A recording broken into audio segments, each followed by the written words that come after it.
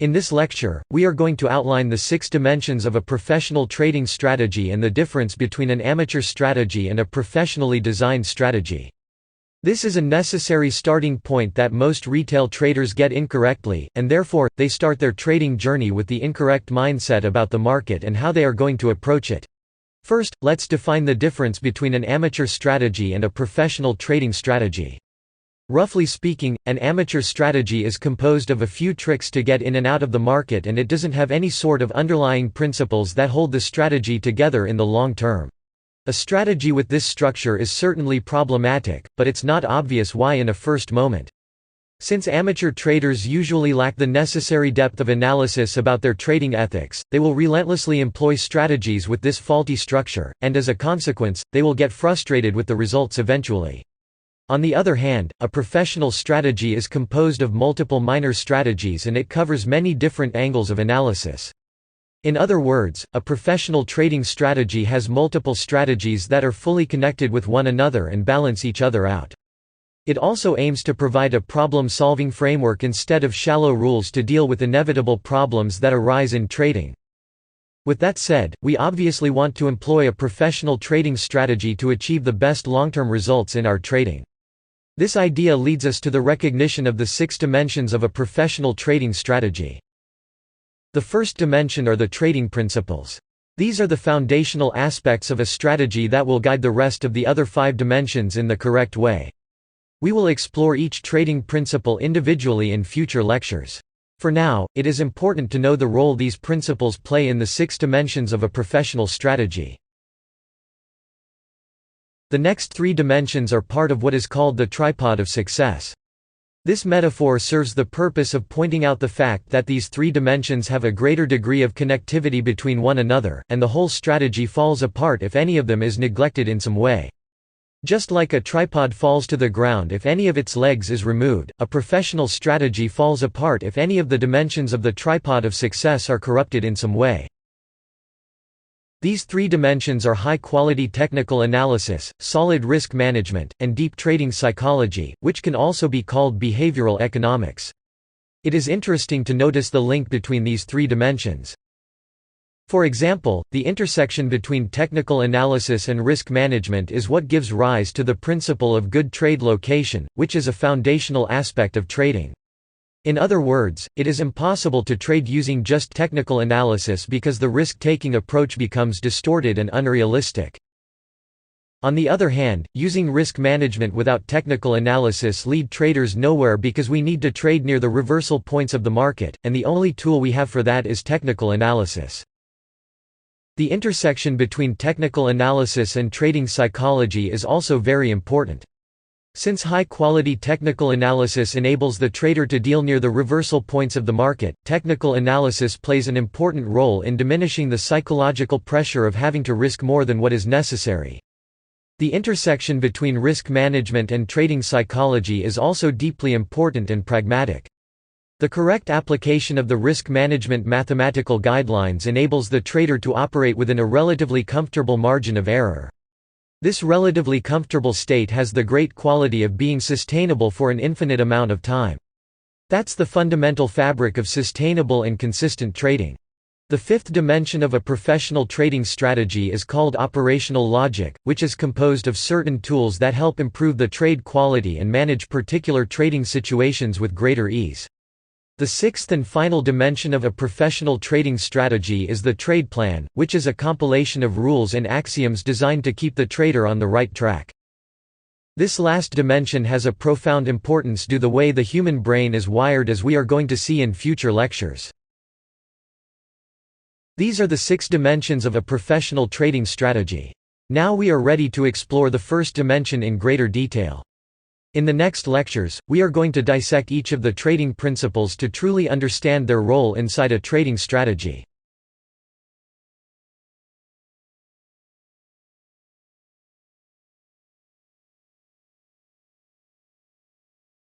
Contextual trading is a principle that dictates the trader must act when 2 or more trading techniques converge to the same point in the price chart. That's very important because any trading technique generates good and bad signals. When you have two or more different techniques pointing to the same area in the chart, you have a much better chance of producing a good trade. Another way of looking at this is that when two different trading techniques converge to the same point in the price chart, you are trading only the intersection between these two trading techniques. That's the best way of filtering out bad trading signals. Another attribute of contextual trading is the formation of a story for each trade. In other words, every trade must happen grounded on a few logically consistent reasons. Not just a simple setup. That's the best way to counteract the robotic and blind way of merely trading by following simple trading setups. Setups are important without a shadow of doubt, but they are incomplete if a trader doesn't take their context into consideration. The essential point is that every trade you make must tell a logical story to be justified. You cannot simply open trades because an indicator crossed over or because price has reached a support-resistance level. If it was that simple, everyone could become a professional trader in a short period of time. Let's increase the level of abstraction of our analysis and observe the contextual trading principle in its conceptual form. This picture is a good example of how contextual trading works in a metaphorical sense. When traders look at different trading signals from different techniques or theories, they are looking at true sides of the market, not at the truth of the market itself. By looking at the picture, we can see how analyzing one true side of the market can be misleading and ambiguous. If you had to guess what the tridimensional object was by just looking at one of its shadows, you could easily be misled. However, if you combine both shadows, you can arrive at a much more precise conclusion by deduction and elimination of contradictory possibilities. For example, if you were trying to guess what the tridimensional object in the room corner was just by looking at its orange shadow, your intuition would lead you to believe it was a cube. If you were to think a little deeper, you could arrive at the conclusion that it could be a cube or a cylinder, but the second option wouldn't be obvious at all. The same happens with the blue shadow, of course.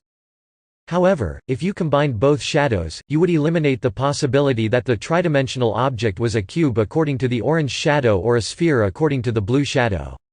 It's something in between. One of the tridimensional objects that fit both shadows simultaneously is a cylinder like the picture shows. The conclusion could be much more easily obtained by looking at both shadows contextually. Think of the market as a tridimensional object and the analysis techniques as the shadows. That's why we need multiple techniques working together to access the truth of the market, otherwise we're just blindly trading the shadows. By using this idea of converging techniques in context, the trader has a much greater chance of understanding what is actually going on in any given market. The reason we need contextual trading as a foundational principle is because of something called dimensional loss, which is what happens when we try to analyze a complex entity like the markets through the lens of a bidimensional price chart. The financial market is a multivariate and multidimensional complex system, and the trader only have bidimensional price charts to analyze it and extract useful information out of it. The price chart has one spatial dimension in the y-axis and one temporal dimension in the x-axis.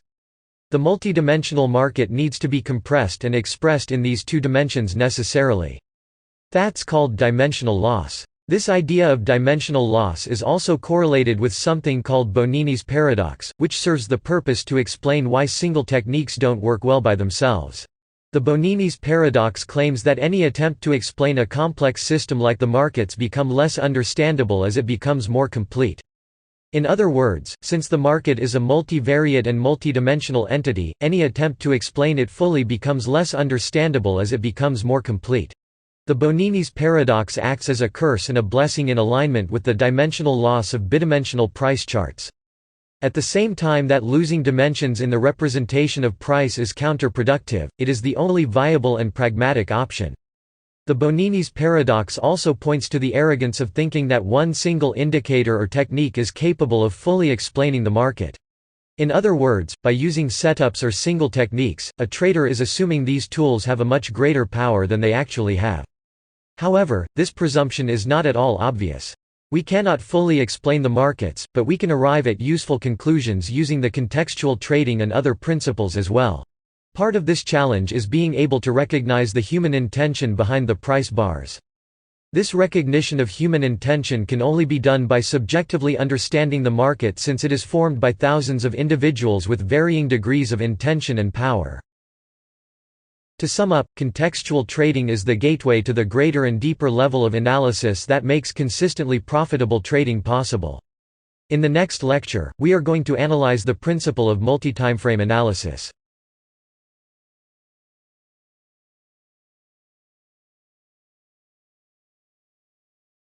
Multi-timeframe analysis is a trading principle that allows traders to increase their chances of finding a reliable trade opportunity by acquiring a broader and more sophisticated view of what's happening in the market. The idea that holds multi-timeframe analysis in place comes from chaos theory, and it's called fractal analysis, which can be extrapolated to all chart techniques in one way or another. Chaos theory is the theory that claims that apparently random and chaotic systems are not random at all. They just function within a higher degree of order that is not obvious at first glance. From that point of view, the appropriate way of analyzing a chaotic system like the markets is by breaking it down into smaller components. This is where the idea of fractal analysis comes into play. The word fractal means pattern that repeats inside itself. If we analyze the market under this light, we can actually start to make sense of what we see on a price chart because we can break down a complex system into smaller and simpler components that later will come together again to form a context for trading decisions. It's folk wisdom that price does the same thing repeatedly in all timeframes. The only thing that changes is the degree and the time it takes for these same patterns to develop. The fact that we can access multiple timeframes in our price charts is great, because that's how we can apply the concept of fractal analysis into our trading. This application has the effect of increasing the depth of analysis to a sustainable degree. Remember that the markets are a complex entity, so it is virtually impossible to know what is going on by taking a quick look at it. This idea of the fractal breakdown of price patterns really helps to pinpoint precise moments of likely reversal in price. For now, it is important that you understand that multi-timeframe analysis is the gateway to applying the fractal analysis to the markets. That's the case because by using multi-timeframe analysis, we can look at the same segment of price in different degrees. Let's observe a simple and conceptual example of what that means. For example, a large price movement analyzed only under the 4-hour timeframe doesn't show too much information about the smaller components of its internal trends. If we analyze the same price movement using a lower timeframe, taking into consideration the 4-hour timeframe as a contextual starting point, we can see multiple market edges that would not be visually available just by looking at the 4-hour timeframe only. However, a trader must be careful when using this idea because we can extrapolate it to extreme degrees, and it's not really obvious when it's the correct time to stop this extrapolation. That means that multi-timeframe analysis has its advantages, but it also has its disadvantages. For example, extrapolating this idea in too many fractals can lead the trader to something called analysis paralysis. Analysis paralysis is when the trader tries to make sense of too much information about the market up to the point where he freezes and doesn't know what to do. On the other side of the spectrum of analysis paralysis, we have something called objective blindness, which is what happens when the trader doesn't have enough information about the market. That usually happens when the trader tries to use simple indicators to smooth out the nuances of price data. The correct application of multi-timeframe analysis is supposed to keep the trader in the middle of this spectrum, where he has just the right amount of useful information to handle his trading ideas. It can be a little hard to understand these ideas conceptually if you have never messed with them in the practical sense, so don't worry too much about that for now. It will get a lot clearer when we move on to the practical examples. In the next lecture, we are going to explore the concept of hierarchy of trading signals between different timeframes.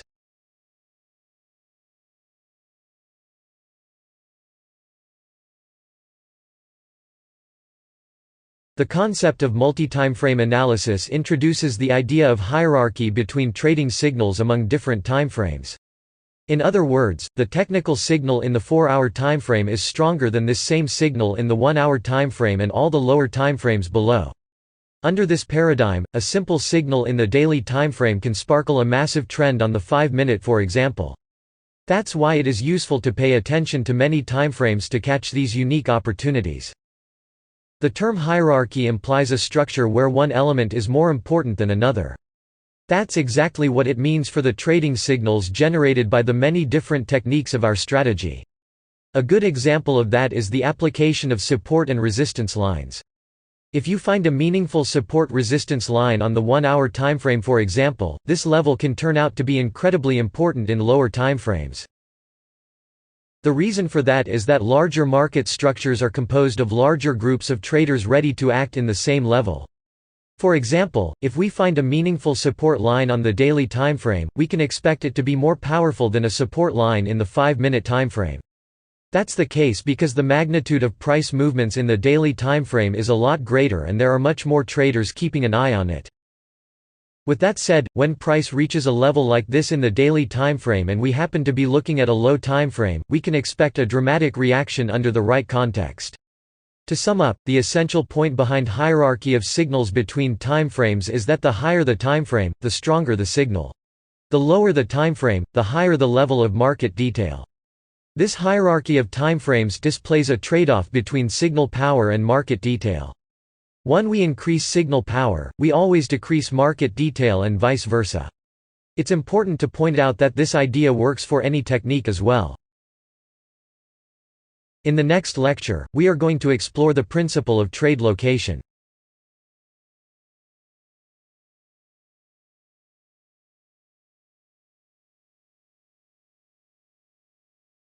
Displaying good trade location simply means trading near the reversal points of the market. That's what every trader is after at the end of the day. Not necessarily only the major reversal points, but the minor ones as well. Trading near the reversal points of the market means you will have a small stop order and a potentially large take-profit target. This concept obviously goes hand in hand with risk management, the idea of risk-reward ratios and overall expectancy, which are paramount for the trader's survival in the long term. The best way of trading with good trade location is by using contextual trading and multi-timeframe analysis.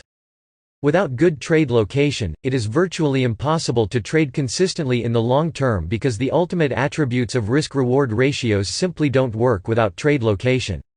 Let's see a conceptual example so this idea becomes a little clearer. Think of the extremes in price as market edges. As traders, we aim to trade as near as possible to these edges. That way we can guarantee that we can have a tight stop-loss order and a potentially large take-profit target. This idea of small stops and large targets is the backbone of solid risk management, and all the other more complex ideas regarding risk spiral off this notion. The other interesting thing about trade location is that it's only possible to achieve it with high-quality technical analysis like you are learning in this course. Standard technical analysis and the shallow use of technical indicators are not capable of enabling the trader to acquire good trade location.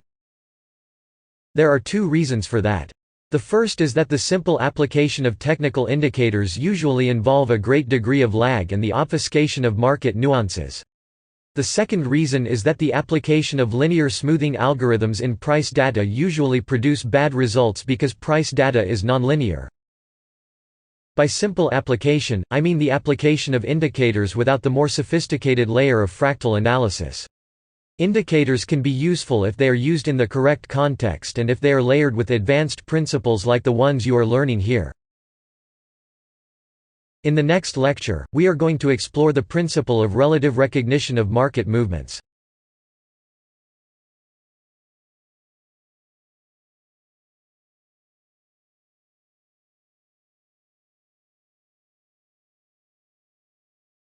The idea of multi-timeframe analysis and fractal analysis open the gate to the relative recognition of market movements, which is basically the notion that a sideways market in a large timeframe is composed of many trends on a small timeframe.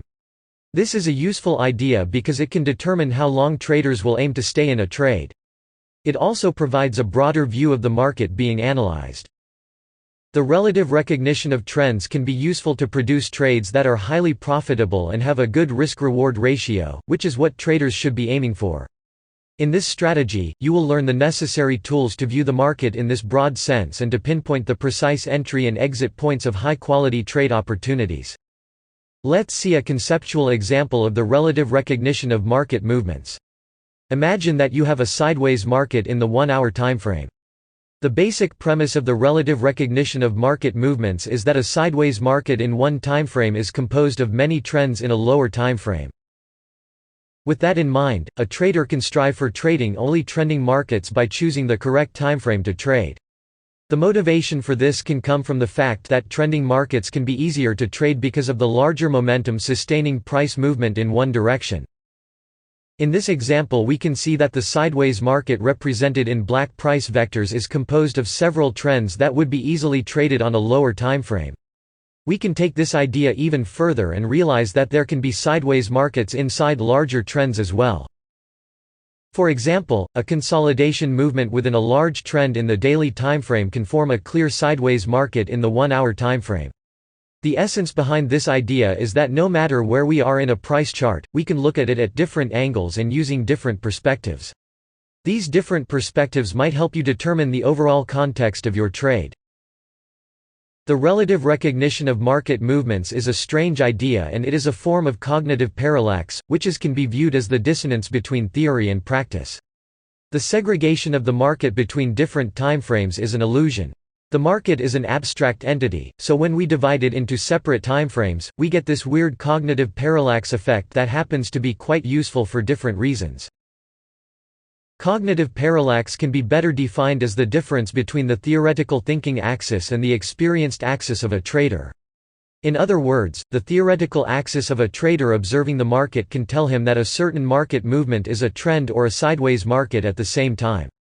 This perception depends on two main variables that shape the trader's interpretation, which are the magnitude of price movements and the temporal framework in which they happen. However, that's merely a theoretical construction of the trader in question. The actual experience of this trader is a lot simpler than this. The market is either going to go up or down. The interesting thing about this is that another trader might have a completely different theoretical view of the market, but he is obviously going to experience the same market independently of being right or wrong about it. For example, Trader 1 might be analyzing the market and thinking it is in a sideways mode, therefore he adjusts his analysis to conform with this type of market. Trader 2 might be thinking that this market is in a clear downtrend, therefore he adjusts his trading ideas to conform with that interpretation. Both traders can be right and make money simultaneously. That's called complementarity, which is when two apparently contradictory outcomes happen to make sense in reality. This idea explains why two traders with opposite views of the market can both end up being right about it. The complementarity effect happens because of the boundaries of cognitive parallax in the market, which are magnitude and the temporal framework of any given market movement. These two elements that surround the cognitive parallax are only possible because of the rather convenient timeframe segregation of markets. Once again, cognitive parallax is the dissonance between two different theoretical explanations of the same market. This weird effect of cognitive parallax is quite useful because it gives the trader the possibility to recognize a good trading opportunity in many ways. This ends up increasing the likelihood of success of an educated trader. By the same token, this decreases the likelihood of success for the uneducated trader because this whole idea can become quite confusing in practice. To sum up, the relative recognition of market movements is a useful tool to frame your trades using the multi-timeframe analysis of the market as a foundation. The practical effect of this idea is the increased number of available trading opportunities to the trader who understand these concepts well enough. In the next lecture, we are going to explore the principle of subjective interpretation of the markets.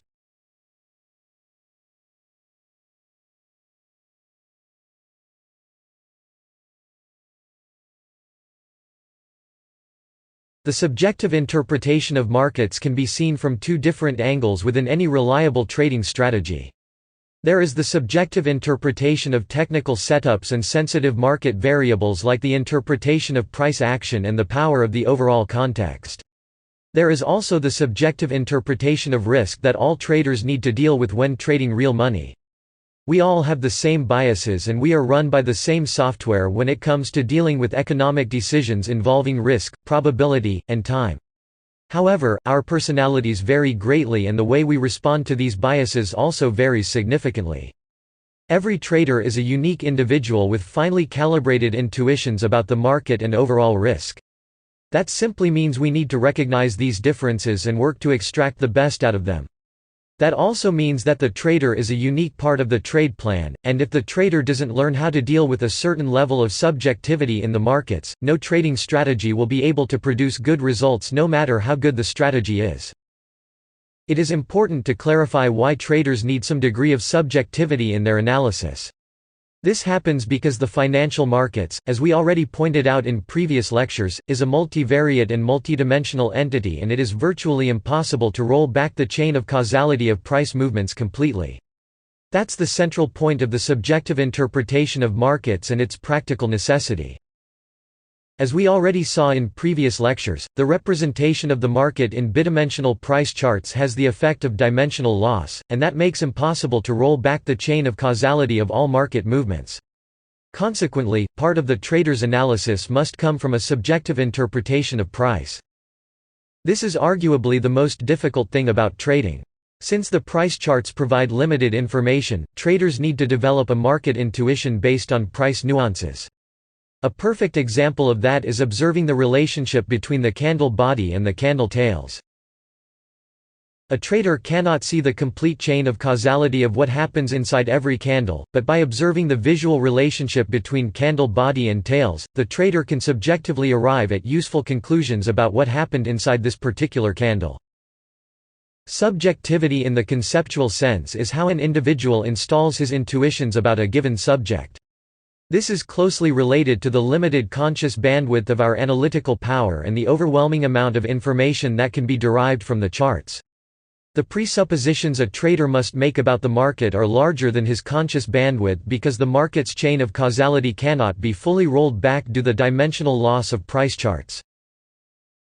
This is a rather uncomfortable idea to most traders because everybody is after a completely objective and mechanical way of trading that eliminates the uncertainty out of the process. It's important to notice that it is impossible to trade in that way because of the things we are exploring in this lecture. There is no comprehensive market analysis without some degree of subjectivity. Once again, that's the case because of the complexity of the markets plus the limited tools a trader possesses to derive meaningful information out of it. It's interesting to notice that a great deal of how the market looks like in a chart is due to the subjective interpretation of millions of traders around the world. The structure of price is formed by its objective representation in a price chart, which is the nominal price you see in your screen, and its subjective interpretation, which is the perceived value of that nominal price.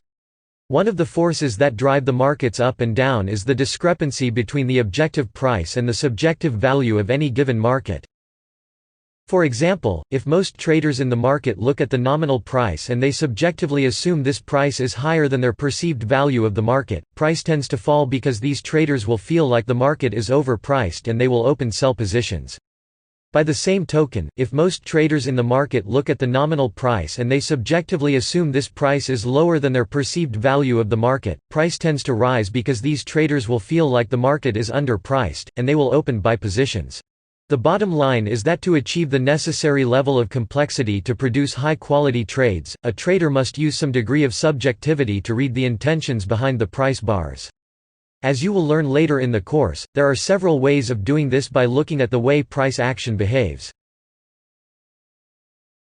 In the next lecture, we are going to explore the principle of interdependence between the strategy dimensions.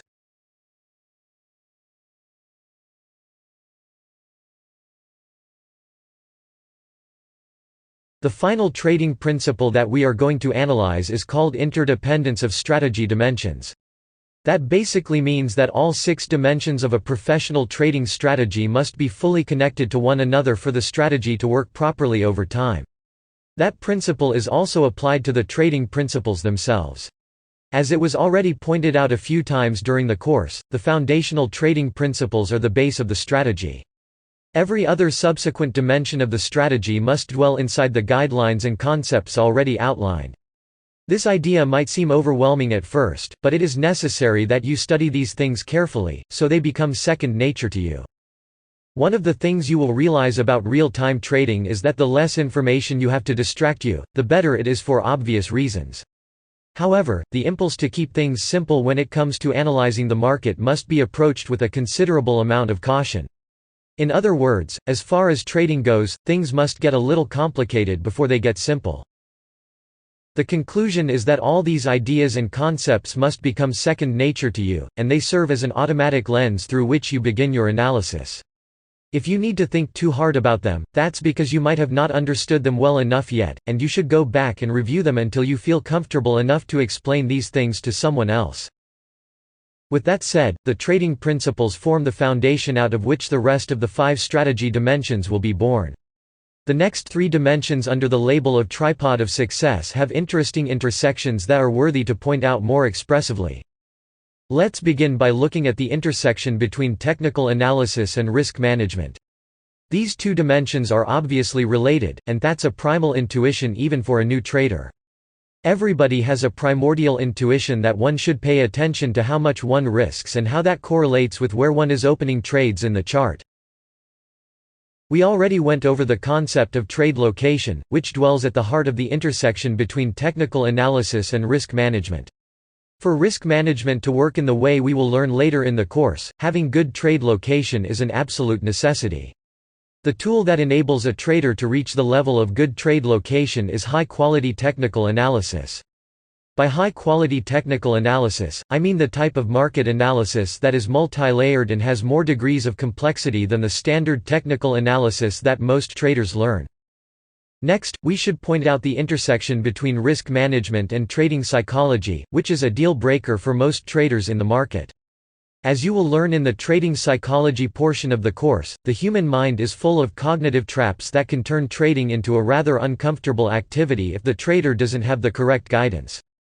This is especially the case if the trader doesn't use sophisticated risk management tools. The problem is that most of the psychological pitfalls encountered in trading are unavoidable, meaning that it is almost impossible to bypass them completely because they are so deeply embedded in our behavior. That's where risk management shines because it assures the trader will avoid entering the slippery slope of amplified emotions in trading. This is done by different mathematical mechanisms inherent to the way risk functions in the market. A good example is the margin of error that can be obtained by uniting good risk-reward ratios with good trade location. The intersection between technical analysis and trading psychology is somewhat similar to the intersection between risk management and trading psychology. High-quality technical analysis gives the trader a sense of peace of mind once he understands how close he can trade to the edges of the market. That's paramount because the constant feeling of doubt about entering too early or too late in a trade can severely damage the psychological aspect of trading in a moment-to-moment basis. The operational logic and the trade plan dimensions are the most pragmatic of all 6 dimensions because they put practical constraints and boundaries to what a trader can and cannot do. This is important for many different reasons. As we will see in the trading psychology portion of the course, the human brain has 2 modes of operation roughly speaking. One of them is incredibly counterproductive while trading, and it gets amplified if the trader doesn't have a pre-written plan for certain situations. The other mode is necessary to build the analysis and the pre-written plan, but it's deliberative and its weakness is its ability of acting. The bottom line is that we need both of them at different times, and we need to train ourselves to know when and how to calibrate them effectively. This lecture closes the first part of the course that explores the foundational dimension of a professional trading strategy. In the next lectures, we are going to explore the technical analysis dimension. In this lecture, we are going to explore the main differences between the standard technical analysis that most traders use in the market, and the high-quality technical analysis that you are going to learn in this course. There are important differences between the two. First, we should clarify that technical analysis is the trader's only weapon to access what's going on in the market using price charts. Technical analysis can usually be divided in 2 main categories. The first is the raw price action analysis. The second is the use of technical indicators to process the raw price data in the attempt to extract useful information out of price.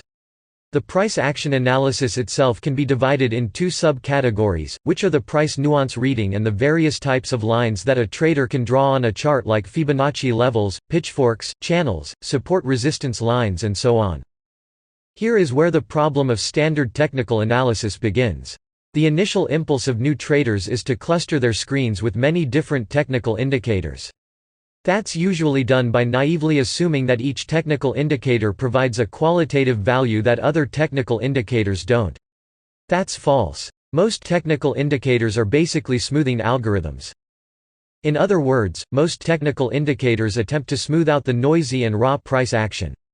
The need to smooth out price data comes from the confusion a trader feels when he stares at an apparently chaotic price chart, which is normal when the trader is not used to deep price analysis. However, this impulse goes precisely in the opposite direction of what the trader should be aiming for. A price chart is already a limited source of information. By smoothing out price, the trader is losing even more information. One can argue that it is useful to observe the relationship between raw price and a smooth line on a chart, which can certainly be the case sometimes. However, the trader needs to be careful about how much he is going to rely on smoothed price data. I am calling your attention to smoothed price streams like in a moving average, for example, because of the Bonini's paradox we saw in earlier lectures. Once again, the Bonini's paradox states that any formula to describe a complex system like the markets becomes less understandable as it becomes more complete. That means that a reliable smoothing algorithm should be almost impossible to understand due to the complexity of the markets, especially its nonlinear nature. However, if we look at indicators' formulas, we will notice that they are incredibly simple. A simple moving average, for example, is just an average of the last x values of raw price. By the light of the Bonini's paradox, a simple algorithm like a moving average is useless to derive useful information out of the market. On the other hand, since the markets are complex, and many traders have learned to look at moving averages and respect their role in the markets, a trader sometimes can use these simple algorithms in very specific situations.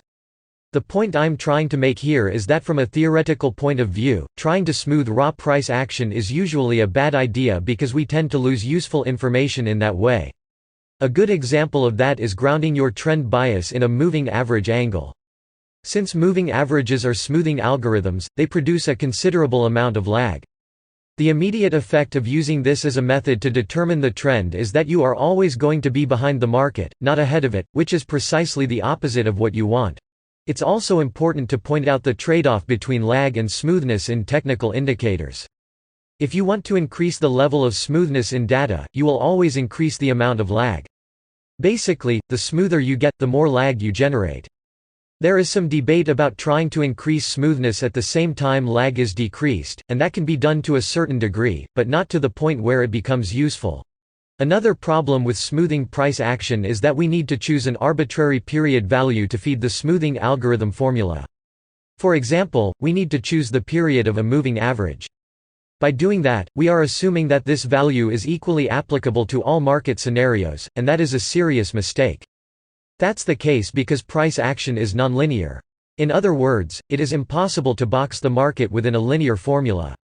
That's why moving average crossovers work sometimes and fail others in an unpredictable way.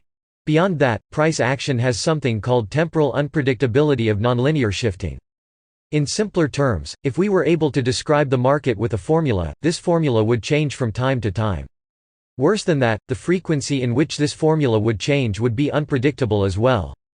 That's the starting point of the Bonini's paradox. As you can see, you must be careful if you want to apply formulas in price action.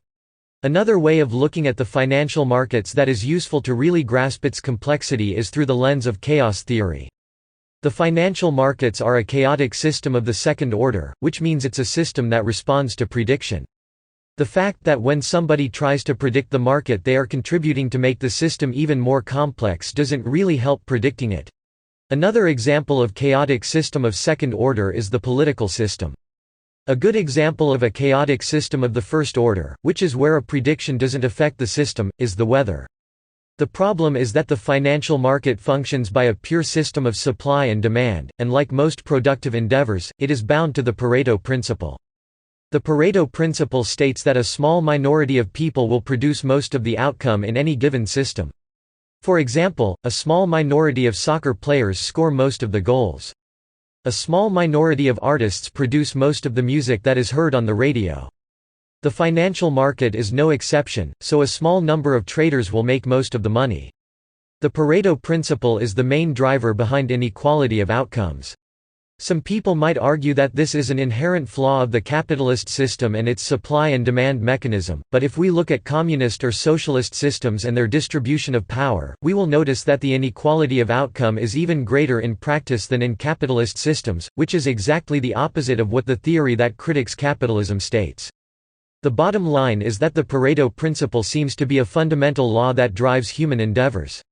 Another way to look at the Pareto principle within the context of the financial markets is that the traders who have more money tend to make even more, and the traders who have less money tend to make even less.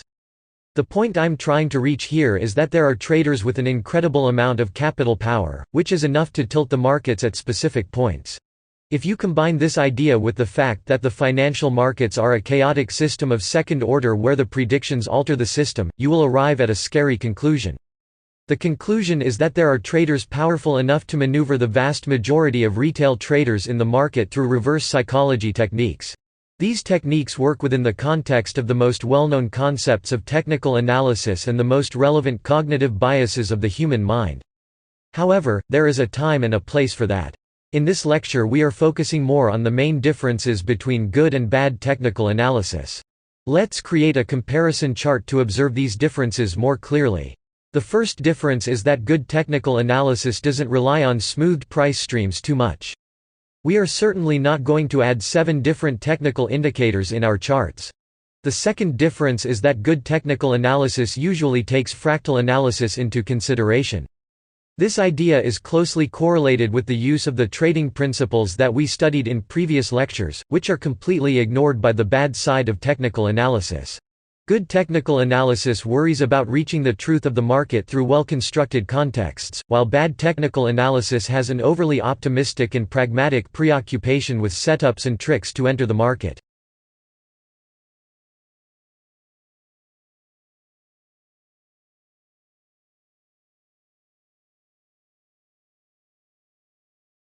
Good technical analysis tries to go in the direction of price-action noise with the intent to find its underlying order, while bad technical analysis tries to obfuscate price-action noise in a naive attempt to turn a nonlinear dynamic into a linear dynamic through simple formulas.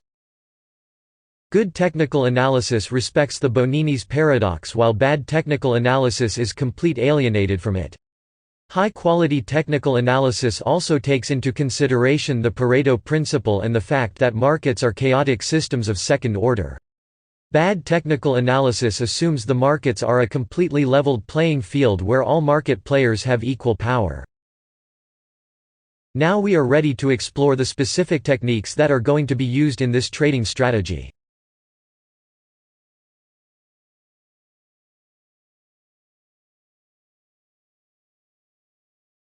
In this lecture, we are going to do a quick overview of the techniques contained in the fractal flow strategy.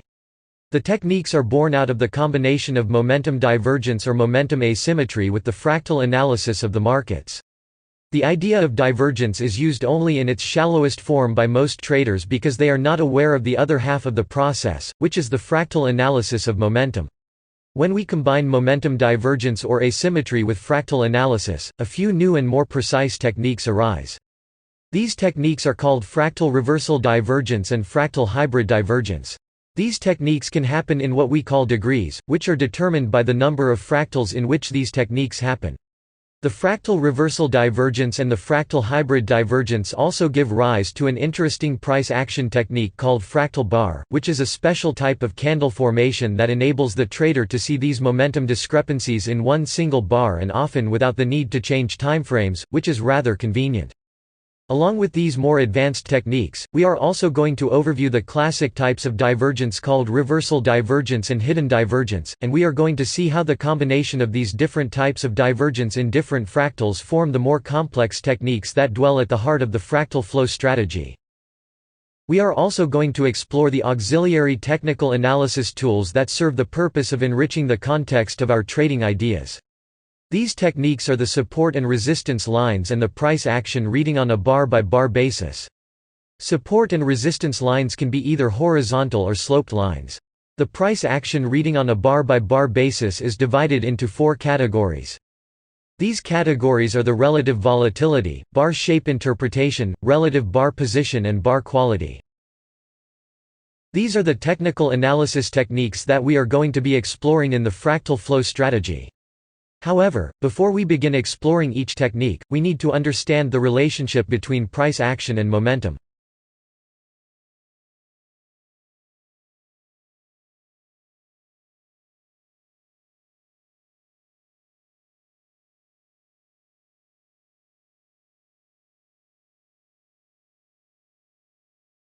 The price chart has two axes.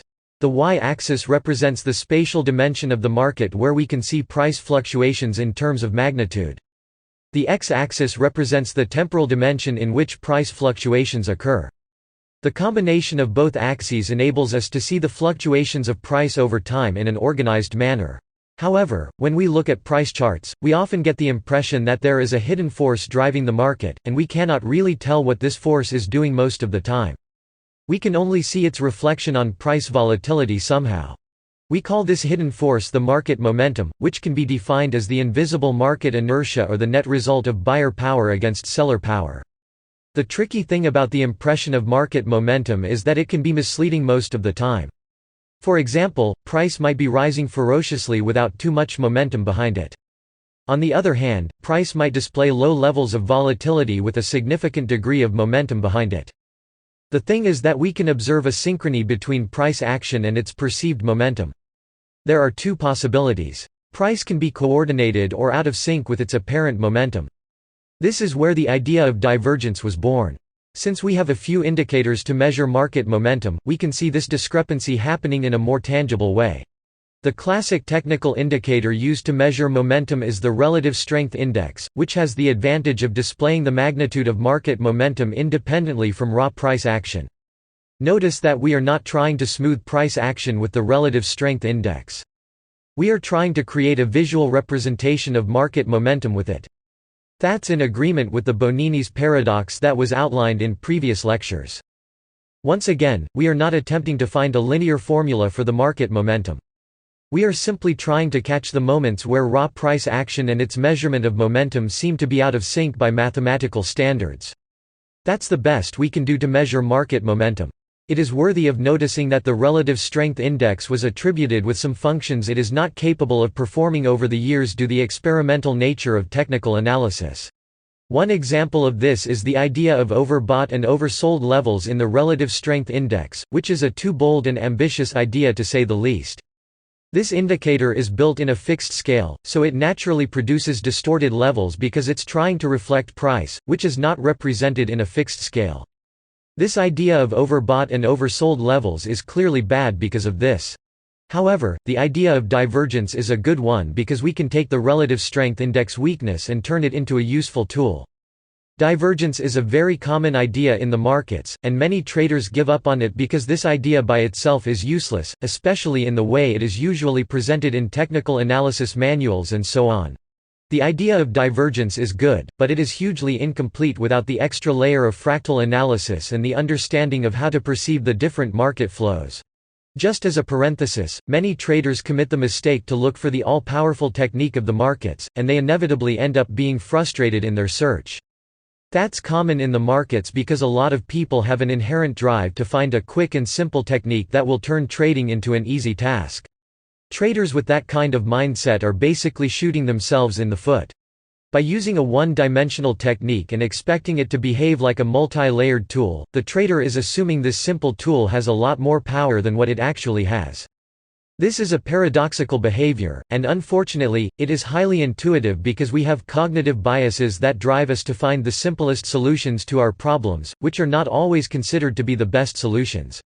Most traders don't like the idea that the markets are complex, so they immediately gravitate towards the notion that the smart thing to do is to keep things simple as far as the market analysis goes. Ironically, that behavior is the opposite of being smart about the market. Unfortunately, the market cannot be compressed down to the level of univariate tools. The variable that needs to adapt is the trader, not the market. In other words, the trader needs to adapt to the level of complexity of the markets instead of the market adapting to the level of simplicity of our primitive biases and need for cognitive comfort. Divergence is a popular technique, but since many traders insist in this unreliable mindset I've been describing, they never end up accessing the true power of this tool, and of many other tools for that matter. With that said, simple divergence by itself is a poor tool. We need to take this idea to the next level of complexity through the lens of fractal analysis and combine it with other good tools to form a good strategy. Divergence is just a way of visualizing the discrepancy or asymmetry between raw price action and its perceived momentum. Since we are going to explore this idea in its full potential, we are also going to analyze its weaknesses, so you can have a good idea of the precautions you must have with it. Let's analyze a few conceptual examples to understand exactly how we can measure momentum and divergences by comparing the highs and lows in price action with the highs and lows in the relative strength index. First, we should point out that there are two modes in which price can be in. The fluctuations in price action can be coordinated with its perceived momentum or out of sync. When price and momentum are coordinated, price action creates a higher high or a lower low, and the relative strength index also produces a higher high or a lower low. That basically means that price is displaying the same amount of momentum that is being measured by the relative strength index. When price and momentum are out of sync, there are two distinct situations that can happen. The first and most common of them is called a reversal divergence. The second situation is called a hidden divergence. A reversal divergence when price is going up happens when price creates a higher high and the relative strength index creates a lower high. That basically means that price is going up, but it has a low amount of momentum sustaining this movement. If the divergence is legitimate and not simply a distortion in the way momentum is plotted on the chart, price will reverse after it. By the same token, when price is going down, a reversal divergence happens when price makes a lower low and the relative strength index makes a higher low. Needless to say, this works in the exact opposite way of an upward market. The hidden divergence is the opposite of the reversal divergence because instead of signaling a reversal, the hidden divergence signals a continuation in the overall movement of the market. In an upward movement, a hidden divergence occurs when price makes a higher low, and the relative strength index makes a lower low. The logic behind this is that the price seems to be reluctant to display the same amount of magnitude observed by the plotted momentum. In a downward movement, a hidden divergence occurs when price makes a lower high and the relative strength index makes a higher high. This is where most of the traders in the market stop learning about divergence. However, we are going to take these two types of divergence and we are going to layer them together in different fractals to see the results. As it was pointed out already a few times, the way to do that is by using the idea of fractal analysis, which is going to be explored in the next lecture.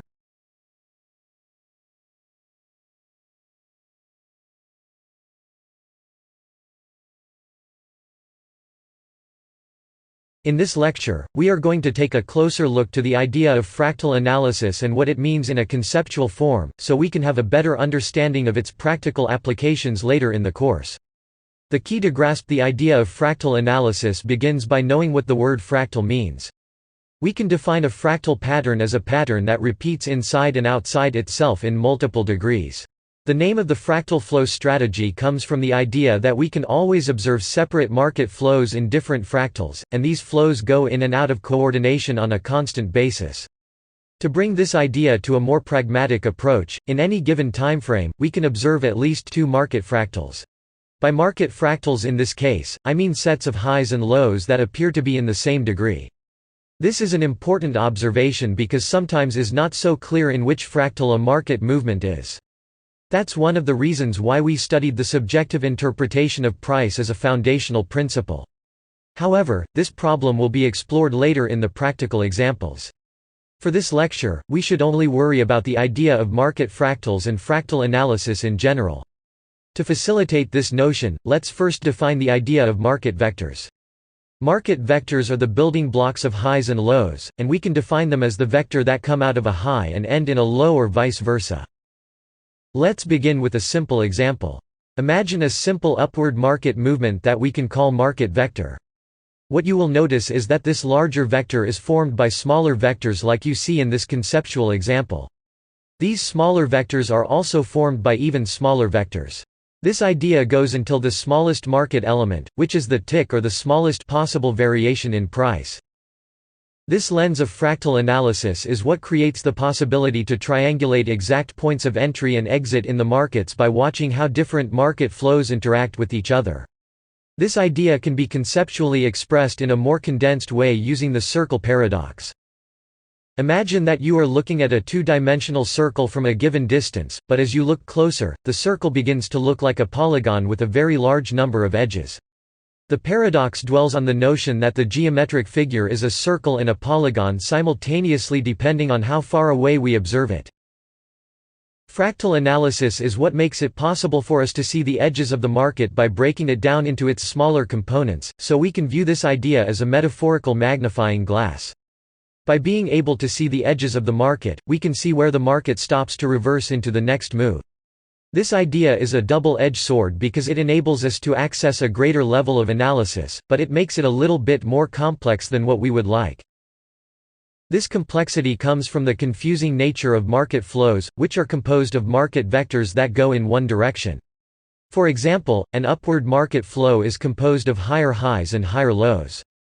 However, within these higher highs and higher lows, we have downward movements happening in lower fractals, and even smaller upward movements happening in an even smaller fractal.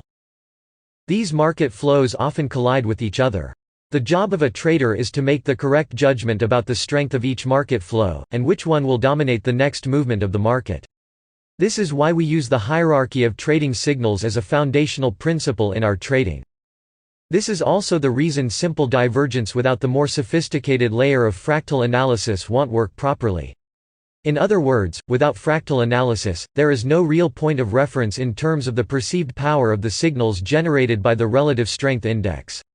However, the more complicated aspect of fractal analysis lives on the collision of market flows. The recognition of fractal divergence is relatively straightforward. We will explore the dynamic of market flows more deeply in another lecture. For now, it's important for you to grasp the overall idea of what fractal analysis means. The next step is to understand how to apply the layer of fractal analysis to the study of momentum divergence. That way we can derive two more sophisticated techniques called fractal reversal divergence and fractal hybrid divergence. These two new techniques will later give rise to another price action technique called fractal bar. In the next lecture, we will explore the fractal reversal divergence concept in greater detail.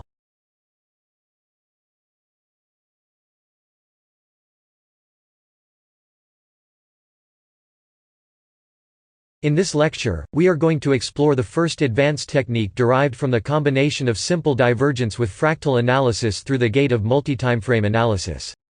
If we take the concept of fractal pattern that we studied in the last lecture, and apply it to the idea of simple divergence, we will arrive at an interesting idea.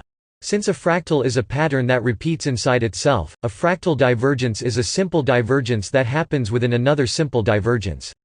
The other conclusion is that this idea can happen in multiple degrees, so we can have maybe 3 or 4 simple divergences happening within one another, which increases the level of accuracy of our entry and exit points in the market.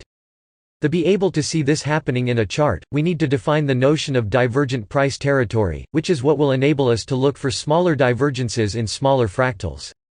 Divergent price territory is when raw price action and momentum are out of sync. For example, when price makes a higher high, and the relative strength index fails to make a higher high, we enter in price divergent territory in an upward movement. The opposite is true for a downward movement, of course.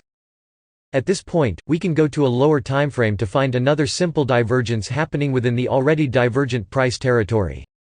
When we find a simple reversal divergence happening inside another divergence, we call this pattern a second-degree fractal reversal divergence. When we find 3 simple reversal divergences happening within one another, we call this pattern a third-degree fractal reversal divergence. Let's conceptualize the fractal reversal divergence to solidify our understanding of the idea. To identify a fractal reversal divergence in at least 2 fractals, first we need to observe a simple reversal divergence happening in real time.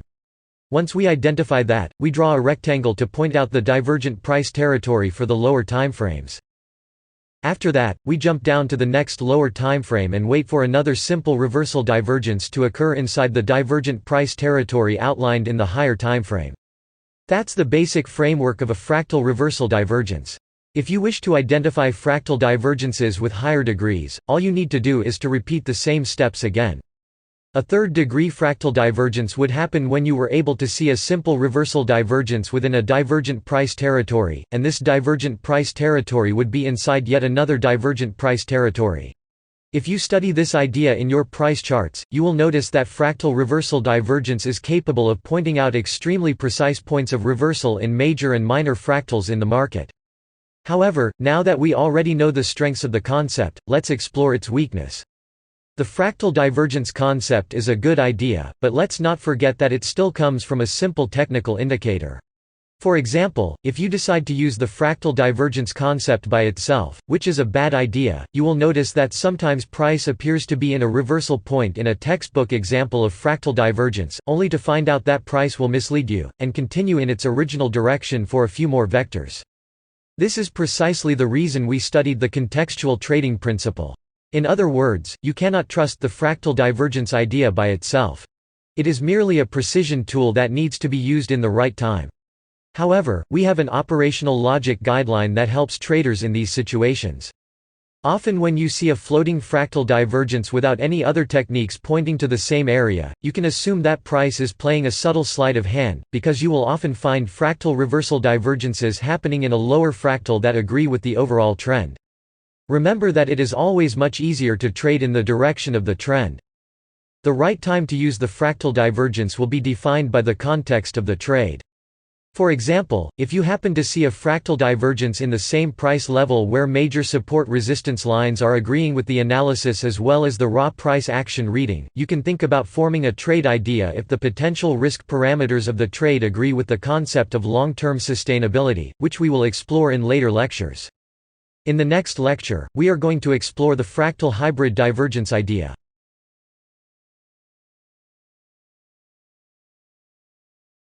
In this lecture, we are going to take a closer look at the fractal hybrid divergence, which is an idea derived from the collision between fractal analysis, hidden divergence, and reversal divergence. The hybrid in the name of this technique is a reference to the fact that it uses a blend of two techniques that are not usually used together. The term fractal obviously means that the hybrid divergence can only be recognized with the extra layer of fractal analysis. As we studied in previous lectures, a hidden divergence signals a continuation in the overall movement of the market, which is a safer place to start our chart analysis rather than looking for price reversals. That's because trading with the overall flow of the trend is a much safer and less risky endeavor than trying to pick up the ultimate price reversals. The fractal hybrid divergence is an accurate way of catching unique momentum asymmetries in price by layering two opposite techniques together. Once again, this is only possible by using the concept of fractal analysis to find these opportunities. The fractal hybrid divergence is composed of a hidden divergence in the higher timeframe or in the higher fractal, and a reversal divergence in the lower timeframe or lower fractal. Just like the fractal reversal divergence, the hybrid divergence can appear in multiple degrees. It's worthy of noticing that only the first degree of the fractal hybrid divergence is composed of a hidden divergence. All the subsequent degrees you will be able to spot have the reversal divergence structure. Let's try to conceptualize this idea in a clearer way. The first step of spotting a fractal hybrid divergence is identifying a hidden divergence in what you are going to call the higher timeframe. Here we can use the same concept of divergent price territory that we used in the last lecture. Once you determine the divergent price territory, we can jump down to a lower timeframe to try to spot a reversal divergence inside this territory we marked in the higher timeframe. From this point on, the fractal hybrid divergence works exactly like the fractal reversal divergence. The difference lies in the beginning of the process. In other words, in the fractal reversal divergence we only use reversal divergences that repeat themselves in various degrees. In the fractal hybrid divergence, we start the analysis by identifying a hidden divergence, and then we use reversal divergence in all the next degrees. As you can probably imagine, the fractal hybrid divergence is not as common as the fractal reversal divergence, which makes it an even higher probability trade idea. The moments in which this technique appears are truly one of a kind, especially if they have a logically consistent context surrounding the technique. In the next lecture, we are going to study a brand new price action technique called fractal bar that can only be derived from the study of fractal divergence. It is impossible to reach the conceptual idea of the fractal bar without understanding everything we have learned so far in the course.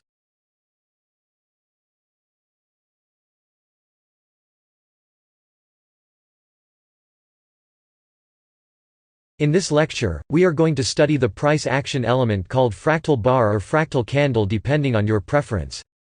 The fractal bar is a concept that can only be achieved by studying the different techniques under the fractal analysis and the precise relationship between the peaks of the relative strength index and the peaks of price. There is a lot more going on in price and momentum extremes than what meets the eye. Roughly speaking, the fractal bar is a way to spot a second-degree fractal reversal divergence without jumping between timeframes. We do that by analyzing the precise alignment between price peaks and the relative strength index peaks. That's the way this is done because a divergence in a lower timeframe has some effect on the relative strength index of a higher timeframe. However, this effect is very subtle, so most people simply gloss over it, and therefore, miss the opportunities that come along. To be more precise, when we talk about the alignment between price and momentum peaks, we need to understand the idea of momentum offset. Most of the time, the price extremes align exactly with momentum extremes in the relative strength index. When a fractal bar appears on the chart, the momentum peak is slightly offset to the left. That basically means there is a reversal divergence happening in a lower timeframe. That's quite useful because it diminishes the need to jump between the timeframes so often while maintaining the benefits of doing it. It's a win-win situation. We call the bar in which this momentum offset happens the fractal bar. This bar doesn't need to have a specific relationship between its body and tails necessarily. It's more about the momentum offset observed. However, as we are going to see in future lectures, if a fractal bar has some attributions that agree with the context of a hypothetical trade, it's an even more powerful technique to have in the arsenal. It's relevant to point out that fractal bars spiral off from the idea of fractal reversal divergence, but they can appear within the context of a fractal hybrid divergence that has 3 degrees or more. If you studied the last lecture well enough, you will understand that this can happen because, from the second degree and below, fractal hybrid divergences are exactly the same as fractal reversal divergences. For example, we can have a fractal hybrid divergence by spotting a hidden divergence in the 4-hour timeframe and a fractal bar in the 1-hour timeframe. In this case, it would be a third-degree fractal hybrid divergence because the fractal bar represents 2 degrees, and we obviously have the first degree coming from the hidden divergence. If these ideas seem confusing to you at the moment, I suggest that you go back to the previous lectures and study them a few more times. By doing that, you will be more prepared to move on to the next lecture where we overview a series of real market examples of the fractal flow strategy techniques.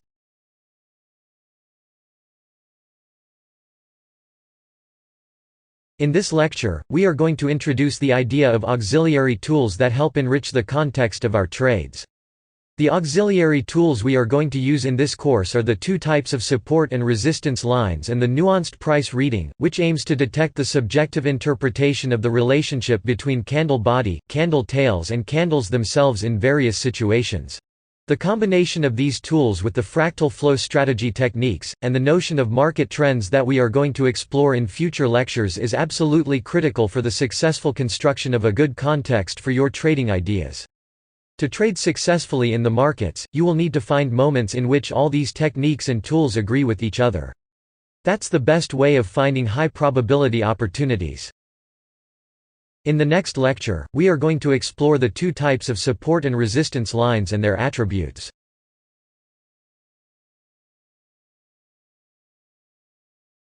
In this lecture, we are going to examine the important idea of support and resistance lines in its 2 variations.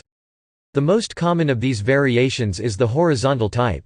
The less common, and perhaps more powerful variation is the slope type. Before we go into greater detail about the more advanced use of these important lines, let's overview the basic structure that holds this concept in place. Support and resistance lines are basically barriers that price tends to respect based on the idea of market memory. When traders analyze the recent past of price, they tend to look at price extremes as areas where buyers or sellers might show up again. That happens to be the case many times. The other common attribute of support and resistance lines is their switching dynamic. For example, if price encounters a support line, tests it a few times, and then zoom it down, this support line switches from support to resistance because price is now below the line, and it has already been tested as a valid barrier for price. The opposite is also true, of course.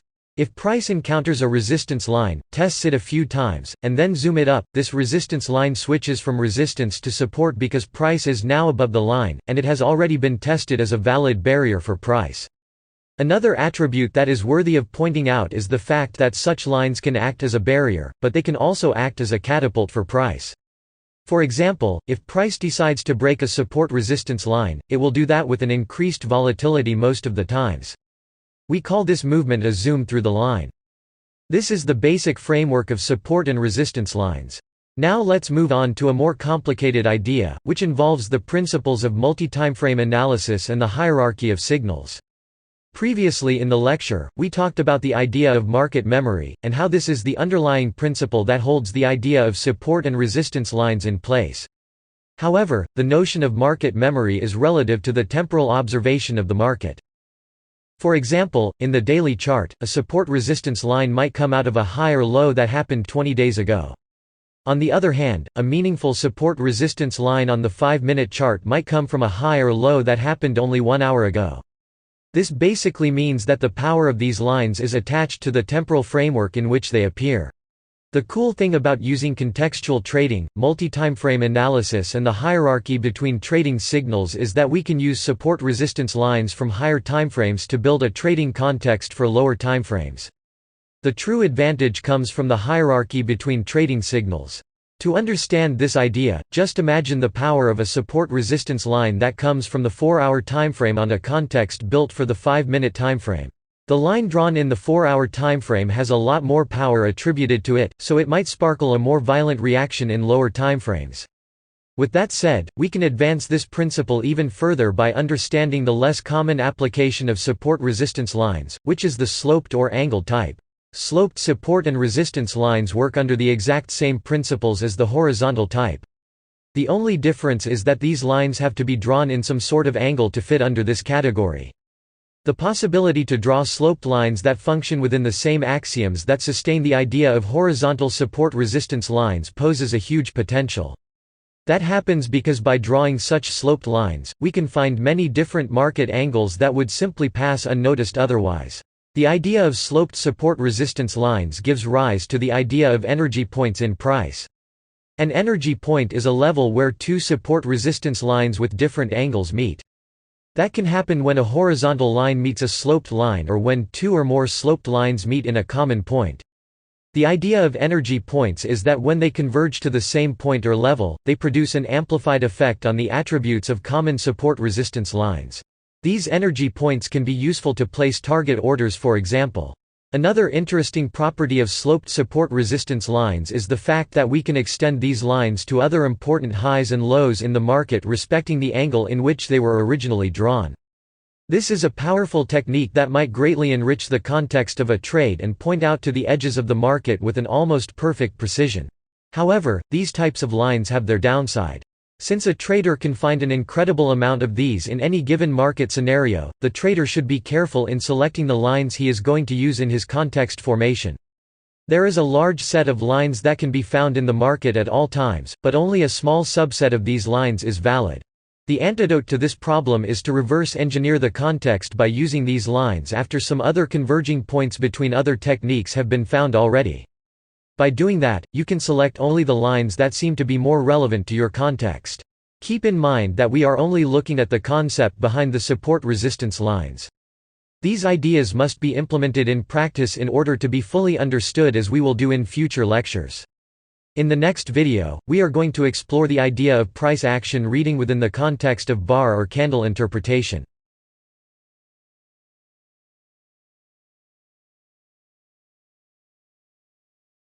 In this lesson, we are going to study price action reading within the context of candlestick reading. This is probably the most challenging part of the course because it involves the principle of subjective interpretation of markets. I say that it can be difficult because sometimes it's hard to come up with a black and white answer about what a candle means exactly. That happens because we cannot fully roll back the chain of causality of the decisions made within a candle period. We need to interpret the candles based on a few assumptions of what the relationship between candle body and candle tails mean. It's paramount to note that an enormous effort has been made over the years to box candlestick in a series of pre-packaged patterns, which is an attempt that has diminishing returns. For example, the same exact candle can mean different things in different contexts. Even worse, it might not even mean something useful if it is isolated and doesn't fit within a trading context. That basically means that memorizing different names for certain candlestick patterns is counterproductive. We need to approach price action reading in a more organic and flexible way. Instead of memorizing the name of a candlestick pattern attached to a pre-packaged interpretation of what it means, we are going to establish a few guidelines that will enable you to come to your own conclusions about what candles mean in whatever context they might appear. In order to do that, we need to establish 4 different angles in which we are going to analyze specific candles on the chart. The first angle is called relative volatility, which is the perceived volatility of the candle being analyzed in relation to the surrounding candles. High volatility candles are simply larger than low volatility candles. However, this idea of larger and smaller depends entirely on the frame of reference. For example, the candle X can be considered high volatility if compared to candle Y as a frame of reference. However, it can be considered to have low volatility if compared to candle Z as a frame of reference. Recognizing the relative volatility of a candle is important because that indicates moments where buyers or sellers start a significant move. This moment by itself can be used later on as a non-obvious level that will compose a trading idea. The second angle is called shape interpretation. This is where we attempt to roll back the internal history of a candle by looking at the relationship between its body and its tails. This combination of body and tails is what forms the abstract idea of candle shape. There is no better way of grasping this concept other than practicing. In this lecture we are going to see a few conceptual examples. Later in the course we will observe the real application of these ideas. The third angle of price action analysis under the light of candle interpretation is called relative position, which points to the position of the current candle in relation to the previous candle. This is where the notion of inside and outside bars comes from. An inside bar is when the entire candle being analyzed is constrained within the range of the previous candle.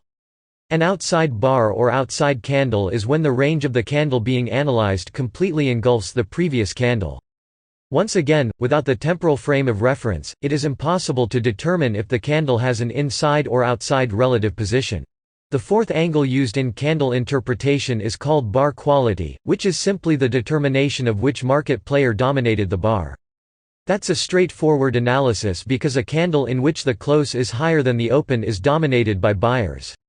A candle in which the close is lower than the open is ultimately dominated by sellers. Let's practice these 4 angles in a few conceptual examples, remembering that the complete understanding of how to interpret price action only comes from practicing it a lot. In candle 1, we can notice that it has a lower volatility than the previous candle, which shows the market slowed down at least for the candle in question. By looking at the shape of this candle, we can see that it has a large body and small tails. This can be interpreted as a sign of dominance of one type of player in this candle. It also shows an idea of certainty because there is not much evidence for the activity of the less dominant market player in this candle. However, if we look at the relative position of this candle, we can see that it is completely constrained within the range of the previous candle. This idea changes the interpretation we have so far a little bit because an inside bar doesn't agree with the idea of dominance of one market player over the other. This can lead us to believe that the sense of dominance achieved by looking at the first 2 angles of the analysis could be shallow. Under the light of the fourth angle, we can see that this candle is a bullish candle and the dominant market player were the buyers, of course. By looking at these 4 elements, we can form a bias about what this candle might mean in a trading context. Keep in mind that we are looking at only 2 candles with no other element influencing the analysis, so there is only so much information we can obtain here. Let's look at a more interesting example. Here you can see that the relative volatility of the candle in question is a lot higher than the previous candle. This shows an increased interest in the market. However, the really interesting analysis comes from the shape interpretation of this candle. Here we can see that this candle has a small body and an unusually large upper tail. One interpretation that can be achieved here is that buyers were stronger than sellers at some point inside this candle, but ultimately the sellers dragged the buyers down near the end of the candle. Another possible interpretation, which is slightly different, is that buyers were consistently stair-stepping the market up until they reach a point where they opened a door and saw angry sellers ready to bring the market down violently. These two interpretations vary slightly, and a more precise interpretation would require more information coming from other price action elements. The relative position of this candle in question is also interesting. We can see that it is an outside candle, which helps to confirm the power of the sellers involved in this candle. Last but not least, we can see that this is a bearish candle, which in this case is rather obvious, but there are situations where the candles will give you mixed signals about the market player who was dominant in the candle. For example, a mixed signal here would be a bullish quality in this candle, which would contradict a little bit the interpretation of the other three angles. In the next lecture, we will start to understand how to analyze market flows and market trends. In this lecture, we are going to study how we can approach the market in order to determine its trend. As it is usually mentioned, determining the trend of a market is quite useful because trading with the flow of the overall trend is a lot easier than trading against it. To begin understanding how to read the markets and the proper way to establish the trend, we need to grasp the concept of market structure. The market structure is composed of undeniable facts that a trader can read on a price chart. These facts relate to relationship between buyers and sellers in the market. The fundamental unit of measure of market structure are the market vectors. In other words, the vector between a high and a low or a low and a high. When we look at the charts, we can observe a series of market vectors and determine that they form patterns. For example, when price makes higher highs and higher lows, we observe the market vectors stair-stepping up. If we look at this idea more closely, we can see the logic behind this intuition of uptrend that comes from higher highs and higher lows, and also the intuition of a downtrend that comes from lower highs and lower lows. We can view the highs as the ultimate attempt of buyers to drive the market up, and the lows as the ultimate attempt of sellers to bring the market down. In an uptrend, the buyers are stronger than sellers, so they can produce higher highs. In a downtrend, the sellers are stronger than the buyers, so they can produce lower lows. That's an incredibly simple idea, but that's the fundamental nature of how price behaves on a chart. However, as you are about to find out, simple does not necessarily mean easy because of the fractal nature of the markets and the inherent level of complexity attached to the chain of causality of price. This complexity begins to show its face when we first recognize that there are multiple types of players in the market. In other words, there are traders with different amounts of capital power looking at the charts in different timeframes. This variation is what makes the simple mechanism of buyers and sellers complicated to observe sometimes. The problem is that we can usually see different herds of market players in the same chart. This brings us back to the notion of the flows in the market. In one single timeframe, we usually can observe at least a major market flow and a minor market flow. This touches in one of the hardest problems of trading, which is identifying where these flows shift and the hierarchy of power between them. Remembering that fractal means pattern that repeats inside itself, we can try to identify different market flows in the same timeframe. This is where the principle of subjective interpretation of market comes into play. Two different traders counting major and minor highs and lows on a chart might arrive at different conclusions about which highs and lows belong to the major flow and which highs and lows belong to the minor flow. It's important to notice also that there is a hierarchy of power between the major flow and the minor flow of the market. This relationship is mediated by what we call market memory, which is how much past information the current market remembers and respects. This is relative to the timeframe under analysis, of course. That's a tricky part of analyzing market flows because sometimes the minor flow will have more power than the major flow, and that is due to the interference of market memory. This is a situation that many traders have experienced in one way or the other. For example, imagine that you build a context for your trade idea by looking at the most obvious highs and lows on the chart, which usually come from the major flow. When price finally arrives at the place you were expecting it to have one type of reaction, you get caught by surprise because the market is the exact opposite of what you predicted. The reasons for this is the lack of attention in the minor flow and the failure to understand that the highs and lows you have used to form your context are not part of market memory anymore, so the minor flow seems to win over the major flow. Once again, understanding this subtle flow-shifting nature of the markets is one of the most challenging aspects of trading, and it is also a critical one. The identification of a flow shift in the market depends on several contextual factors, so the better you are at building trading contexts and reading the market organically, the better you are going to be at identifying these subtle flow changes. Another critical aspect of market structure is the notion of confirmed market structures and fake market structures, which recognition depend entirely on the candlestick reading of the highs and lows. This is also paramount to understand because most of the times, we will use only confirmed market structure to place our stop-loss orders. The logic behind that is quite simple. A confirmed market structure, as it was alluded in the beginning, is an undeniable fact in the charts. For example, a low is only confirmed when price surpasses the last high. By the same token, a high is only confirmed market structure when price surpasses the last low. That's fine, but there is a very important catch here that adds another layer of complexity to this story. Sometimes, price surpasses the last high or low, but it doesn't close above or below it. In other words, price only pierces the level in which a market structure would be confirmed. This is often the work of market makers who are attempting to employ their manipulative maneuvers on unadvised retail traders, which is a deeper subject that is outside the scope of this lecture and it will probably be explored in another video course. That brings us to the notion of fake market structures, which is when price only pierces the level that is supposed to confirm the last high or low. As the name suggests, we cannot rely on these types of structures as a solid place to put a stop-loss order because most of the times, these fake structures are made to be broken, so putting a stop-loss near them is a bad idea. By now you must be able to recognize that the simple mechanism of highs and lows in the market creates a few challenges that are not so simple.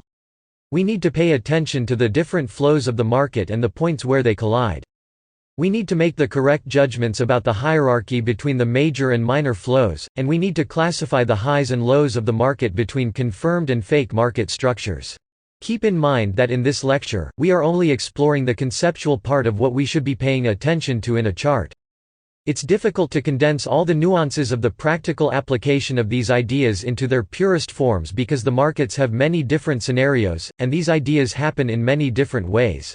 Once again, the best way to study these things is by observing the way they happen in real charts, which is what we will do in the lectures that contain trading examples.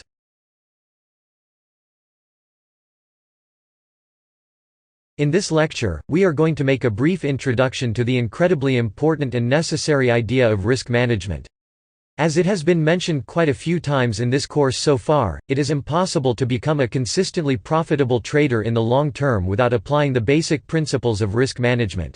Most traders who enter in the market have a primal intuition that making money consistently is all about having very high win ratios. As you might have probably experienced for yourself, it is extremely hard to sustain a high win ratio over long periods of time due to the nature of how markets change from time to time. This means that over the long run, the win ratio of a professional and consistent trader will not be as high.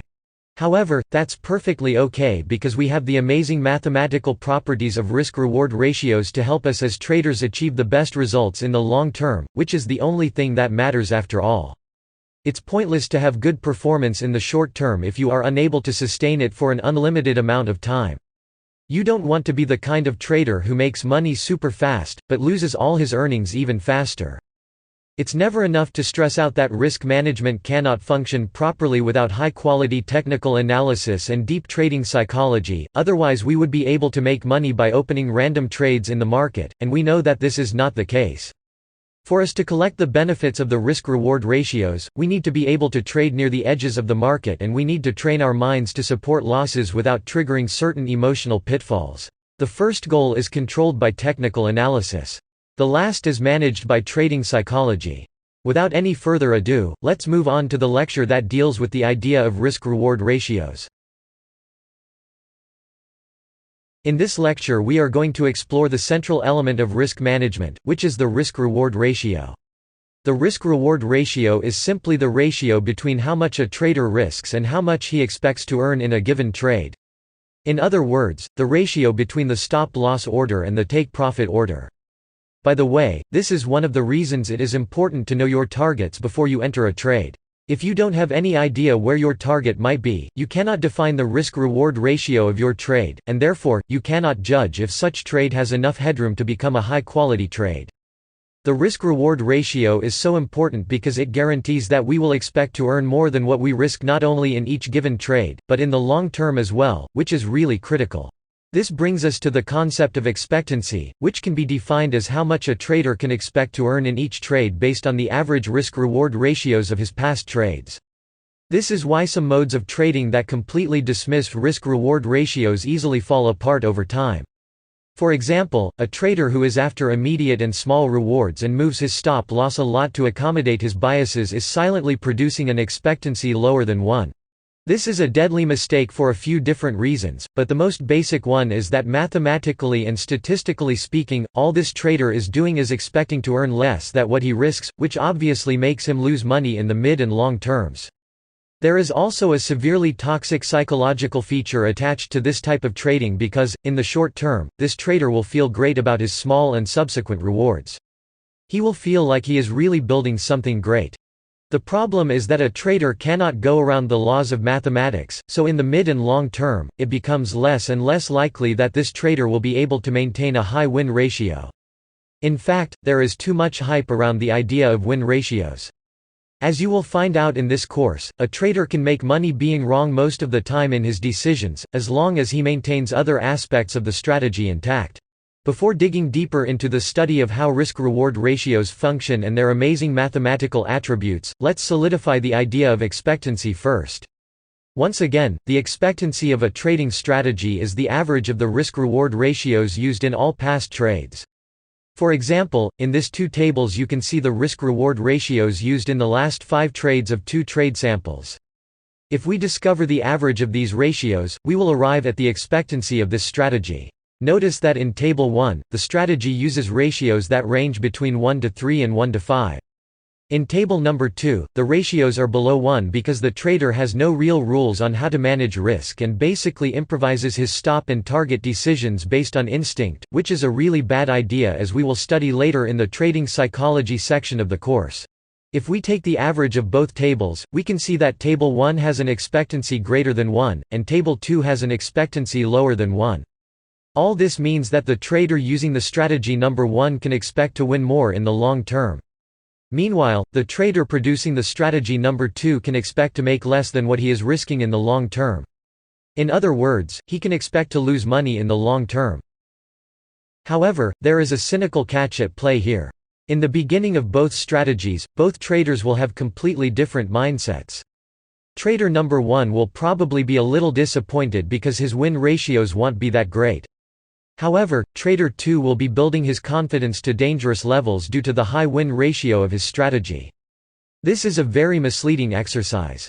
Trader 2 is not aware that his high win ratio only exists because his targets are too close to his trade entries and his stops are too far away. This configuration tends to produce a high win ratio in the short term, but it is doomed to fail over time because, at some point, the market will go against Trader 2 and he will be stopped out. That will wipe out most of his small profits and he will be emotionally devastated. On the other hand, if Trader 1 is capable of being mature enough to know that a high win ratio is not necessary to make money in the long term, he will continue on his path to become consistently profitable over time. This is a perfect example of what trading really is. This is also a lot like the old story of the tortoise and the hare. The hare is too fast, and it burns itself out too quickly. The tortoise slowly but surely gets where it wants to go. That does not mean that Trader 1 cannot have peaks of performance. The better the performance, the better it is for your capital of course, but high performance must occur within a certain framework that will guarantee its sustainability in the long term. After all, nobody starts trading with the goal of making money quickly, and then losing it all even faster. The bottom line regarding the notion of expectancy is that your expectancy level should be higher than 1. For this lecture, it is important that you understand how the idea of risk-reward ratios dwell at the heart of risk management, and how it affects the trader's behavior in the short and long terms. In the next lecture, we are going to look at the margins of error that risk-reward ratios provide, and we are going to define the best range of ratios in which you should maintain your trades. We already have a firm grasp on the idea of risk-reward ratios and overall expectancy of a strategy, which comes from the average of ratios produced over a certain period. The expectancy is a good metric to measure the risk health of a trading strategy. In this lecture, we are going to look at a more specific attribute of risk-reward ratios, which is the margin of error that they offer. For each level of risk-reward ratio, the trader obtains a percentage of margin of error in which he can rely on. For example, if you trade consistently using a ratio of 1 to 3, you can be wrong 75% of the time in your trade decisions and break even. That happens because for every profitable trade you can make 3 losing trades and break even. Let's see the mathematics of that in a quick example. Imagine, for simplicity's sake, that in every trade you make, you risk 1% of your capital and you expect to win 3% in return. We clearly have a risk-reward ratio of 1 to 3. Imagine also that you have made 2 profitable trades in a row, producing a 6% return on your capital. Since you lose only 1% of your capital if you are wrong in your decisions, you can be wrong for the next 6 trades. Imagine that you end up being wrong in the next 6 trades and you end up breaking even. Let's calculate your win ratio. You made a total of 8 trades and you lost 6 of them. In other words, you were wrong in 75% of your trading decisions, and your win rate was only 25%. By using a good ratio like 1 to 3, you were able to protect your initial capital even while being wrong 75% of the time, which is a lot. Let's look at the different margins of error for the different ratios so we can take this whole analysis to the next level. Here we can see something interesting. As we increase the ratios, the margin of error obviously increases, but the size of the increment decreases. We can observe that by calculating the increment in the margin of error obtained with each ratio. For example, a 1-to-1 risk-reward ratio gives us 50% of margin of error while a 1 to 1.5 risk-reward ratio gives us 60% of margin of error. The increment between these two levels is 60% minus 50%, which results in a 10% increment in the margin of error when we jump from the first level to the other. If we plot the increment column in a chart, we will notice that a decreasing logarithmic curve appears. In practical terms, this means that in the beginning of the table, the increment we get with each risk-reward level is high. After a certain point, the increment in the margin of error starts to get smaller and smaller while the risk-reward levels increase arithmetically. If we want to have some sort of statistical edge in the markets, we must choose a range of risk-reward ratios that is realistic at the same time it provides a good margin of error. In the beginning of the curve, the margins of error are not so good. More towards the end of the curve, the margins of error are good, but the ratios are unrealistic in a trade-to-trade basis. That does not mean that making a trade with 1 to 10 ratio is not good. It's just not realistic to expect that in every trade. Most of your trades should live within the 1 to 3 to 1 to 5 ratio, but occasionally you will find exceptionally good trades that will stand out, and that's perfectly fine, of course. The ability to trade having a good and realistic margin of error is the most important aspect of risk management because that's precisely what guarantees a certain level of emotional stability and peace of mind for the trader. That's because the trader will not feel the pressure of being right all the time, and he will still be able to make money. This risk configuration also avoids the bad psychological cascading effects that can happen when traders attempt to be correct all the time, as we will see in future lectures. The essential point of this lecture is to show you the optimal range of risk-reward ratios and how we conclude that this is the optimal range. In the next lecture we are going to explore the idea of risk contraction and expansion. In this lecture we are going to learn an idea that serves the purpose of leveling the trading playing field in terms of risk-taking. It's not an absolute necessity to employ the techniques of risk contraction and expansion, but if you want to obtain the full effect of the margins of error of the various risk-reward ratios, you need to level the risk you take in all trades. In real-life trading, the size of your stop losses will vary. That means that the good properties of risk-reward ratios can get a little distorted to the worse side of the spectrum. For example, imagine that you have this series of 4 trades. You can see that the size of the stop-loss orders varies quite a lot in terms of pips. The largest stop is 30 pips and the smallest one is 5. If you end up being right on the smaller trades and wrong in the larger trades, your margin of error can suffer. This is where the idea of risk contraction and expansion comes into play. The goal behind this idea is to use leverage to make all trades risk the same percentage regardless of the stop size. That way, no matter how large or how small the stop-loss orders are in terms of pips, you will always risk a fixed percentage of your account. You can have a clearer view of your margins of error in that way. Let's see how we can calculate the trade size with a simple formula. The formula is quite simple, and it goes like this. The trade size in lots equals the arbitrary risk in terms of capital divided by the size of the stop loss in terms of pips divided by 10. To discover the arbitrary risk in terms of capital, we need to know our equity and we need to define an arbitrary risk percentage. For example, let's say that we have $100,000 and we want to risk 1% of that in each trade. Our arbitrary risk in terms of capital equals 100,000 times 1%, which is $1,000. We divide that number by the size of our stop loss in terms of pips, which is 20 in this example. Then we divide that number by 10, because we know that one standard lot has a pip value of $10 per pip. The formula returns the amount of lots we need to purchase in order to make our trade risk exactly 1% of our equity with a 20 pip stop loss. Let's do the reverse calculation to prove our formula. We know that one lot gives us $10 per pip. The formula returned 5 lots, so our trade would function with $50 per pip. If we got stopped out, we would lose 20 pips at $50 per pip, which gives us a $1,000 loss, which is 1% of our equity. This is how you can quickly calculate the size of your trades if you wish to level the playing field in the way that we described in this lecture. In the next video, we are going to talk about different methods of position sizing and how you can grow your account in an organized way. In this lecture, we are going to explore 2 different methods of position sizing. Position sizing is how you manage your trade's size in order to grow your equity in the most efficient way possible. There are many different types of position sizing methods, but we are going to explore 2 simple methodologies that tend to yield the best results and don't require complex mathematics to calculate the size of your positions. The first method is linear, and we must establish an equity threshold to change the size of our positions. For example, if we establish that our threshold will be 100%, we will only adjust the size of our positions once our equity has doubled. In other words, when it has achieved 100% return. We also need to establish an arbitrary risk level or arbitrary amount to every trade we make. Here you need to decide if you are going to use risk contraction and expansion as it was explained in the last lecture. Let's create a hypothetical example to illustrate how the linear threshold method would function. Imagine that we have an equity of $10,000. In this example, we will use risk contraction and expansion, so we will define our arbitrary risk percentage as 1%. That way, every trade we make will risk 1% of our equity regardless of our stop-loss size. Our threshold will be 100%, so when the account reaches $20,000, we will adjust the size of our trades again, but not until it hits this threshold.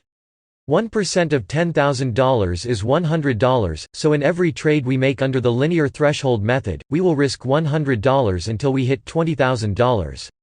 Once the threshold is met, we adjust the size of our trades to 1% of the new equity, which is $20,000. From that point on, we will risk 1% of $20,000 until we reach the next threshold of 100%, which will be $40,000. The established threshold can vary, of course. The lower the threshold, the more risk you will be taking, and consequently, the faster your account will grow. However, remember that more risk can also mean larger losses, so be fully aware of that before you decide on which position sizing method you will use. Remember also that you should not use an arbitrary risk that is too high. The reason for that is that the more risk you assume, the more you will be bound to suffer from an amplified state of the cognitive biases that we will be studying in future lectures. The less risk you take, the easier it will be for you to deal with your losses and to manage your emotions in real time. The ideal scenario is for you to find the optimal arbitrary risk level in which you feel comfortable enough to open a trade when the opportunity appears, but you also don't get overwhelmed by amplified emotions. If you want to use the linear threshold method without risk contraction and expansion, you will need to determine a fixed amount to open your trades based on your available margin. That is correlated with your available account leverage, but as a rule of thumb, you should not use more than 5% of your available margin. The procedure regarding the adaptation of the trade size is similar to the example where we use risk contraction and expansion.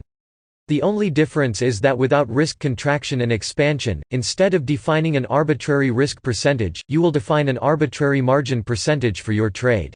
For example, let's imagine that you have $10,000 in an account with 1 to 200 of leverage. You also defined your arbitrary margin percentage as 3%. Since you will be using 3% of 10,000 at 200 of leverage, you will be purchasing 60,000 units, which gives you $6 per pip. Once again, these numbers are completely arbitrary because they depend on your subjective experience of risk. Just remember to not exaggerate because you want to make money fast. That's never a good idea. The other position sizing method that we will be exploring is an extrapolation of the linear threshold method, and it's called moving threshold. Consider that every time you close a position, you have a new threshold, which is the available equity in your account. This can also be viewed as risking a fixed percentage of your available equity in every trade.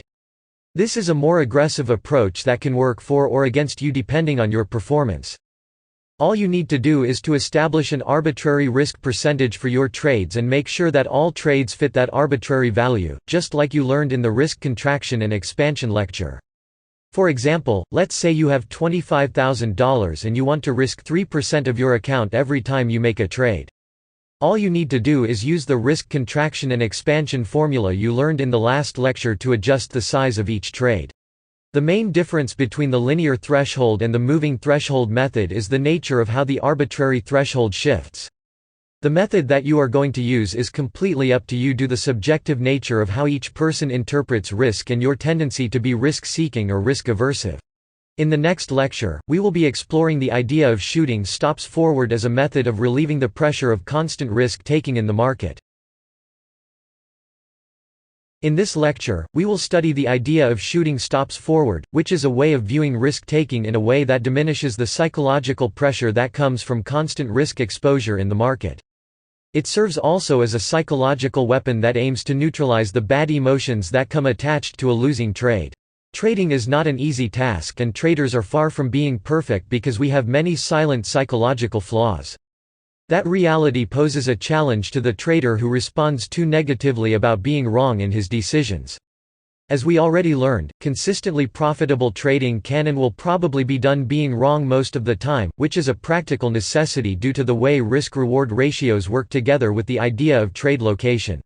However, the great advantage of using the correct risk-reward ratios gives us the possibility of being wrong most of the time, as we already saw in previous lectures. In this video, we will extend this idea a little further with the concept of shooting stops forward. When we risk our capital in the market, especially if we use risk contraction and expansion, we expect to win a certain amount and we expect to lose a certain amount that seems tolerable to us. If we view every trade as a summation of stops, we can have an objective mechanism to create a positive psychological effect that diminishes the bad feeling of losing and regulates the good feeling of winning. Let's suppose that you use risk contraction and expansion, and you risk 1% of your capital in each trade. Instead of viewing that risk as a 1% risk, you can view it as a one-stop risk. You are risking one stop expecting to make 3 or 4 stops with your targets. If the first trade you make is a winner, you can be wrong for the next 3 or 4 trades depending on the ratios you use. If you start with a losing trade, you know that all it takes is one good trade to neutralize the losses generated by 3 or 4 bad trades. The idea of shooting stops forward is quite simple. You simply count how many stops you earned as a reminder of how much you can be wrong without losing capital. For example, let's imagine a hypothetical situation where you win and lose trades in an alternating manner. This won't happen in reality, of course, but it serves to show you the idea of shooting stops forward. With each trade, you count how many stops you earned the right of being wrong in the future. That gives you peace of mind to continue risking your capital without the fear of losing the next trade just because you lost the last trade. That's incredibly important, as you will find out in practice. In the next lecture, we will begin the study of the trading psychology section of the course. In this lecture, we are going to make a brief overview of the topics contained in the trading psychology section of the course. At this point, it's almost a cliché to say that trading psychology is absolutely necessary for any trader to not only survive, but to succeed in the long term. However, most traders don't stop to wonder why that's the case, and if they do, they almost never go deep enough into the topic, which is immense. It's not only a deep and wide subject, but it is also quite interesting because it deals with the rather mysterious nature of the human mind and some weird aspects of it. It is also interesting to find out how the human mind became what it is today and the mechanisms that led to this transformation over thousands of years. In the trading psychology portion of the course, we are going to study two main topics, which are the prospect theory and the relevant cognitive biases that affect traders the most.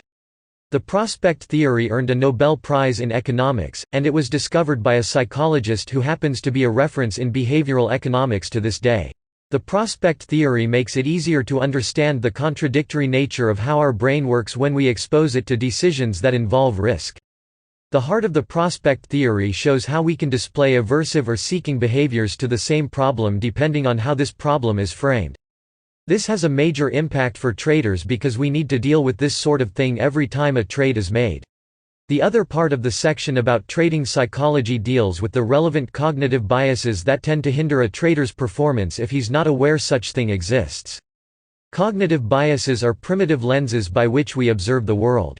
They are second nature to us, and many of the activities that we perform on a daily basis and that we take for granted would be impossible without them. Things like learning, memory articulation and decision-making are deeply connected to the cognitive biases. The other attribute of cognitive biases is that all human beings have them without any exception. They precede personality in a way. That's how deeply embedded they are in our biology. As you will find out later in the course, the presence of the cognitive biases in modern society creates something called the intelligence paradox, which is one of those real-life ironies that spiral off of the complexity of our existence. It's quite easy to underestimate the effect of cognitive biases in our trading because they are silent to us in a way.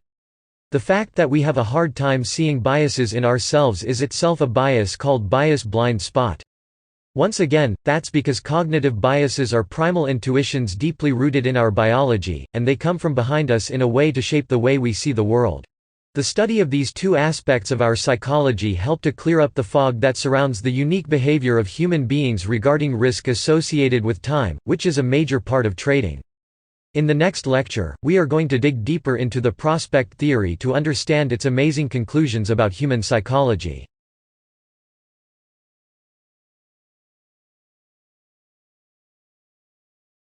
In this lecture, we are going to study a critical aspect of human psychology applied to decision theory in the financial markets, which comes from the understanding of the prospect theory. The prospect theory is so important that it won a Nobel Prize in economics, and it was discovered by a psychologist, which is the man you see in this picture who happens to be a leading authority in behavioral economics.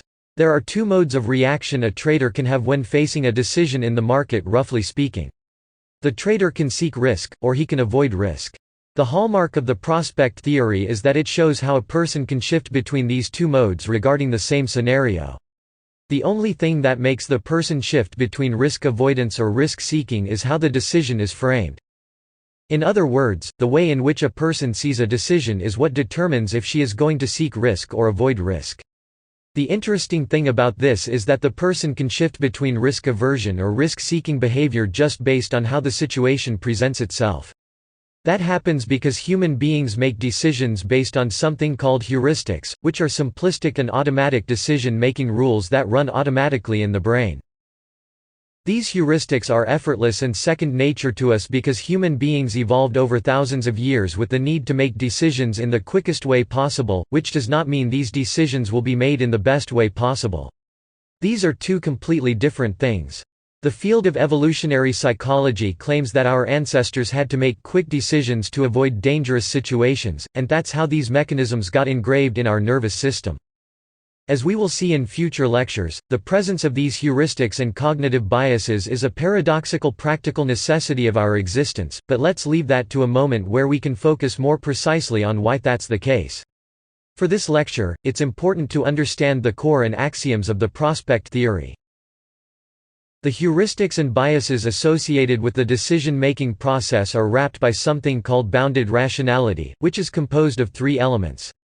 The available amount of information in the moment a decision is made, the time constraint that envelops the decision-making process, and the cognitive limitations of the person making such decision. In trading, all three elements of the bounded rationality are attacked in unfortunate angles. For example, the amount of information a person has to make decisions in the market is indeed limited. That's the problem that high-quality technical analysis attempts to solve, and it is already a big challenge by itself. The time constraint of the decision-making process is also a problem in the markets because traders are always running against the clock, which is a reliable way of augmenting the effect of negative cognitive biases and the overall anxiety level of a trader. The cognitive limitations of a trader are no different than the cognitive limitations of anybody else, but a trader tends to put himself in situations where his counterproductive biases get amplified. This almost always ends badly because our biases are not exactly designed to be rational. They are a byproduct of biological evolution to get us out of primitive versions of trouble. Once again, this refers back to the paradoxical nature of modern social animals like us with primitive cognitive biases. To truly understand what the prospect theory means in practice, we can do a few different exercises to show how we can seek or avoid risk depending on how decision-making questions are framed. Consider the two following alternatives and choose the one you prefer. Number 1. 95% chance of winning $100,000. Number 2. 100% chance of winning $94,499. Let your intuition guide you and pick one of the two alternatives. If you are like most people, you probably chose alternative number 2. However, mathematically, and statistically speaking, the alternative that makes the most sense is alternative number 1. Before showing you what that means, let me explain what this example means under the light of the prospect theory. The fact that we generally feel better choosing alternative number 2 shows us how we tend to avoid risk depending on how the question is framed. Most people pick alternative number 2 because of the fear of disappointment. However, statistically speaking, the correct alternative is alternative number 1 because 95% of 100,000 produces $95,000 over a series of equal decisions, while 100% of 94,499 produces $94,499, which is less money. The key here is not to pay attention to what the numbers feel like gauged by our intuitions, but to use mathematics and statistics to discover what the decisions really look like over time. Most people choose the alternative that does not make sense under the light of mathematics and statistics because these things are not part of our intuition. Let's look at a different question to see other types of reactions people might have about this framing problem. Consider the two following alternatives. Number 1. 5% chance of losing $100,000. Number 2. 100% chance of losing $5,100. Once again, this is a question framed to spark risk aversion or risk avoidance. Most people tend to choose alternative number 2 simply because our intuitions guide us to the impression that it is better to leave with a certain small loss than to have the possibility of losing a larger amount. As correct as this might sound, it is mathematically and statistically incorrect.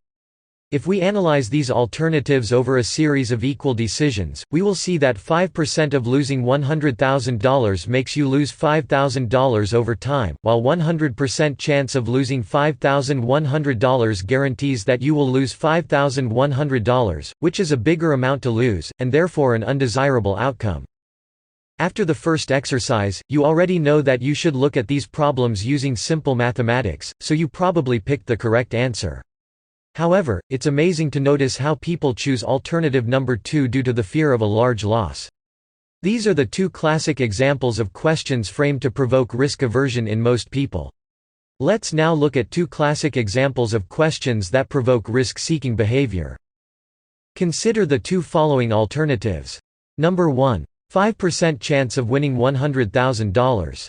Number 2. 100% chance of winning $5,100. From the last two examples, you already know that you should look at this problem under the light of mathematics and statistics, and therefore, you should be able to see that the correct answer is alternative number 2. That's the case because over a series of equal decisions like this, 5% chance of winning $100,000 generates $5,000 while 100% chance of winning $5,100 generates $5,100, which is more money, and therefore, a more desirable outcome. However, as you might be expecting already, most people choose alternative number 1 in the hope of winning a large amount of money. In other words, by listening to their intuitions, most people end up seeking risk unnecessarily. Once again, most people choose the wrong alternative because they are thinking intuitively, not mathematically and statistically. Let's look at a final example that provokes risk-seeking behavior. Consider the two following alternatives. Number 1. 95% chance of losing $100,000. Number 2. 100% chance of losing $94,499. Most people choose alternative number 1 in the attempt to avoid a certain loss. However, we know that alternative number 2 makes us lose less money in a series of equal decisions like this. As you can notice by these 4 examples, the way decision-making questions are framed using different lenses of high or low probability, winning or losing scenarios, and high or low amounts of money deeply affect the way our heuristics lead us to make choices. It's only through the unbiased lenses of mathematics and statistics that we can erase this effect. Another interesting thing that the prospect theory points out is the asymmetrical shape of the utility function. In simpler terms, imagine that we can attribute a psychological value for wins and losses. The asymmetrical shape of a utility function tells us that winning $100 feels 100 points in the imaginary scale of psychological comfort. However, losing $100 feels more than 100 negative points in the same scale. In other words, winning $100 is not symmetrical to the experience of losing $100. There is a lot to be said about the relation between the prospect theory and the idea of using optimal risk-reward ratios over time in trading. Many traders feel uncomfortable with the idea of using a good risk-reward ratio because their win rates are diminished. That happens simply because it's a lot easier for the market to hit a small stop than to hit a large profit target. This is where the concept of trade location comes into play to save the day and balance things out. Let's observe the prospect theory in 2 distinct risk configurations in the market. One is a very irresponsible scalping paradigm in which the trader aims for an extremely high win rate, so his stop-loss orders are large, and his take-profit orders are short. The other risk configuration is a more sophisticated one where the trader maintains the ratios between 1:3 and 1:5. This naturally produces a lower win rate, but it guarantees the trader stays in the game indefinitely, unlike the first configuration that is short-lived. The main difference here is that the first risk configuration fails to recognize the importance of projecting decisions over time, which is the main thing that makes most people answer decision-making questions incorrectly. It feels a lot better to make quick and immediate rewards in the market, but that feeling does not last very long. On the other hand, the second risk configuration takes into consideration the mathematical and statistical side of the decision-making process and bypasses the erroneous intuitive feeling that comes from generating a lower win rate. One of the most important lessons a trader can learn is the maturity to grasp the idea that sacrificing an exceptionally high win rate is a practical necessity to make money in the long term. There is no way around the laws of mathematics and statistics. Now you know how your brain can trick you into making the wrong decisions based on what you feel instead of basing your decision-making device on what is universally accepted as reasonable according to mathematics and statistics. In the next lecture, we are going to explore something called the intelligence paradox.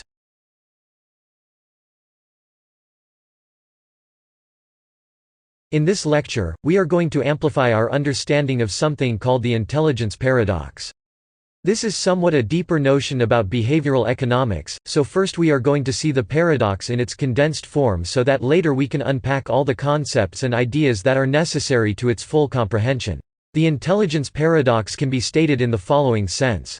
The same cognitive biases that enable the evolution of intelligence in the human brain are the same cognitive biases that hinder that intelligence in modern life situations. The paradoxical nature of this statement lies in the notion that the cognitive biases we have are in great part responsible for our survival over thousands of years of biological evolution, and at the same time, these cognitive biases often catapult us towards irrationality, and therefore away from what we consider intelligence in various examples of our modern social life.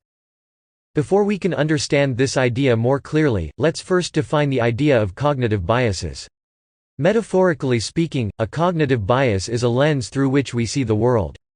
This lens steers our thought process, behavior, and decision-making apparatus automatically, so most of the time, we are not aware of such biases. It's common to observe people believe that they are being completely impartial about a given subject, while from the outside, it's perfectly clear that they are biased. We have about 150 cognitive biases, and many of them are critical for the way in which we learn new things and for the way our memory works, which is another way of seeing the intelligence paradox. We need certain biases in order to be able to remember what we learn and recall the new acquired skills when we need to. However, when our biases interfere in our emotions, that's where we can get in trouble, especially when we're dealing with the financial markets. The great question here is why we possess these apparently counterproductive biases in the first place if they seem to cause more trouble than anything else. The problem is that the time span of the existence of modern society compared to the time span of the biological evolution of our brains is tiny. That means that for most of the time, our brains have been naturally selected to deal with primitive problems like avoiding dangerous animals in the wild, tribal fights and things like that. Only very recently we have been forced to learn how to deal with modern life situations like trading, in which we deal with the faults of our own existence in a way. Our biases are very good for primal activities without which would be impossible to learn and develop memory. However, these same biases get in our way when we need to make decisions in an economic paradigm. As we saw in the last lecture about the prospect theory, the decision-making process of traders in the markets attacks the bounded rationality idea in unfortunate ways in all three angles. We have limited information to make decisions in the market, so right from the start, a whole branch of cognitive biases that deal with how we recall memory must be triggered in order for us to indeed make decisions. The second element of the bounded rationality, which is time constraint, also triggers a series of cognitive biases that deal with the notion that we must act fast in our decisions.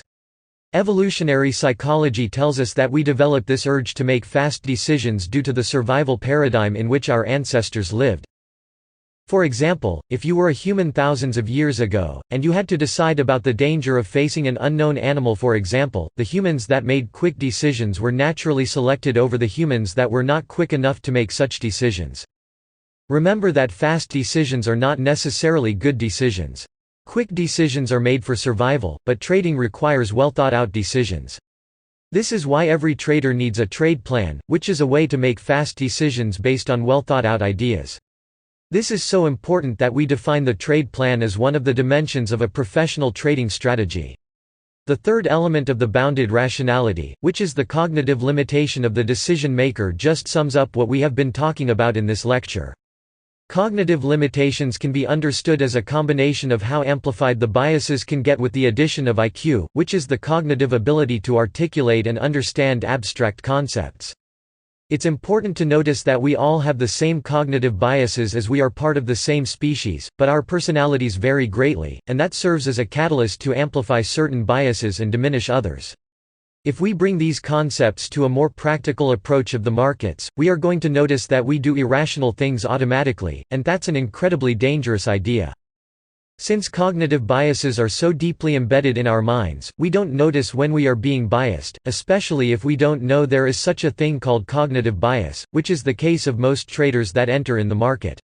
Just like the subtle points of view detected by the prospect theory, the biases control how our thoughts arise in consciousness and how these thoughts will be steered in a way. In this course, we will study most of the relevant cognitive biases that affect traders the most.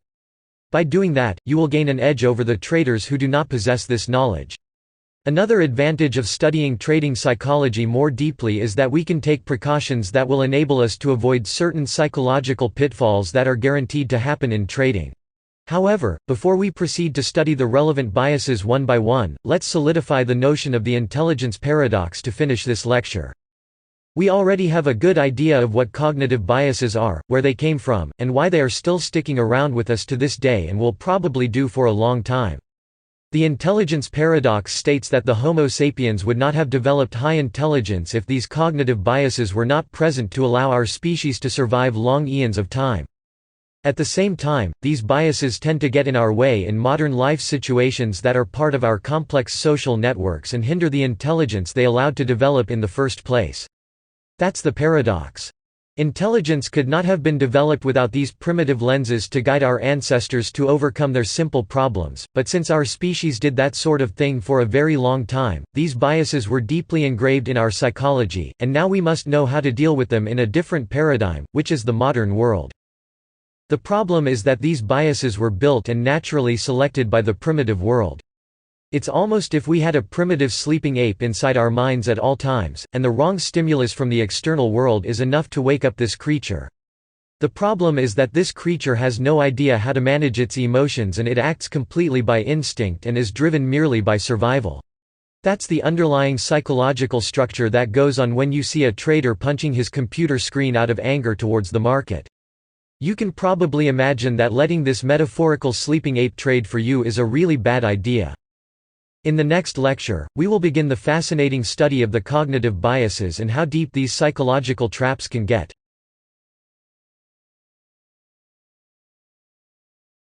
Availability heuristic is a cognitive bias in which a decision maker relies upon knowledge that is readily available rather than examine other possible alternatives to a given situation. It is easier for us to recall information which has recently arrived. The main application of the availability heuristics in trading lives in the difference between building a solid context for a trade and trading by impulse. Building the correct context for a trade situation involves a significant degree of patience and mental effort, but it is the only way we can access the necessary depth of analysis. Unfortunately, the availability heuristics is the natural state of our minds. We tend to use the information that is more easily available simply because it's easier, and we tend to avoid producing cognitive discomfort that comes from deliberating about the details of a situation.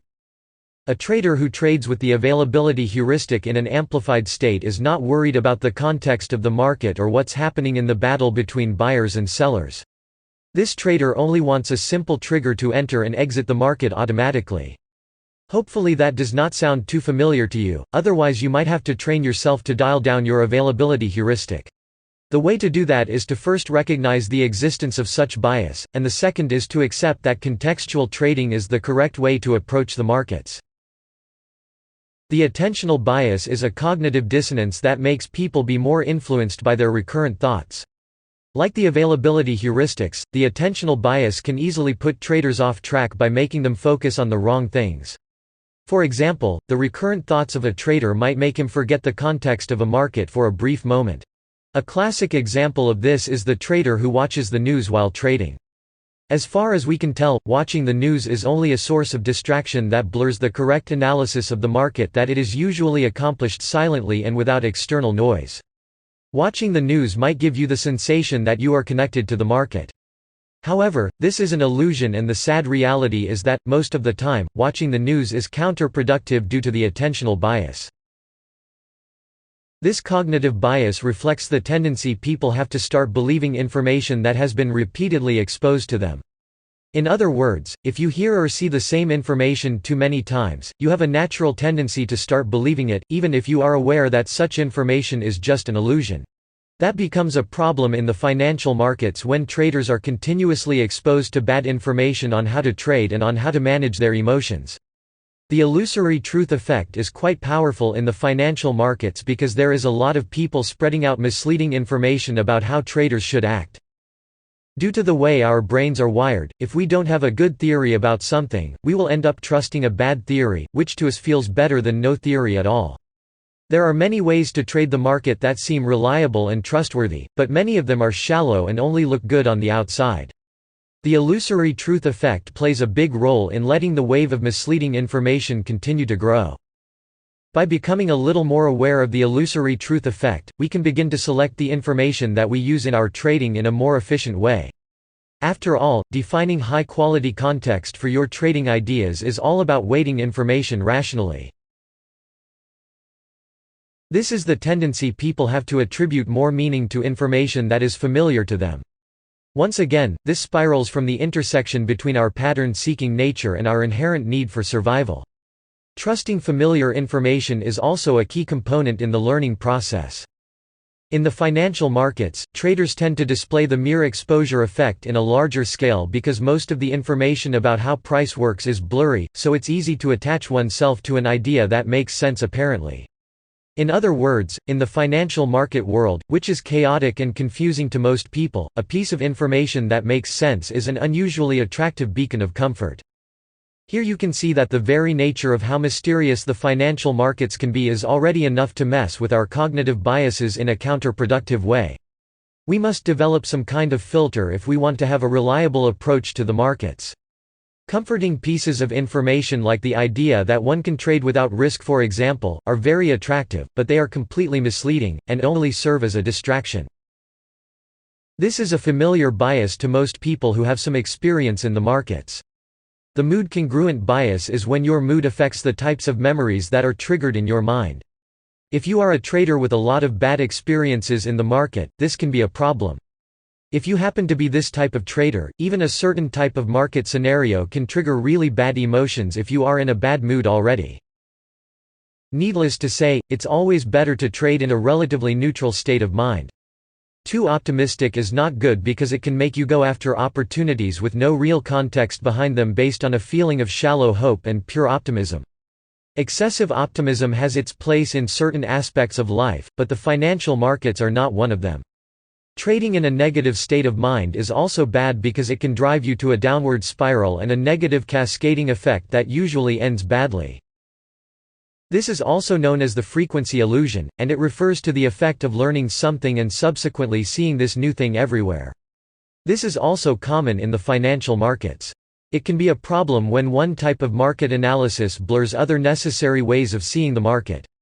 This is very common among traders who can only trade using technical indicators. For example, a trader like this can only see the market through the light of one specific indicator, and he cannot begin to understand the market in a multi-layered fashion like we've been trying to do over this course. This is usually a reflex of having poor information about the market. One of the goals of this course is to make the Baader-Meinhof phenomenon a little looser by showing you how a market should be analyzed from different angles and different types of analysis. The empathy gap is a cognitive bias that reflects how people can neglect the impact of primitive impulses in their behavior and choices. For example, when a person is angry, it is almost impossible for this person to understand what it feels like to be in the opposite state. This works in a personal level as well as in an interpersonal level. For example, it can be hard for people to put themselves in the shoes of other people. The result is the underestimation of other people's feelings and an overestimation of our own feelings. We tend to overestimate our own feelings over the feelings of others simply because our own conscious experience is simply more interesting to us. We don't really feel another person's suffering. We can only feel empathy for it, hence the name of the cognitive bias. For the world of trading, since the interaction happens between a person and the price chart, the empathy gap occurs in the personal layer, meaning that the trader will underestimate how the primitive impulses we potentially display under extreme circumstances will influence our behavior and choices to a significantly important degree. One very good example of this is when a trader, who is usually not making use of any risk management methodology, finds himself in a losing streak that deeply affects the overall equity. Let's imagine that this trader was overloading positions, and because the trader was caught in a losing streak, the damage produced on the equity was significant enough to make this trader angry about the loss. Just the sight of the lost capital on the trading terminal is enough to keep the anger momentum going. This circular behavior eventually erupts in a fight-or-flight instinct resulting in violence like punching the computer screen or simply being in shock by the overwhelming reality of the recent events. There's no one to blame here other than the trader, of course. Some traders even try to blame the market in a ridiculous attempt of removing the guilt out of one's shoulders. It's unfortunate to think that what led this trader to this type of behavior is twofold. First, the ignorance about what can happen when traders don't use good money management. Second, the empathy gap on a personal level that made the trader misunderstand that when anger was emerging in consciousness, the correct thing to do would be to simply stop everything and reevaluate. Notice this is extremely hard to accomplish depending on how angry the trader is at the moment. That's why it is necessary that this process is ceased before it reaches a point of no return, so to speak. Some traders don't even know they can experience such emotions in trading. Once again, the first step for preventing this kind of situation is being aware that it can happen and how it happens exactly. There are a few traders that have experienced this many times, and they will continue to do so because they know nothing about the mechanisms that are at play here. It's possible that some of these traders even think there is some sort of psychological problem with them, but that's clearly not the case. It's not wise to exclude that possibility for all cases, but most of the time, the traders don't suffer from any sort of psychological illness. This is just what happens when primitive behaviors are fully triggered. If you think that studying trading psychology is boring, this last example might serve as a source of motivation to get through the boredom. In other words, taking a trading situation to such extreme is trying to apply the primitive wisdom of our ancestors to a modern-day paradigm. It's easy to see that this is absolutely going to fail 10 times out of 10. There is the need for the trader to develop a certain impartial attitude towards one's own emotions. This is a difficult process, and most people don't involve themselves with it because it requires a constant calibration of one's behavior towards everything else. Again, it's never enough to stress the importance of being theoretically aware of such possibilities. The trader who already had these experiences has the practical advantage of evaluating them in a personal way and in an isolated manner, but this doesn't mean it's necessary to have such experiences to really understand that they are bad and that they should be avoided. The best case scenario to prevent biases like the empathy gap and others as well is to never be subjected to the full practical potential of these biases, but only to be theoretically aware of them.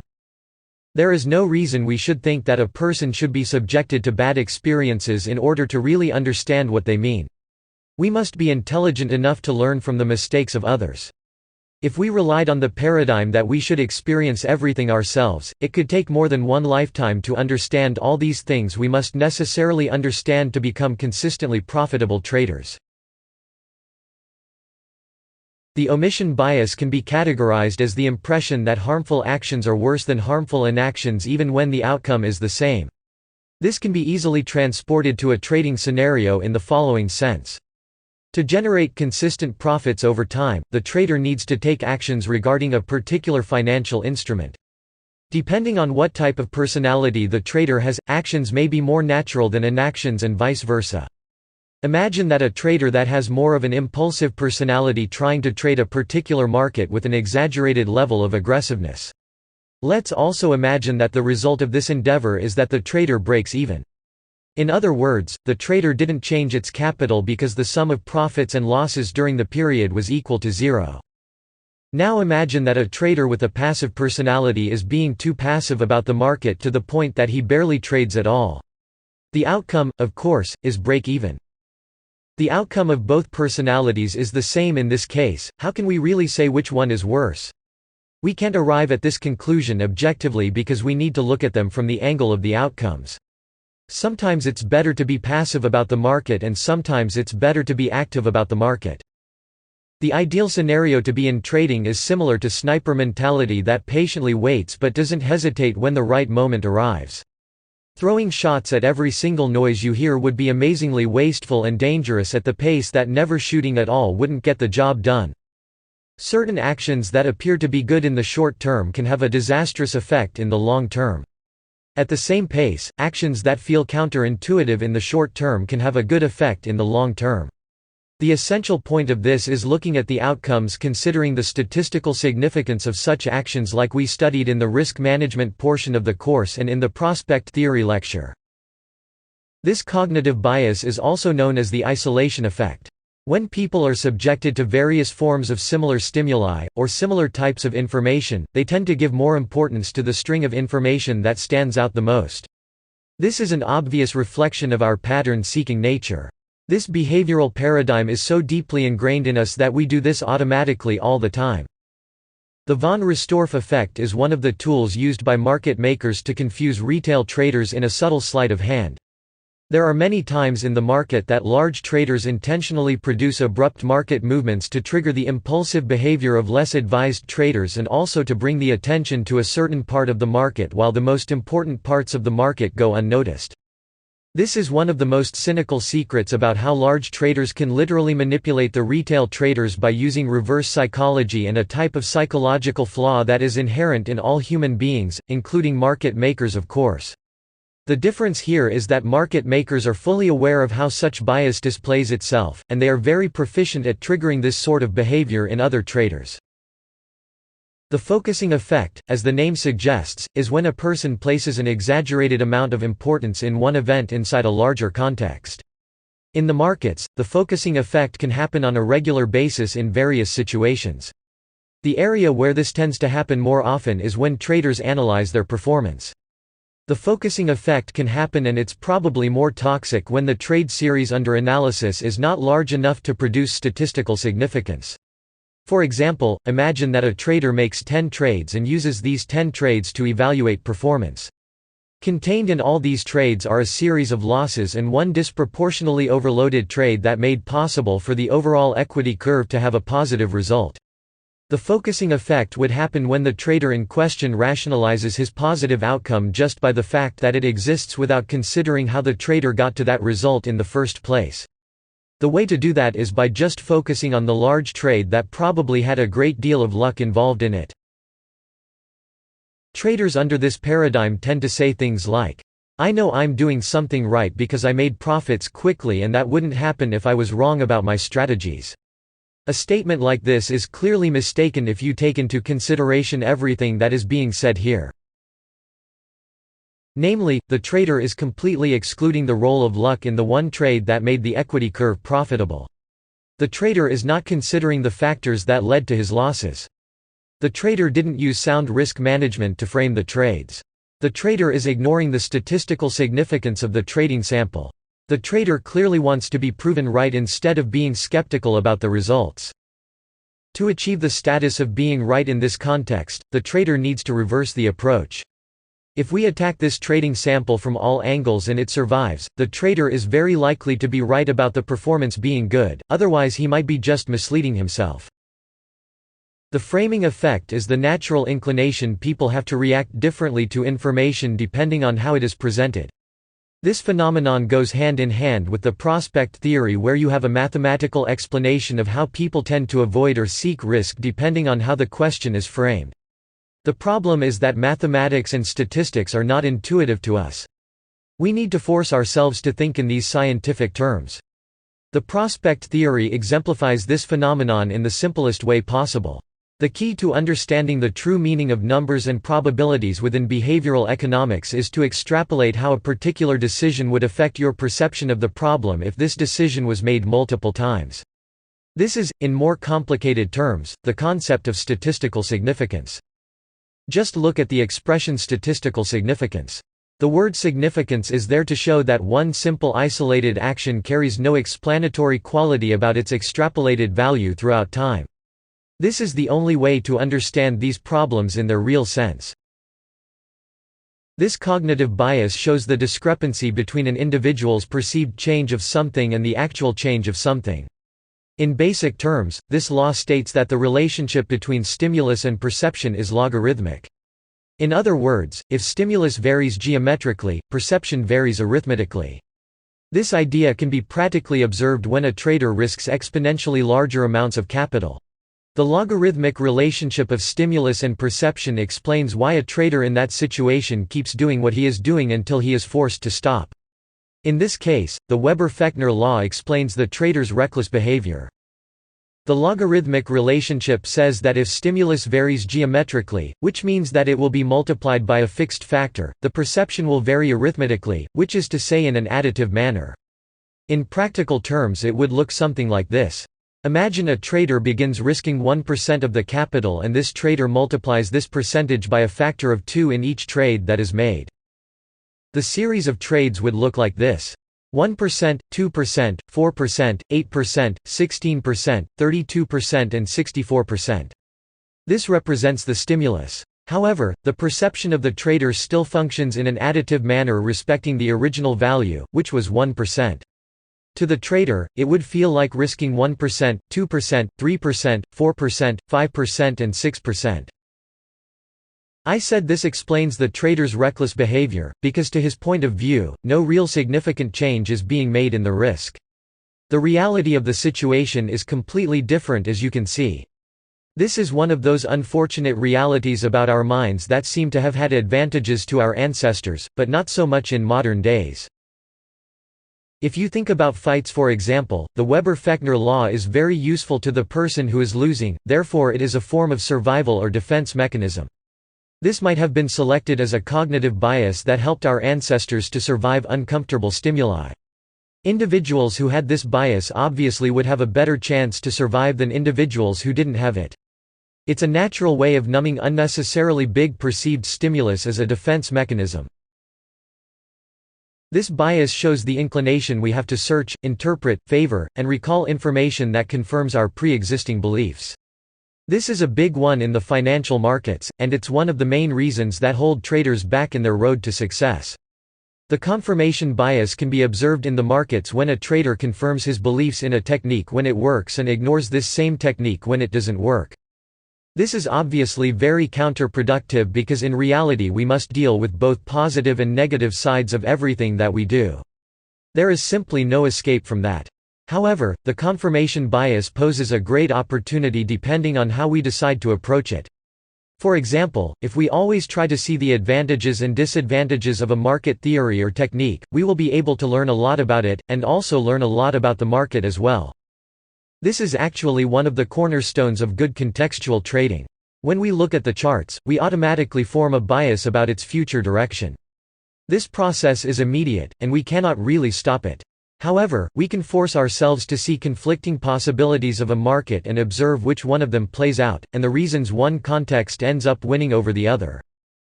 The big lesson here is to be aware of the confirmation bias, and deliberately try to counteract it by embracing the negative sides of any given technique in an attempt to extract some good out of these negative sides by conflicting them with the positive sides of the technique. That's a surprisingly liberating thing to do. This bias refers specifically to the initial reflex people have when faced with new evidence that collides with pre-existing beliefs. What's interesting to notice about the Semmelweis reflex is that it is immediate and involuntary. In other words, when people are presented with new and compelling evidence that aims to destroy one's pre-existing beliefs about something, the immediate response is denial. The fact that it is immediate says a lot about the believing software of our brains. It's easy to recognize that this immediacy is counterproductive to several degrees, and yet, in real time we will tend to operate in this way indefinitely even after this recognition. The whole idea about denial is quite interesting. We see our minds and the beliefs it subscribes to as a fortress.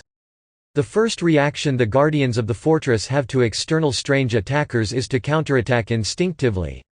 However, if the attackers use a different methodology, they might enter the fortress to convince everybody inside that they have been mistaken about their approaches. In other words, the way to effectively attack any held belief is through reason, not violence. I mean violence here metaphorically speaking, of course. Let me give you an example. If somebody says something like, "You're wrong for believing such a thing," your Semmelweis reflex will trigger immediately. You will feel it even though you might not show others that you felt it. However, if somebody approaches you and say, "Look, I think you should reconsider your belief in X because of this and that," the effect such approach has on your Semmelweis reflex is a lot weaker. In trading, there will be no one telling you that you're being stupid about anything.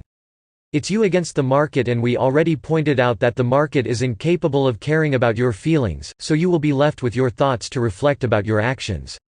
Speaking in practical terms, you will be against yourself when you are trading, and that's surprisingly difficult contrary to what most people believe.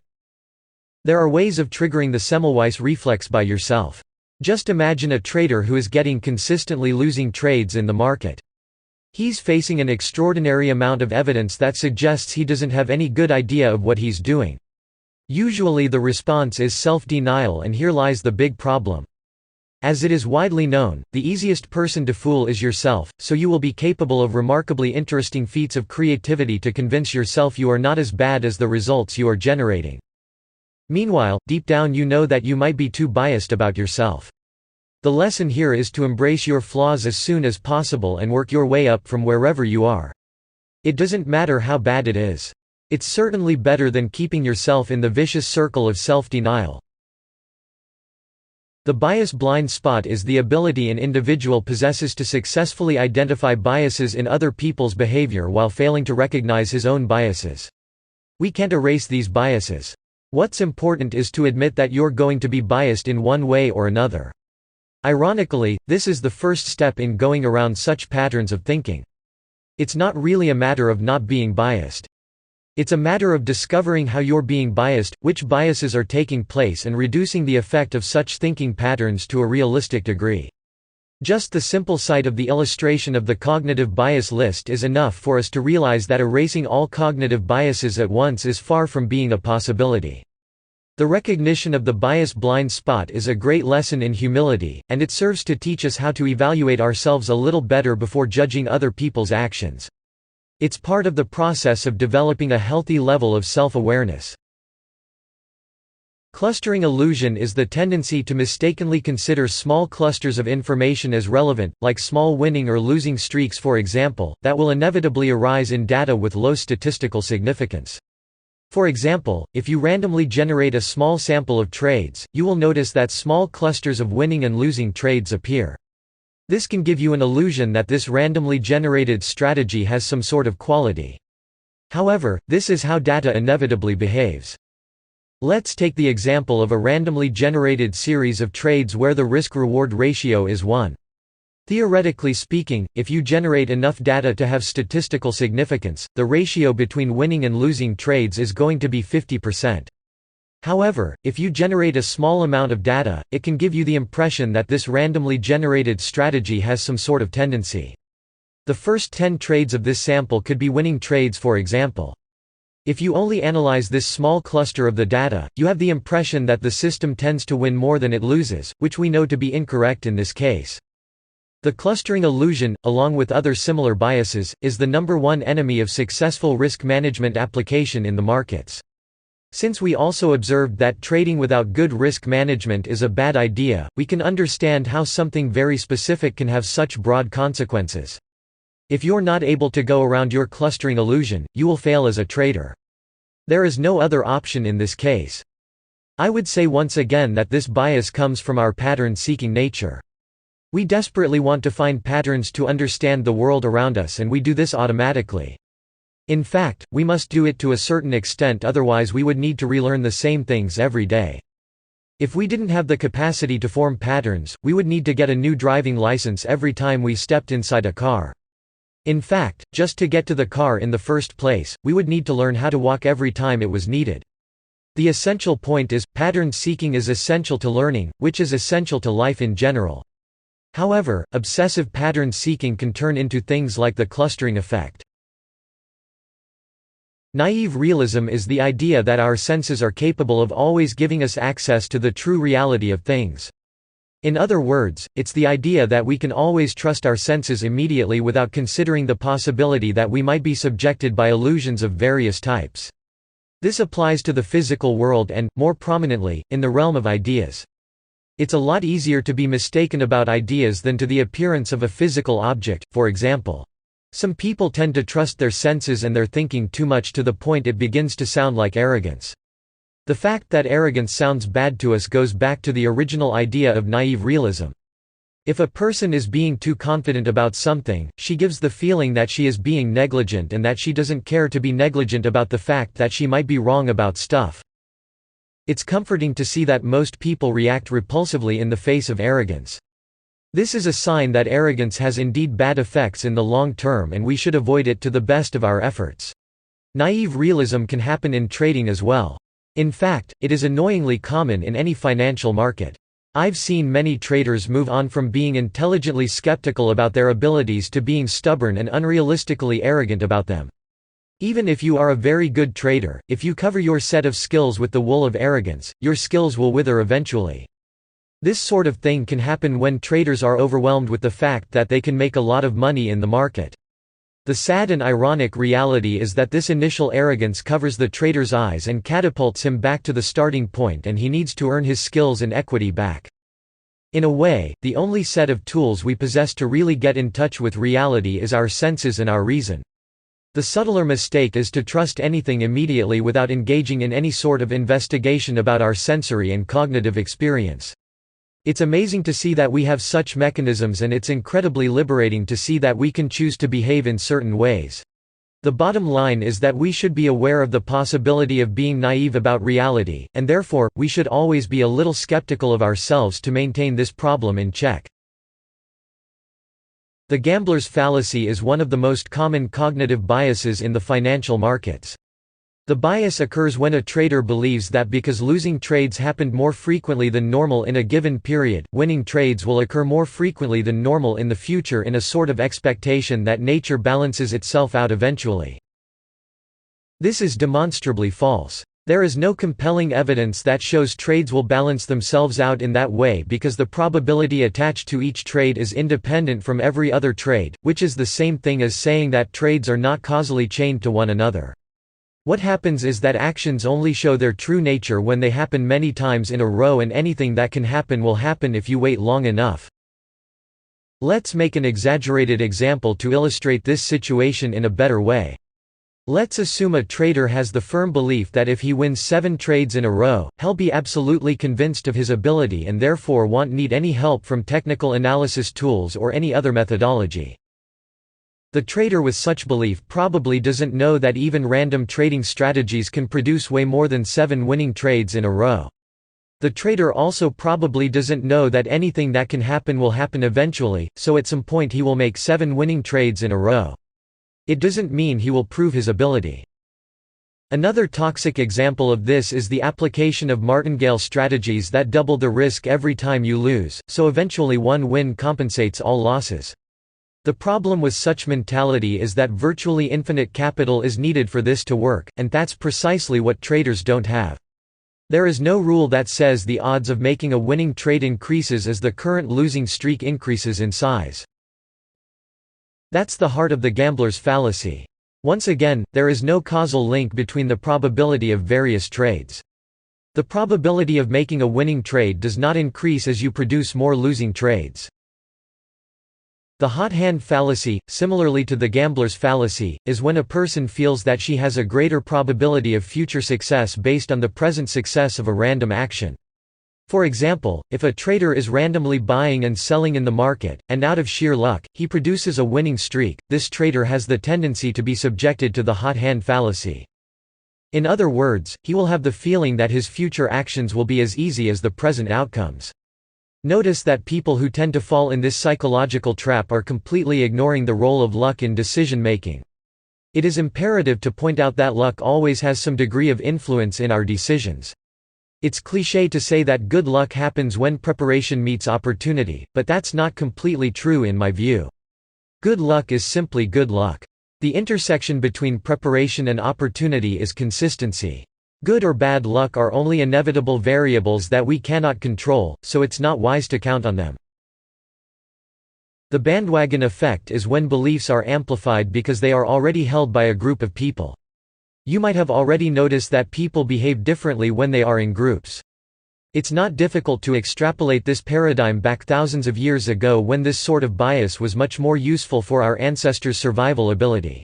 They probably had to develop some sort of bandwagon effect to fight against dangerous animals, other tribes, and things like that. Let's not be so extreme and say that the bandwagon effect is useless in modern society, but today it has a few diminishing returns. The main problem with this bias is that it tends to make people behave in a more primitive way, where the main goal is not rational thinking. It's mainly the integrity of the group itself. It's weird to observe that, in any given group, individuals who increase introspection or try to question in-group members about the group's rules, tend to be ignored or left behind. This is not a bad place to be in, sometimes depending on where the group is headed. This sort of phenomenon can happen in many ways in the market. The most extreme example is when a trader sees price action get unusually agitated and then, out of mere impulse, he jumps on whatever bandwagon he can see, metaphorically speaking. The group he will subscribe to depends on what he knows already, of course, so if this trader likes to trade based on a raw intuition of what the market is doing tick by tick, for example, that's where his impulse will come from. Believe it or not, many people trade like that in the market, which is a gamble, and needless to say at this point, completely mistaken. The moment-to-moment intuition of what the market is doing derived from the most current tick pulses is a dangerous starting point for your actions as a trader. To illustrate with a less extreme example, let's observe the trader who likes to trade based on simple notions of support and resistance. This trader will observe the obvious levels of support and resistance on the chart, and he will prepare himself to act when price gets to those points. If he has no plan of what to do when price does reach these levels, he can simply jump on the bandwagon of the first primal intuition of what the market will do next, which is the same as trading by impulse. All these examples have one thing in common. When traders feel they are missing the bus in the market, they will tend to make any effort, no matter how unrealistically deceptive they might be, just to get in a trade to see what happens. At this point in the course, you can probably imagine how much the market makers love biases like the bandwagon effect. These large traders expect that the vast majority of traders will act by impulse, and that is one of the ways in which the market makers capitalize on retail traders. The zero-sum bias is the tendency to think that when someone wins, another person has to lose in any given system. That is true if you look at the market in the objective light only.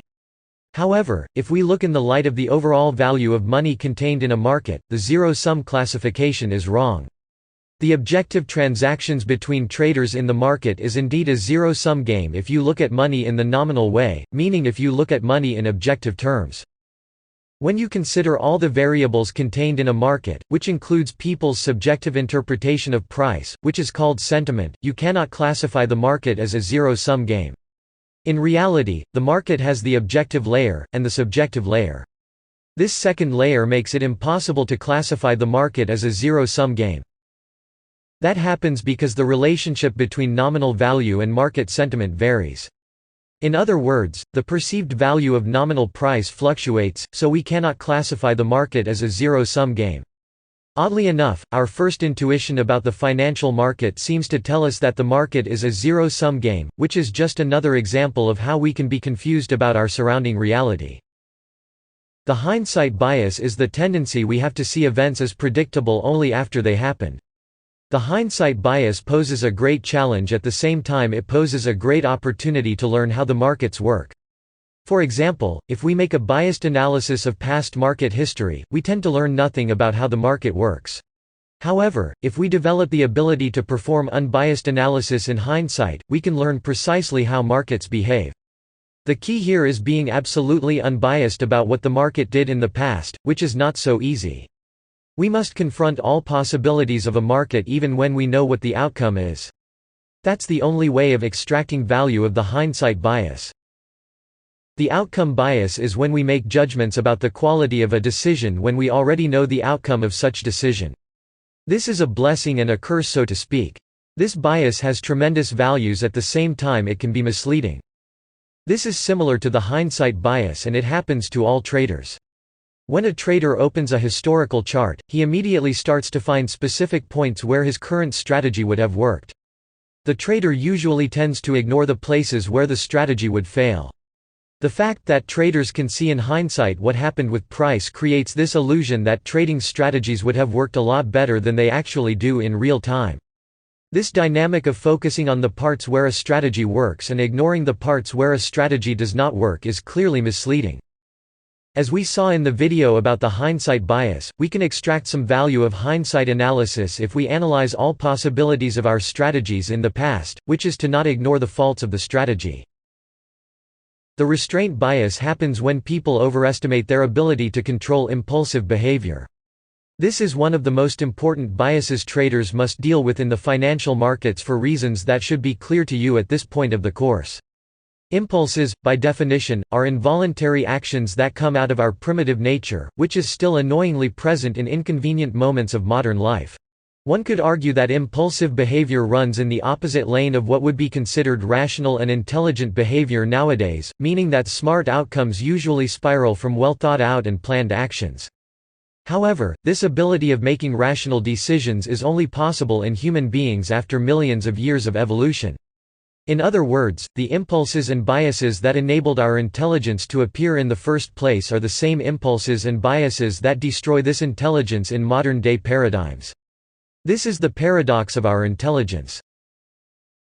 The overconfidence effect is the illusion people have that their subjective interpretation of their own abilities is positively greater than the objective measurement of such abilities. You see this in traders all the time, usually in the ones who experience some level of success in the short term. Traders who experience success in the long term don't show overconfidence because, to be profitable in the long term, they need to develop ways of suppressing overconfident behavior, otherwise they will shoot themselves in the foot eventually. Overconfidence is such a misleading emotion because it feels great, but it slowly and silently destroys a trader's ethic. This is another cynical detail about our minds. We can feel well at the same time that we are acting in very counterproductive ways. Overconfidence is an exaggeration of confidence, of course, and it serves to demonstrate that our emotions should be carefully balanced inside a spectrum. Confidence is a good thing, but too much confidence will blind you and ironically make you underconfident over time. The key point is to always try to maintain yourself relatively confident without being whipsawed to either side of the spectrum. The Dunning-Kruger effect is the tendency people with low level of information have to overestimate their abilities and people with high levels of information have to underestimate their abilities. This bias is applied all over any financial market. There are tons of people with nearly zero education about how the market really works, and these same people feel like professional traders of the highest caliber. Meanwhile, we have a few people who understand a lot about how the market really works, and you will constantly see them providing caveats and hedges about their views of the market. The Dunning-Kruger effect happens for a very simple reason. People with more information about the market are aware of how much trading can go wrong if you don't know what you're doing. On the other hand, if you actually don't have a clue of what you're doing in the market, it's a lot easier to convince yourself that your trading skills are solid precisely for the fact that you don't have the necessary knowledge to test or measure them correctly. Beyond that, we already saw in many examples how traders can get results that look good on the outside but are doomed to fail over time. The Dunning-Kruger effect is yet another cynical and ironic face of the reality of our minds because it shows how knowledge can have a bad side attached to it. However, we must find ways of bypassing the disadvantages of having too much information about the market because there are only two possibilities here. We either know almost nothing about the market, which is obviously going to lead us nowhere, or we can know a lot about the market and try to calibrate how this information can prevent us from trading. The only reliable option is the second one without any doubt. The Peltzman effect is the other name of the risk compensation bias. The famous example of this is that drivers who use seatbelts tend to drive less safely and end up increasing their chances of getting involved in a car accident. In other words, the driver feels justified to drive less safely because he is mitigating some of the risk involved in driving by using a seatbelt. Ironically, this risk compensation software our brains possess tends to increase risk in overall terms. Just look at the driver example. He's simply increasing his risk of getting involved in an accident by driving less safely. There is a parallel between this car accident example and the use of stop-loss orders in the financial markets. For example, some traders feel that just by using a stop-loss order they are completely immune from any risks in the market. That's not true because you still need to know where and why to put stop-loss orders. You can't simply arbitrarily choose stop-loss levels and expect good results from it. The parallel is that traders will tend to justify a bad trade idea just with the fact that it has a stop-loss order attached to it. Notice that the Peltzman effect is quite subtle, and it can make you feel like you're reducing risk in the markets. In reality, the overall long-term risk is just being increased. Hyperbolic discounting is the tendency for people to choose a smaller and sooner reward over a larger and later reward. This is one of the major cornerstones in behavioral economics, and it has huge impacts on how traders act in the markets. Because of the risky nature of any financial market, traders will desperately try to avoid exposing themselves for too long. The immediate effect is to favor trade ideas that give short and quick rewards rather than trade ideas that keep you worried for too long about the outcome. This apparently makes perfect sense to us on an intuitive level, but it makes zero sense mathematically and statistically speaking. We already know that short and quick trades tend to have an unstable quality where the stop-loss order is either too close to the entry point or it has no logical ground for existing, or a mixture of both situations. Also, there is the important idea about risk-reward ratios, which is often distorted in these kinds of trades. Counterintuitively, the temporary success one can get from trades operating under these circumstances give the clear impression that the trader is slowly but surely building his equity with great consistency. This is exactly the opposite of what's happening. Unfortunately, our minds have this reverse way of reasoning when we deal with economic decisions, and that's one of the reasons why trading can be so mentally demanding. Apart from the challenges found in technical terms, this violently twisted perception we have about our decisions is a major deal breaker in how we see the trading activity as a whole. Hyperbolic discounting is a major bias, but it is easy to counteract it when you understand it well enough. It doesn't involve strong impulses that are hard to control in real time like a few other biases have. For example, in most cases it is easy to stop yourself from falling under the wrong scalping paradigm if you know how unworthy that road can be. The sunk cost fallacy refers to the error in judgment while analyzing the possibility of future costs based on past costs. The trading translation of this situation is when a trader ponders about the future outcome of his trades based on the previous ones. If the previous trades have been unsuccessful, the trader can see them as a cost that cannot be recuperated, and therefore, the state of mind in analyzing future outcomes would be affected. This is very common in the market, and it is similar to the gambler's fallacy in a way. The negative psychological effect that emerges when a trader is inside a losing streak should not exist in theory. However, we know things work a little differently in a real trading situation. There are subtle variables at play here, like the size of the losing streak, how much money was lost, and how the trader processes all of this information. It may be possible that viewing past trades that went wrong as costs is like giving a wrong connotation to these events. Once bad trades are settled, the trader must simply move on and forget about what he can't change. This is, of course, a lot easier in theory than it is in practice. I say this is a wrong connotation because this idea of cost can put you in a cascading mindset if you're not able to escape a losing streak. For example, as a losing streak grows in size, you will keep reminding yourself of how much money you already lost and how many trades in a row you lost. With each one of these trades, the psychological effect of losing will be greater and greater. The essential point is to discard the idea that lost trades are a cost. The ideal way of viewing such trades is that they are normal trades that ran their course, and losses not only can, but will be part of any trader's routine. The irrational escalation is the tendency people have for repeating a type of decision that has been producing bad outcomes instead of deviating from such type of decision to correct the course. This idea reflects the slippery slope quality of our minds in the intermediary terms of a losing streak. This cascading effect I referenced a few times over the course is precisely the irrational escalation effect. This is a cognitive bias because, mathematically speaking, there should not be any cascading effect at all.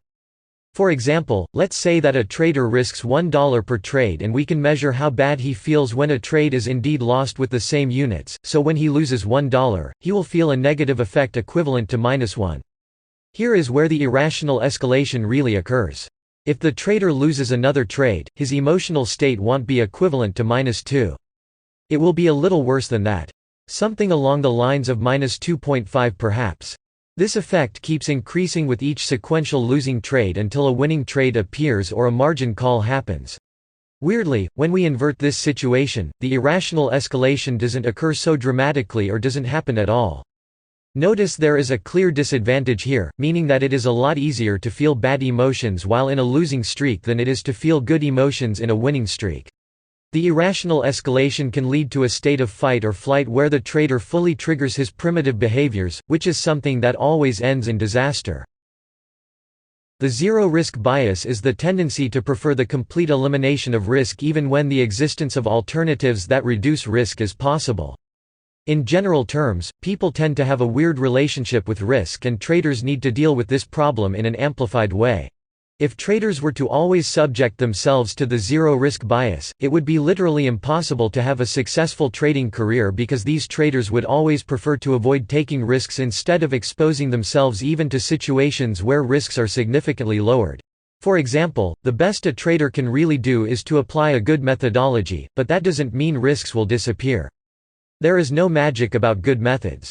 Their ultimate goal is to reduce risks while providing a framework in which individuals have the possibility to confront themselves with high-quality trading opportunities on a regular basis. Zero risk simply doesn't exist in the financial markets. The returns are always attached to some sort of risk. There is no doubt that risks vary greatly in terms of magnitude, but the absolute absence of risk in trading opportunities is an illusion even if you are remarkably aware of what you are doing in the markets. There is this idea that the more you know about the market, the more you are going to reduce your risks while trading it. That's true up to a point, but it comes a moment where it doesn't really matter how much more you learn about the market or how well you master your technical and psychological tools. Risks simply cannot be reduced to absolute zero.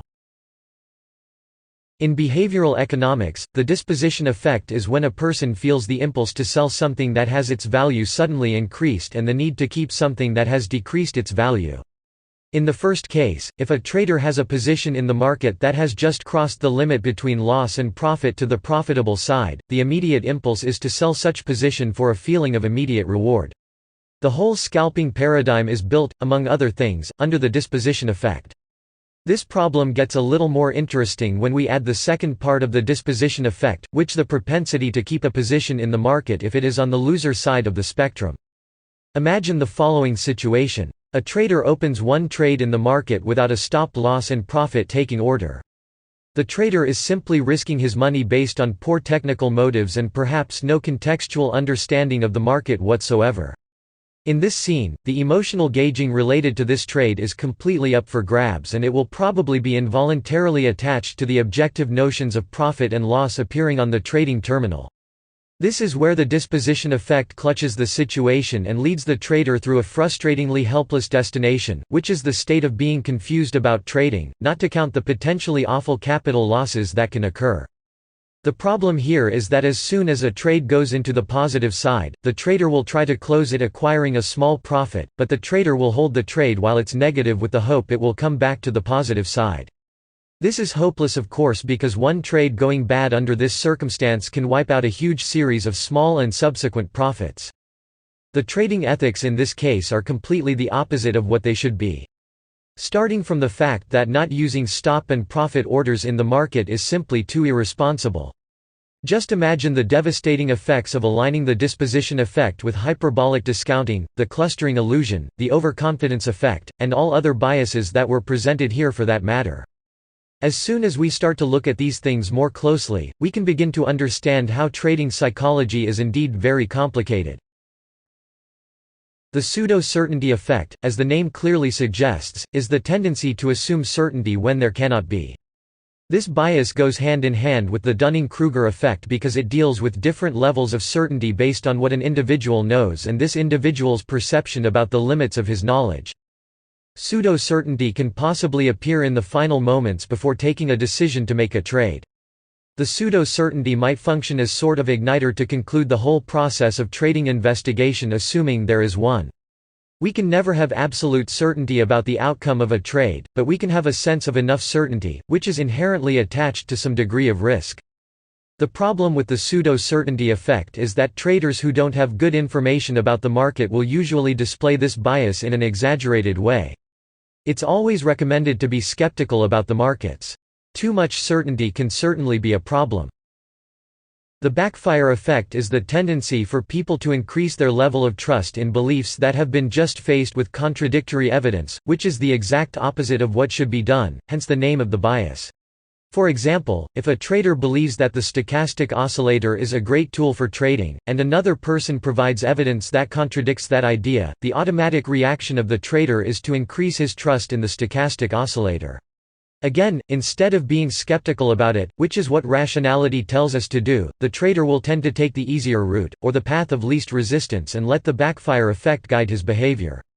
This is a vicious circle because every time the backfire effect takes place, the deeply held and wired beliefs get stronger and stronger. Reverse psychology is when a person advocates a certain behavior with the opposite quality of what is desired in order to induce another person to act in the way it was desired in the first place. Reverse psychology is the cornerstone of market manipulation, and it occurs every day in pretty much all financial instruments. Market makers are incredibly skillful in employing reverse psychology in the markets because technical analysis presents a simple framework for that to happen, and most of the times, traders need years of study before they get to the point where they learn about this. Market makers can employ reverse psychology in the markets by manipulating price in specific areas to make the market look like it's about to do something, while in reality it's about to do the opposite. The less is better effect, as the name clearly suggests, is the tendency people have for preferring less options to choose instead of more options simply because it's easier. This feeling usually comes from the need to maintain things simple while dealing with complex matters. This is a paradox, of course, because it's impossible to treat a complex system with simplicity at the same time that one expects to understand it correctly. It's paramount to recognize that the need to keep things simple is a mere flaw of our minds, and that reality has no interest in adapting itself to our biases and flaws. It's the other way around. We must adapt our minds to deal with the complexity of reality if we want to understand it better. That's important because traders do this all the time. They get overwhelmed with contextual trading, so they give up on the idea to try something easier. At this point, you can probably imagine what's the result of that attempt. In this lecture, we are going to explore the fifth dimension of our professional strategy, which is called operational logic. This strategy dimension has to do with specific actions a trader can do to manage his trades in a more efficient way. For example, a good operational logic will guide you in the way you put stop losses and profit targets. It will also guide you on how to collapse the risk of a trade and the overall approach on how to manage what you can and cannot do with your orders. In the fractal flow strategy, the operational logic dimension will also tell you simple guidelines that should enable you to be aware of the subtle sleight of hands that the market plays on most traders when we deal with momentum divergence. You will notice that many times in the market, you will be able to find context for both sides. This might force you to choose between one of these sides, which is something that can have diminishing returns. However, before we jump into that, let's see what you can and cannot do with your trade orders. The basic premise of good operational logic is in the name. It's logic. If you want your trades to be managed in the best way possible, you must use sound logic to place your stop and target orders. The reason for that is quite simple. With a logically placed stop loss, you are much less likely to be stopped out if you compare it with an arbitrarily placed stop loss. The same happens with target orders. You have a much greater chance to hit a logically consistent target than a randomly placed target. This idea serves as a filter to open trades. For example, if you have a good context to open a trade, but you don't have a good place to put a logical stop-loss order, you simply don't take the trade. That sounds simple, but it can be hard to control the impulse to open a trade when you have good reasons to do it. The same thing works for the target orders, of course. The stop-loss order is not just meant to make you stop losing money. It's meant to give you some sort of extra layer of protection. For example, in a long trade, you should place your stop-loss a few pips below a solid market structure, which you should be able to recognize from reading the market using other tools of the strategy. Another aspect of operational logic is the ability to collapse the risk of a trade. This is something that can only be done when the trade meets certain criteria. For example, let's say you have a trade that is going well, but you're not sure if it has enough power to hit a minimum risk-reward ratio. If the trade is in enough profitable territory, you can move the stop-loss order to break-even level. The key here is making sure the trade has enough profit, so the natural noise of the market does not hit your stop by accident. One generally accepted rule of thumb is to only collapse the risk of a trade if the profit is equal or greater than the stop in terms of pips. As far as the fractal flow strategy goes, we need to pay attention to a very important detail regarding momentum divergence, which is what makes most people give up on the idea of divergence in the first place. In strong trends, momentum divergence will produce a series of bad signals against the trend. However, most traders gloss over the fact that there is usually a continuation or minor reversal divergence happening in the direction of the trend. These divergences are much subtler, of course, and some of them you can only see with the extra layer of fractal analysis you learned in this course. As a general guideline, you should always pay attention to both sides of the market simultaneously. Instead of trying to catch the ultimate reversal of the markets, try to catch the continuation movements that happen in a subtler way. By doing that, you have a much greater chance of producing profitable trades, and by paying attention to both sides of the market, you usually can trade both sides and be right in one of them.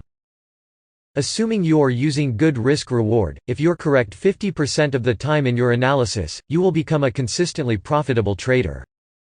By training yourself to be less biased about the direction of the market, it's much easier to develop a better edge against retail traders. Most of the participants of the market are always worried about catching the ultimate reversal. If you want to step away from the herd, you must look at subtler details. These tips and guidelines seem to be almost too simplistic, but they make a huge difference when you start to compound them over time. In the next lecture, we are going to explore the sixth and final dimension of a professional strategy, which is the trade plan.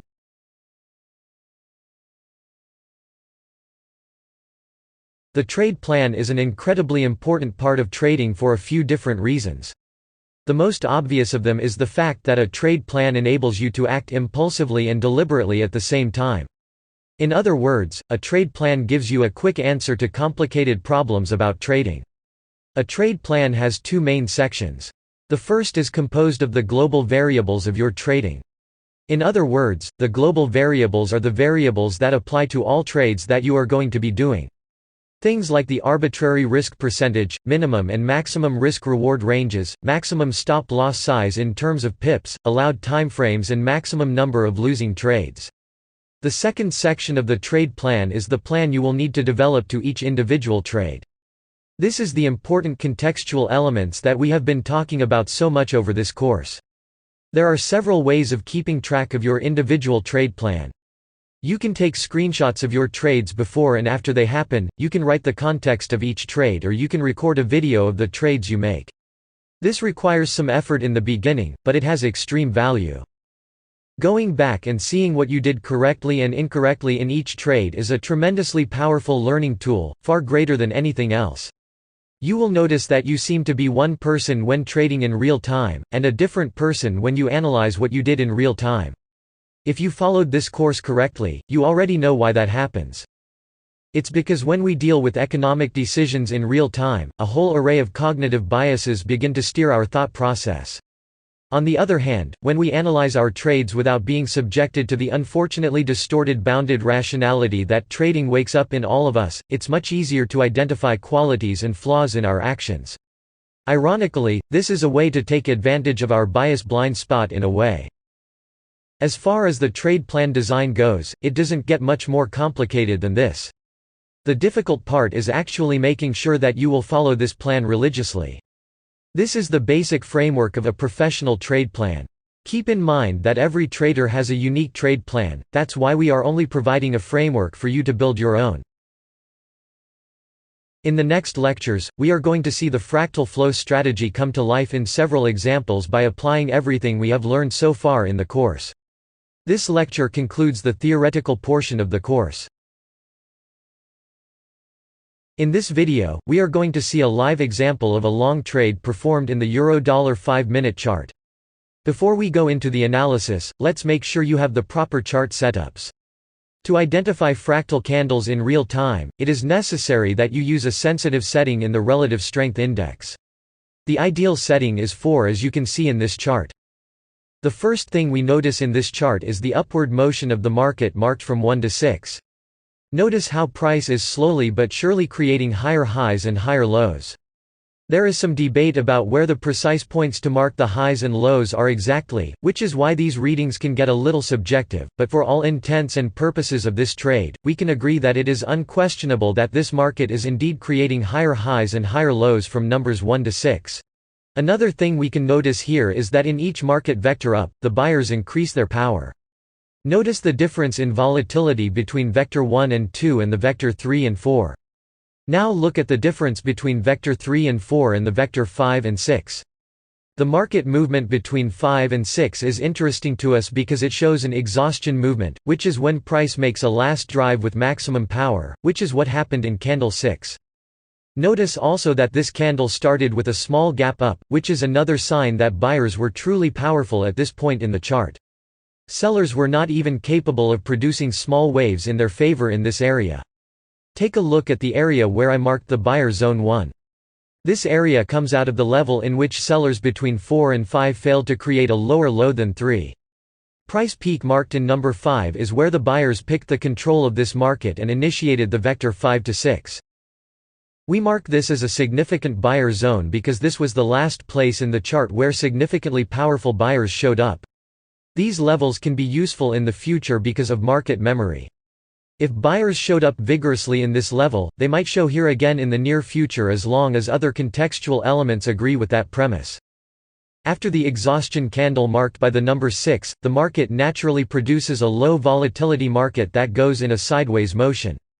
This is inevitable after a wide candle like candle 6. There was a lot of energy and momentum spent on that candle, so the natural tendency is for the market to pick its energy up again, and it needs a few candles to do that. In the blue arrow down, we can see that the volatility starts to increase for the downside. This makes sense because there is not much buying power up in that level because of that candle 6, so sellers don't have a problem bringing the market down after the blue arrow.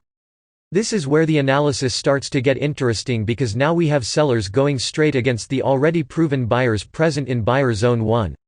Here we have to use our judgment to decide which one of these players is the strongest. The key for deciding which of the market players is stronger in this example is to look at the relative volatility of their movements. Compare the strength of the volatility of the movement between 5 and 6 to the volatility of the movement after the blue arrow down. They are almost the same in terms of magnitude, but the buyers ran the same length in pretty much 3 candles, while the sellers needed about 15 candles to bring the market down to buyer zone 1. That's our indication that buyers are still stronger than sellers in this market even though the market seems to be falling down. When price arrives at the black square 1, we begin to see the fractal flow strategy techniques come into play to solidify the context of our trade. Pay close attention to the details here because they are quite subtle if you're not used to the fractal flow method yet. The area inside the black square 1 is what we call divergent price territory because we can see a clear simple reversal divergence happening in the relative strength index, which is highlighted by the sloping red lines. So far there is nothing special about this because it's only a simple reversal divergence. However, notice that I marked 2 vertical gray lines in the chart. The gray line to the right marks a fractal candle, which can only be identified using the gray line to the left. Pay close attention to the precise alignment between the candle tails and the relative strength index peaks in the 2 gray lines. The left gray line aligns precisely with the peak in the relative strength index. However, the right gray line shows a candle which tail goes lower than the previous candle, and yet the relative strength index marked a much higher value. This is what makes the candle marked by the right gray line a fractal candle. We can see that the candle in the right gray line creates a lower low with its tail while the relative strength index creates a higher low relative to the previous candle. This is the idea of momentum offset we saw in the theoretical section of the course. This basically means there is another reversal divergence happening in a lower timeframe. The great thing about the fractal candle is that we can take advantage of the principle of multi-timeframe analysis without actually needing to shift between timeframes, which is rather inconvenient sometimes. Notice also that this small divergence is happening inside the larger divergence that we identified in the chart earlier with the sloping red lines. This is called a second-degree fractal reversal divergence because there are 2 divergences happening one inside another. Remember the concept of fractal, which is when a pattern repeats inside itself. The second-degree fractal reversal divergence is happening in the area that we identified as a major buyer zone. Notice that we have a few contextual elements working together here to create the idea for the long trade you see on the chart. We are not simply trying to trade divergences without understanding what is going on in the markets. The fractal candle inside this whole context is the signal for you to enter the market in the open of the very next candle. I want you to see the candle interpretation of our fractal candle. Notice it has a clear bullish quality, a large body, and small tails. This can be interpreted as certainty of the buyers about their immediate future direction. Very small seller intervention in that candle, which just adds up on our logically consistent context for this trade. However, before considering the entry for a trade, we still need to know if our trade makes sense in the light of the risk management rules and the operational logic guidelines that we established in the theoretical portion of the course. In this trade, you can see that we have a good place to put a stop loss a few pips below the low of the fractal candle. The reason to place a stop loss there is the assumption that the low of the fractal candle is the absolute low of the market vector that started after the blue arrow down. Beyond that, we have the strong buyers in the buyer zone 1 to help preventing our stop loss to be triggered by the sellers or the natural noise of the market. An even better stop loss placement would be a few pips below the low 5. That would represent a double protection because our stop would be below buyer zone 1 and below the undeniable market structure marked in low 5. However, going for this double protection method all the time can be difficult because the size of the stop-loss order increases, and then you will need to find a larger take-profit order, which will be harder to reach. Speaking of target orders, our target in this trade can be very loose for a very simple reason. If we are correct about our trade context, and the low of the fractal candle is indeed the absolute starting point of the next upward major leg of this market, we have a lot of room to collect profits. In this case, we can simply place a 1-to-3 risk-reward ratio target without any problem. Before we move on to see how the trade ended, I want to grab your attention to something really important here, which is the conflicting nature of the major and minor flows of the market. This is something that you will have to deal with constantly. Notice that our trade is going against the minor and downward flow of the market that started after the blue arrow down. However, by reading the context of the market, we assumed that our fractal candle is pointing to an area where the major flow of buyers will cease the minor flow of sellers, and both flows will ride in synchrony to the upside until the buyer's energy runs out again. Professional trading is all about judging the strength of the major and minor flows, and the precise points where they converge and start to flow together. Notice that if we are correct in our trade context, our fractal candle is giving us pretty good trade location also. Let's see how the market develops.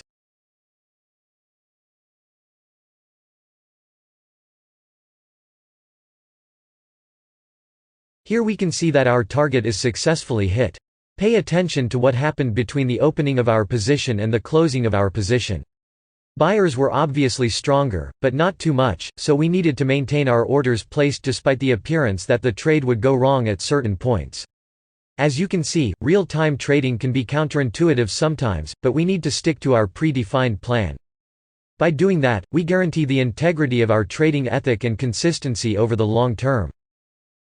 In this lecture, we are going to explore a short trade that happened in the Euro-Dollar 1-hour chart. It's interesting to see the strategy working in different timeframes so you can observe how the timeframe does not really influence the analysis at all. For all intents and purposes, the timeframe you trade should not be relevant at all. The timeframe choice is a tool for you to fit your trading into your lifestyle. The logic behind this is that price action is exactly the same in all timeframes. The only thing that differs is the temporal scale in which trades happen, meaning the time it takes for trades to run their course. Let's begin the analysis of this chart. Once again, this is a difficult scenario because we have conflicting major and minor flows happening all the time, and sometimes this can be a little counterintuitive and confusing.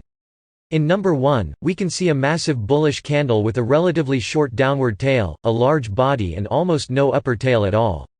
The interesting thing here is that the downward tail of this candle is almost the same size as the previous candles. If you look at the candle alone, the tail might not seem that relevant, but if you put it in a relative context like that, that tail begins to look pretty important. The interpretation I get from this downward tail is that there were some sellers near the opening of this candle, but they certainly got smashed by the overwhelming power of the buyers in the candle. From 1 through 4, you can see that the market creates a higher high in 4 and a higher low in 3. Number 3 is solid market structure at this point because 4 closes above 2. However, between 4 and 5, a rather sinister game plays out in the market. Notice that price pierces the low number 3, but it never closes below it. This makes the high number 4 a fake market structure. Once price starts to create minor highs and lows after number 5, we can confirm this was probably a market manipulation. We are not going to go in greater detail about that now because the mechanics of such manipulations require a course on their own. All we need to know for the fractal flow strategy is that 2 through 5 is an expanding pivot formation, and an expanding pivot formation like this means a significant area for buyers to appear again in the future. Notice that after number 5, price goes sideways for about 10 candles, and then it begins to increase volatility to the upside. This is where the black rectangle is drawn to extend the area where buyers decided to bring the market up after the probable manipulation in number 5. The market between number 5 and 8 is nothing special other than it is maintaining its major uptrend. Things start to shift a little bit in the market vector between 8 and 9. By the way, at the very top of highs 6 and 8, fractal candles appear to pinpoint the imminent reversal. However, don't even think about trying to trade those candles on their own without context because you will get burned repeatedly. Look at what happened between 8 and 9. Price goes precisely to the solid market structure marked in number 7. We know 7 is solid because 8 closed clearly above 6, so there are some buyers around number 7. Notice that candle number 9 is a fractal candle as well, and you could have been tempted to place a long trade right after candle 9, and you would be correct because there was in fact some context for a long trade there. It would be a legitimate trade. The only problem is that it is in the middle of a flow shift in the market, so the trade would have been stopped out, which is fine as long as you placed the stop loss right below number 9. By the way, this is what a losing trade in the fractal flow strategy would look like. You would be stopped out, but your stop would be small, so it would not hurt so much. Notice also that candle 9 has an interesting shape. It has a small body and a large downward tail, which means there were indeed some buyers in the low number 7. Once again, the key to anticipate the flow shift here is to look at the volatility of the movement produced by buyers and sellers. Look how strongly the sellers come down between 8 and 9 and look how weak the buyers are after candle 9. The market movement between 9 and 11 is where the flow shift occurs. After 9, buyers attempt to begin their rise to break high number 8 and create a higher high and solidify number 9 as undeniable market structure. However, as you can clearly see, they absolutely failed to do that in number 10, and sellers picked the control of the market after number 10, broke down the low number 9 and created a solid market structure in number 10 as a confirmed high. In 10.1, you can see that buyers from low number 9 attempt to stop the sellers once again in a bullish fractal candle. This is valid long trade setup if you look at the market objectively. However, after high number 10, you should be able to recognize that buyers were not really in control of the market anymore. This is why subjectivity is important in our analysis. This idea of who is in control of the market is hard to reach by purely objective terms. In 10.2, we have another interesting fact. The market goes up to the turning point on high number 10, which is marked by the upper line of the black rectangle, but it creates a fractal candle down right after the fractal candle up in 10.1. This is an indication that sellers are not willing to give up the recently acquired control of the market that easily. You can see that the market drops violently after that. The narrow black rectangle between 10 and 10.2 is the area where sellers really proved their point to the buyers. Notice that the upper line of the rectangle comes out of the turning point from 9 to 11, and the lower line of the rectangle comes out of the high of that fractal candle down. In number 11, we see the market reaching the major buyer area we marked in number 5. Once again, price is producing a fractal candle with a large downward tail.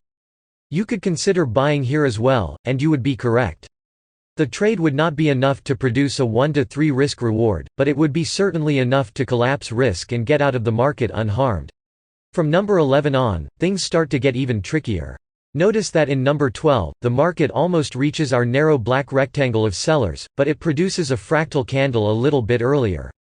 Once again, acceptable short trade idea here, and this one would clearly be good if you placed a stop loss right above the fractal candle number 12. Easily a 1 to 4 risk-reward trade. However, I want to show you the difficult trade on the chart. Notice that the sellers between 12 and 13 were not able to create a lower low than number 11. This is a problem for us here because now we have to decide who's stronger in the market.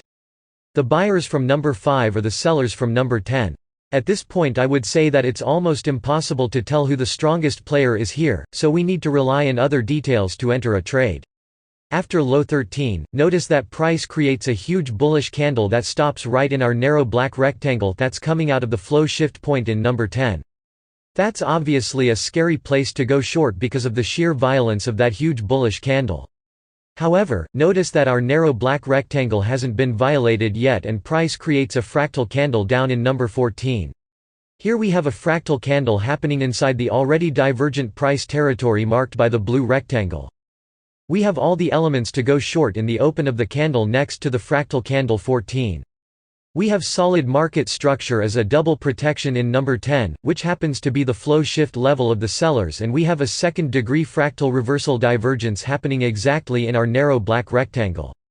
The only thing that could stop us from opening this short trade was the size of that bullish candle right before the fractal candle down in number 14 plus the fact that sellers failed to create a lower low than number 11 in the vector between 12 and 13. However, this seems to be a pretty even battle between buyers and sellers, and that massive bullish candle before the fractal candle 14 could be an exhaustion movement. Beyond that, if we look at the space between market vectors, it seems like this market is in sideways mode between 11 and 13. This is a difficult trade because there is no way to know which of the market players is indeed the strongest. This is where we have to assume risk and count on a little bit of luck to help us, despite how juvenile that may sound. I say that because we have the elements to open a short trade, but we could absolutely be wrong here, so we have to literally risk ourselves and see what happens. After all, there is no profit without risk. The short trade you see opened in the chart was triggered in the open of the candle right after fractal candle number 14. The stop loss is not only above the fractal candle number 14, but is also above the high number 10, which was a key moment in this chart and the origin of the flow shift to the seller side. The target was placed down in the ignition point marked in the blue line number 1. If sellers are indeed stronger than buyers in our trade, the market will have enough strength to go down to that point. Our stop loss is about 20 pips and our profit target is about 87 pips, which gives us a 1 to 4.4 risk-reward ratio. Let's see how the market develops.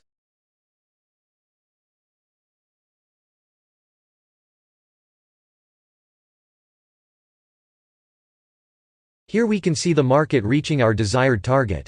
It's important that you review this trade a few times because it's hard to catch all the details at once. Trading does not get much more difficult than this, so if you can get used to this level of analysis, you will be well on your path to become consistently profitable. In this video, we are going to look at a simple trade that was rooted in the fractal hybrid divergence idea. Just as a reminder, the fractal hybrid divergence is the combination of a hidden divergence in a higher timeframe with a reversal divergence in a lower timeframe. The higher timeframe is the current timeframe we are analyzing. The lower timeframe would be the next lower timeframe, which in this case is the 5-minute. Since we have the fractal candle concept under our belt, we don't need to change timeframes to see that reversal divergence happening. We can do it all from only one timeframe. The fractal hybrid divergence idea can be a little confusing at first, so we are going to look at a trade that has a simpler context around it. In number 1, we can see a very wide bullish candle that apparently initiated the downward trend we are seeing in this chart. Notice how price explodes down, and then it starts to create more reliable and balanced movements from number 2 to 7. As I said in the beginning, there is nothing especially challenging about this market.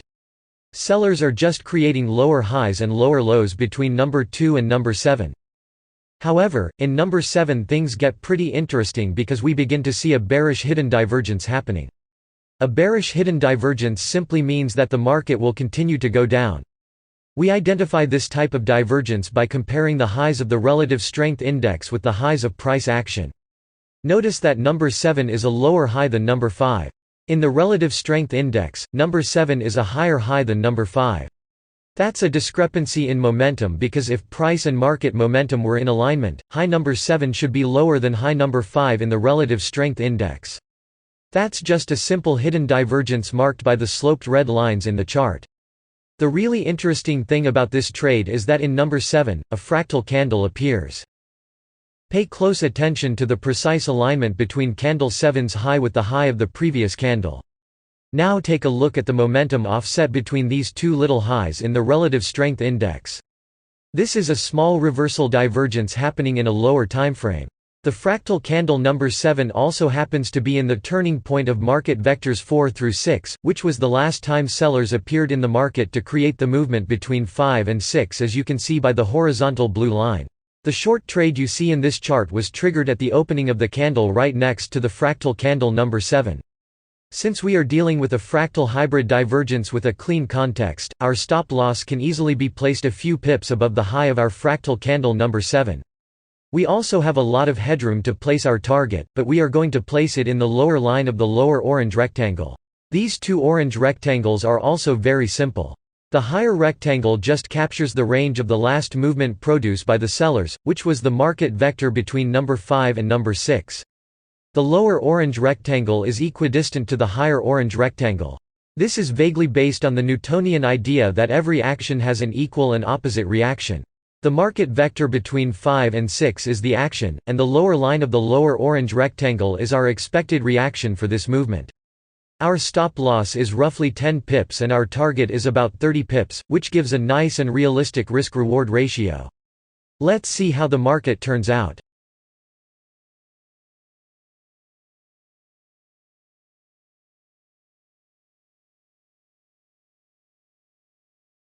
Here we can see that our trade hit the desired target. Notice how the market misses the target and then comes back near to the entry point of our trade. This is a situation in which a trader must remain psychologically strong and keep the trading orders where they are supposed to be. A lot of traders see price missing the target and coming back, so they get desperate and close the trade with a small profit. That seems like a good idea in a first moment, but it's deadly in the long term, as we observed in the other portions of the course. Hopefully you were able to see the simplicity of this trade. Not all trades are tricky and complicated to make. Some of them are quite simple, like this one, which is a relief for less experienced traders.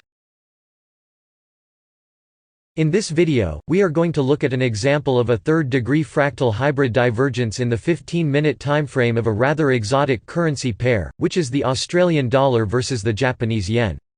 I want to stress out once again that it doesn't matter the instrument or the timeframe we apply the fractal flow strategy. The analysis is exactly the same. I'm showing you various examples in different markets and timeframes to prove that point to you. From numbers 1 to 3, we can see a major market movement formation. Number 3 is a confirmed solid market structure since the market obviously broke it to the upside. However, notice that from number 3 on, the market enters in a stair-stepping up motion in its minor flow. I want to grab your attention to a trade idea that could have been taken in this chart between number 4 and number 7.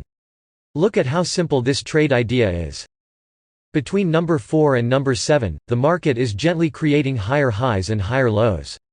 Notice that number 7 is a fractal candle that landed in the turning point line of the market vectors between 4 and 6.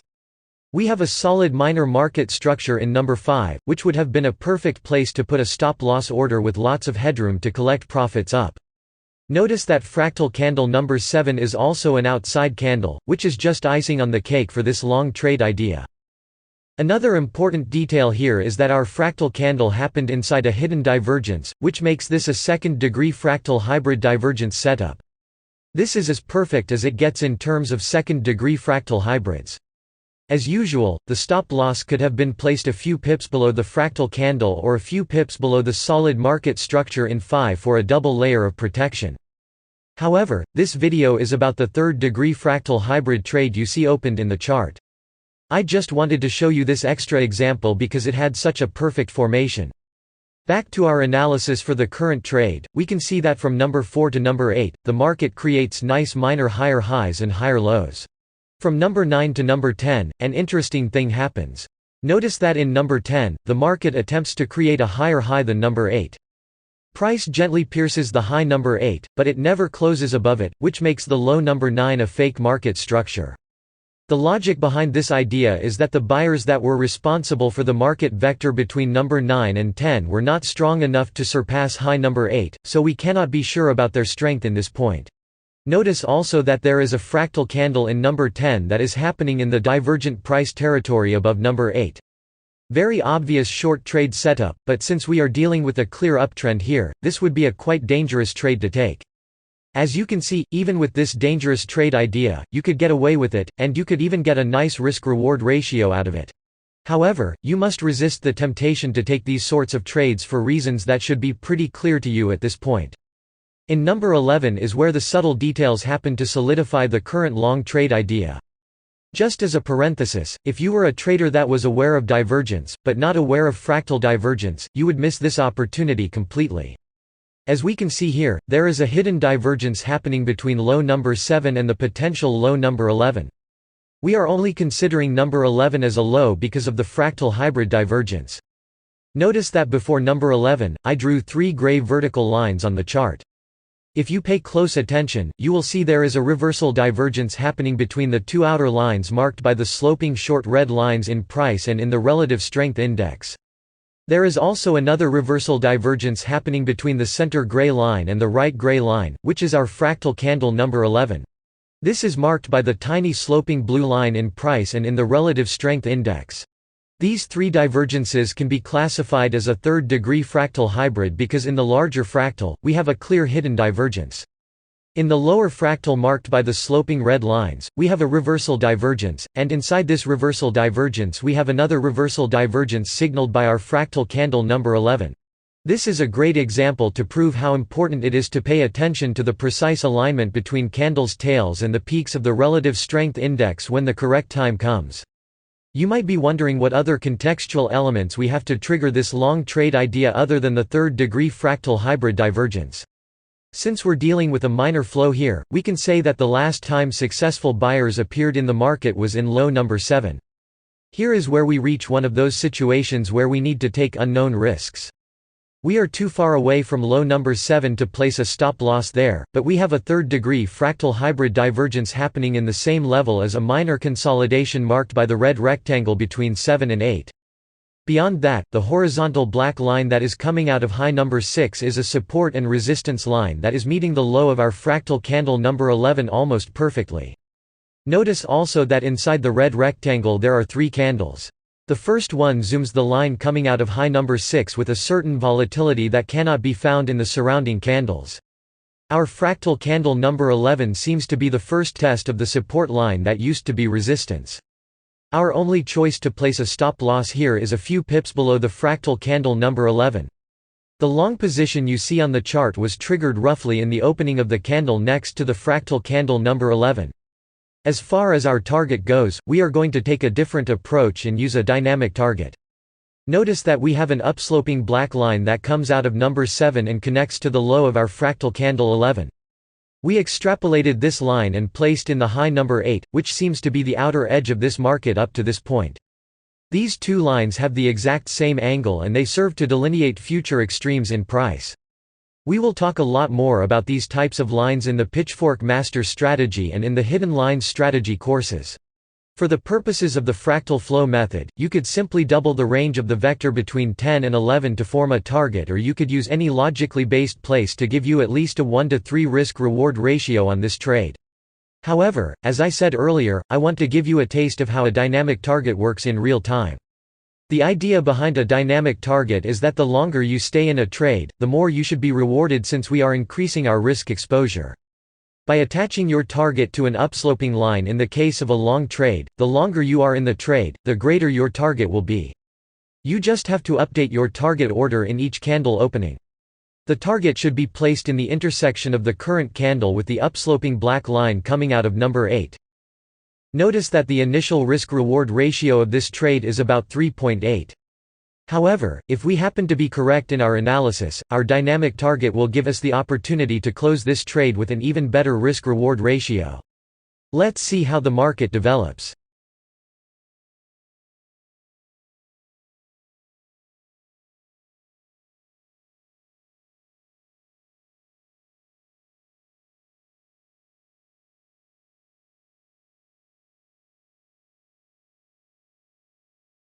Here we can see that we successfully hit our target. By the way, look at how much our target increased with that dynamic upsloping black line guiding our order. Our trade began with a 3.8 ratio and closed with a 5.7 risk-reward. This is the power of dynamic targeting. I also want you to notice that the lower upsloping black line that we drew from number 7 and connected to our fractal candle number 11 served as a sloped support for the market, which touched the line 3 times. There are situations where lines like this can be used as a secondary entry, or an auxiliary entry in case you missed the first one. I would say this trade is more of an intermediary level because it required that we assumed some dangerous ideas like relying on a minor consolidation to ground our stop-loss idea despite having a pretty good fractal hybrid. Hopefully you were able to enrich your level of understanding of the fractal flow method with this example. In this video, we are going to look at a long trade in the US dollar against the Canadian dollar using a second-degree fractal hybrid divergence in the 30-minute timeframe. In number 1 we can see the last confirmed high that was created by the same sellers who produced that massive drop in the market a few candles back. At this point it's clear that sellers are not nearly as strong as they were in those 2 highly volatile candles. In number 3, we see a new pack of buyers trying to disprove this market by attempting to break the last confirmed high where sellers showed up significantly for the last time. Sellers managed to create a bump back down in number 4, but buyers picked the market up again quickly and broke the high number 1. I want you to notice how organized the movement between 4 and 5 is. Look at how every candle produces a higher high and a higher low.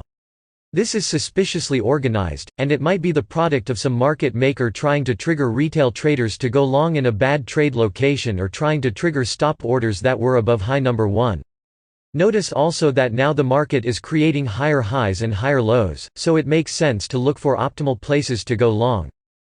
Another important detail here is that the next significant pack of sellers that might hinder a long trade idea is relatively far away, and it is around the opening of the first massive candle down. As far as the momentum analysis of the market goes, notice that between 4 and 6 we have a simple hidden divergence marked by the short red lines. Number 6 happens to be a fractal candle, as we can observe by the offset between the lows from candle 6 and its previous candle, and the corresponding peaks in the relative strength index. Once again, we are only considering number 6 as a potential low because of the second-degree hybrid divergence we are able to see here. Beyond that, we see that the tail of the fractal candle number 6 landed exactly in the supply and demand zone that spiraled from the turning point between 2 and 4, and then from 3 and 5 marked by the narrow black rectangle. Another interesting fact about the market vectors between number 2 and number 6 is that the retracement between 5 and 6 is approximately the same size as the retracement between 3 and 4. Since we are dealing with an organized and clear market up to this point, this observation adds up to our long trade bias. Notice also how the narrow black rectangle acts similarly to a support and resistance line. These are called supply and demand zones, and the logic sustaining such idea is simply the determination of zones where buyers and sellers shift the control of the market. This is a very simple trade idea because this market is quite clear and noise-free. Our current long position was triggered in the open of the candle right after the fractal candle number 6 with a stop loss a few pips below number 4 for a double layer of protection. Our target was placed in the blue horizontal line coming out of that candle with a large upper tail on top left corner of the chart. Notice that before our trade can have a free pathway to hit that target, the buyers on which we're counting must be strong enough to surpass the ignition point of that first massive bearish candle marked by the horizontal black line.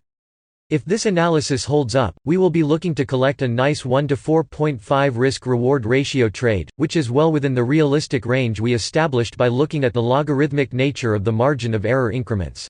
If you have been paying close attention to the trade examples in this course, you must have noticed that the combination of contextual trading with our unique approach to momentum analysis of the market is indeed critical to pinpoint the precise turning points of the market.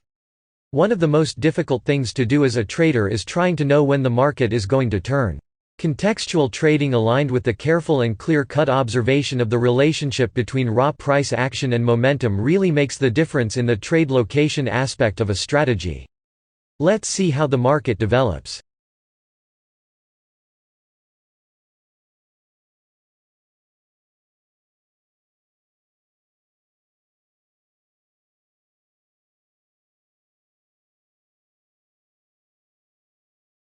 Here we can see the market hitting the target for a nice and simple trade using a second-degree fractal hybrid. A couple of interesting things I want you to notice in the market is the point number 8. Notice that between market vectors 5 through 7, the market created another crystal clear higher high and higher low, with 6 being a confirmed and solid market structure. We have a blue horizontal line that shows the turning point of the market vectors between 5 and 7. Candle 8 landed precisely in that turning point line.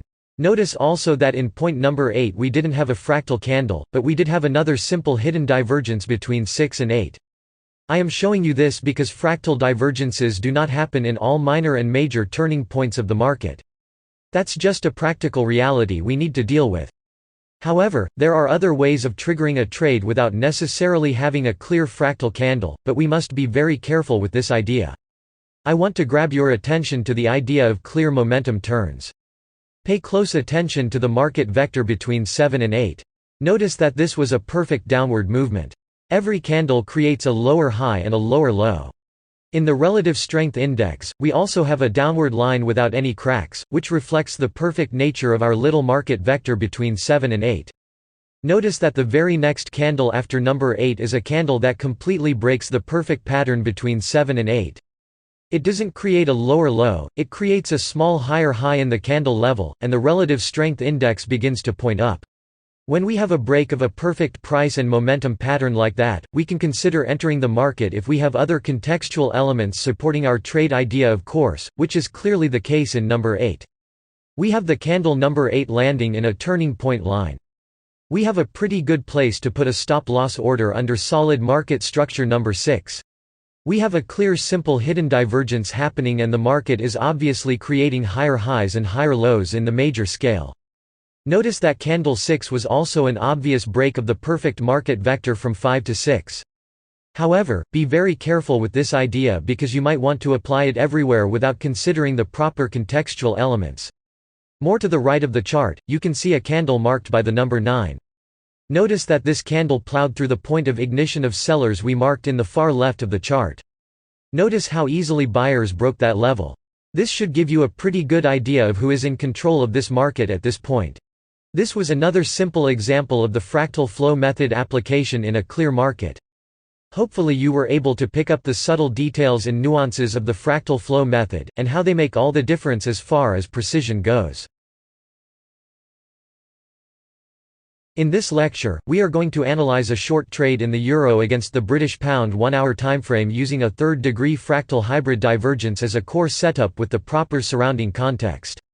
The deepest degree of our fractal hybrid is quite subtle in this case, so pay close attention to the small details in the chart. In number 1, we have an ignition point for buyers that brought the market up to number 1.1. Right after this point, the market starts to cascade down to meet the ignition point number 1. I want to grab your attention to how precisely the market tests the ignition point 1 by the blue arrows near number 2. This is a perfect example to show how these points of ignition in the chart serve as supply and demand areas. It has a massive volatility that cannot even begin to be compared to the surrounding candles. We must be careful with these highly volatile candles because they might be two different things. They might be just a large pack of buyers exhausting their energy, or they might be market makers doing their thing and trying to distract the rest of the market. At that point it is pretty much impossible to recognize which of these two alternatives we are talking about in this chart. From 1.1 to number 2, we have the cascading sellers attempting to break low number 1. Observe that the sellers fail to create a lower low than 1, and the buyers pick up the control of the market from number 2.1 on. Notice that those large downward tails around number 2 show the fight between buyers and sellers. Observe also how volatility increases after the market reaches the point of ignition number 1 if you compare it to the beginning of the market vector from 1.1 to number 2. 2.1 is the moment where buyers won that battle, as you can see by the marked fractal candle. In number 3 is where this market starts to show its rather interesting character because the buyers who just won the flow attempt to make a higher high than 1.1, but they end up being unsuccessful. Those apparently shy sellers from market vector 1.1 to number 2 began to show their true power in candle 3.2. This candle is easily the largest candle on this chart. Beyond that, it is probably twice as big as the second largest candle on the chart, which was candle number 1, which also happened to be the candle that gave origin to the point of ignition of the buyers who were apparently in control of this market. Candle 3.2 is a very explicit way of sellers telling buyers who is in charge of the market now. It could not be more explicit than that. Observe also that beyond the massive range of candle 3.2, it breaks the ignition point number 1 and the low number 2, turning the high number 3 into solid market structure. Sellers ended up creating a few more candles that made the market fall even more down to number 4, which is where the buyers picked up the control of the market again. In 4, the sellers were completely exhausted, so it makes sense that smaller buyers take control of the market temporarily until something new happens. We can see the buyers doing their thing by the creation of higher highs and higher lows in what appears to be the minor flow of this market. Just compare to the strength of the major flow of sellers going down from number 3. The market starts to go up and meet the green zone that was drawn based on the market vector from 3 to 4. The upper line of that green zone is in the ignition point of the candle 3.2, and the lower line of the zone is in the turning point line between 2.1 and 4. Roughly speaking, this is where those powerful sellers might show up again based on the context we have so far. Let's now move on to the momentum analysis of the market. At this point you might have been able to identify that there is a very clear hidden bearish divergence happening between high 3 and the potential high 5. A hidden bearish divergence means the market will continue to go down. We identify that by looking at the relationship between market highs and the relative strength index. The potential high number 5 is undeniably lower than high number 3, and yet the relative strength index is showing the opposite. In terms of momentum, potential high number 5 has greater upward momentum than high number 3. The simple hidden divergence is of course the gateway for us to observe the other subtler divergences happening in smaller degrees. Observe very carefully the details of the lines drawn around number 5. We have 3 gray lines. The 2 outer gray lines point to the second degree of our triple divergence. Compare the high of the candle in the left gray line with the high of the candle in the right gray line. The candle in the right gray line is like 2 ticks higher than the candle in the left gray line. If we compare these higher highs relationship to the momentum in the relative strength index, we will be able to observe a simple reversal divergence. Let's not forget that this reversal divergence is happening inside the larger hidden divergence, so this is already a second-degree fractal hybrid. However, we have a third reversal divergence happening in the outer right gray line. Notice that the candle marked by the right gray line has a higher high than its immediately previous candle, which is marked by the center gray line. If we look at the relative strength index again, we can see that the peaks are showing a lower high between the center gray line and the right gray line. This is our third divergence in this example, making this a third-degree fractal hybrid. This is as perfect as it gets in terms of fractal hybrids. Observe also that this third-degree fractal hybrid is happening inside our green rectangle that points to the area where the powerful sellers from candle 3.2 might show up again. We also have a pretty good place to put a stop loss above high number 3, but we could also place it above the upper tail of our fractal candle number 5. Our target also seems to be pretty obvious in this trade. The low number 4 represents a potential place for buyers to show up again, although that seems a little unlikely due to the overwhelming power of the sellers from number 3.2. The trade you see opened in the chart was once again triggered at the opening of the candle right after our fractal candle number 5. Remember that it's important to work only with closed candles when we deal with divergence. Let's see how this market turns out.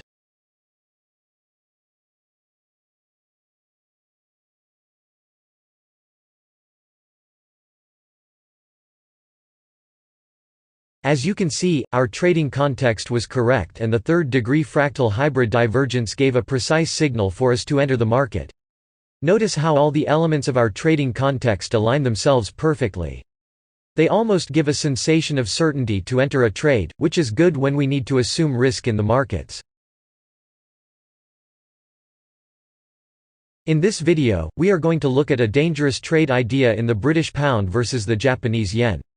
I want you to pay attention to this trade because it's a good example of something that you should not do, or at least something you should approach very carefully. I'm saying this because a dangerous idea can turn out to be a profitable trade, which just makes the idea even more dangerous. This particular trade is also a little more dangerous because it is on a high time frame, so the stops will be larger, and the trade will take longer to complete. This has some effects in the psychology of a trader. The essential point here is that if you don't have an almost perfect reason to enter a trade like this, just don't do it. There are plenty of other easier opportunities to take in the market, and they are quite frequent also, so there is no point concentrating on danger. From number 1 to number 11, we see the pound-yen creating higher highs and higher lows in a pretty well-organized fashion. There are some scary candles like number 6 for example, but nothing in this market is telling us it will give us a short trade opportunity. If anything, you should be looking for opportunities to go long in this market. Newtonian physics tells us that there must be an external force to stop the momentum of this trend. At the moment, it has its own inertia and there is no rule that tells us that it should not continue to go up much higher. Observe that I drew several horizontal blue lines in the chart representing the turning points between market vectors. Notice how perfectly the market lands on these turning point lines in number 6 and in number 8. Also notice that in number 10, the market didn't landed on the turning point line drawn between market vectors 7 through 9, but it landed on the support and resistance line that comes out of number 7. Number 6 and number 8 are valid long trade opportunities because we have the context of a stair-stepping market landing on a turning point line with a fractal candle to nail the coffin. As I told you before, I want to show you the dangerous idea here. Those trades in number 6 and number 8 are just perfect ideas, and there is nothing challenging about them. Another thing I want to show you here is that up-sloping red line that was drawn from number 2 to number 4 connecting several low tails together. Look at how perfectly the market goes back to that line a few times after that in number 6 and number 8. There are 13 candle tails touching that line, which makes it a quite powerful line to use in a context. However, that's a subject for another day. Let's bring the attention back to our irresponsible trade. Observe that in number 11, we are experiencing a simple reversal divergence marked by the short blue lines between 9 and 11. That's not a big deal because we also have a simple reversal divergence between 7 and 9. This is where traders start to give up on the idea of divergence, and with good reason, because the relative strength index will produce a series of bad signals and traders will get burned time after time. However, if you are aware of fractal divergence, you can control this idea more precisely. If you were to go short somewhere around 9, you would at least wait for a fractal candle to appear, so you would not feel so reckless taking a short trade in a clear up-trending market. Notice that fractal candle 9 produces a quite nice pullback to number 10. However, as it is usually said, the devil is in the details here. Let's look at the attributes of candle 9. It's relatively the same volatility as the previous candles. It has a small body and large tails.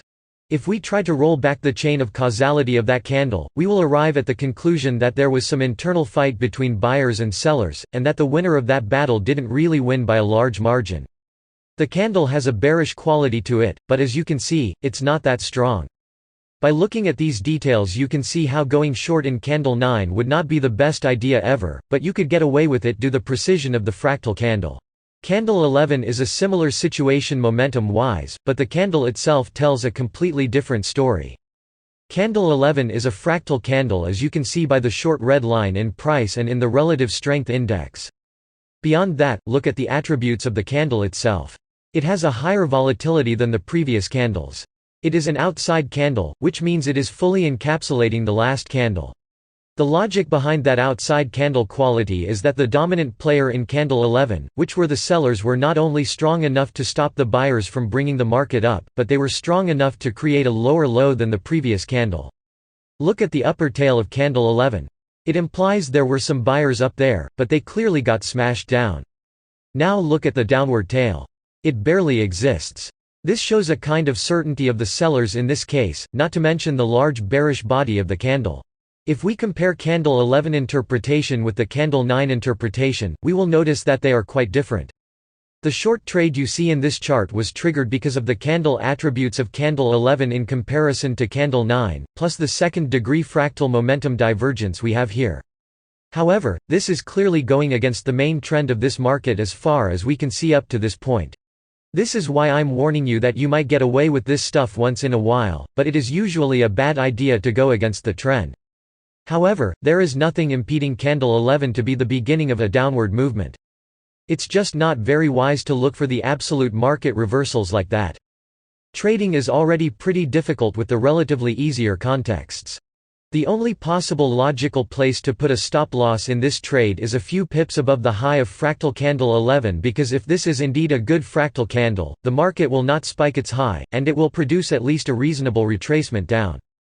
The target can be placed anywhere where buyers might show up, as long as it gives us a good risk-reward ratio. I just placed the target in the turning point line between market vectors 1 and 3.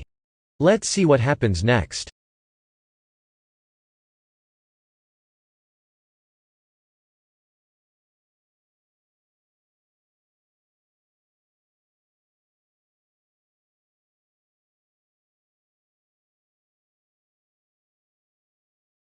This is a situation where we have to be very careful because a trade like this can easily trigger a trader's overconfidence bias, which will inevitably lead to disaster.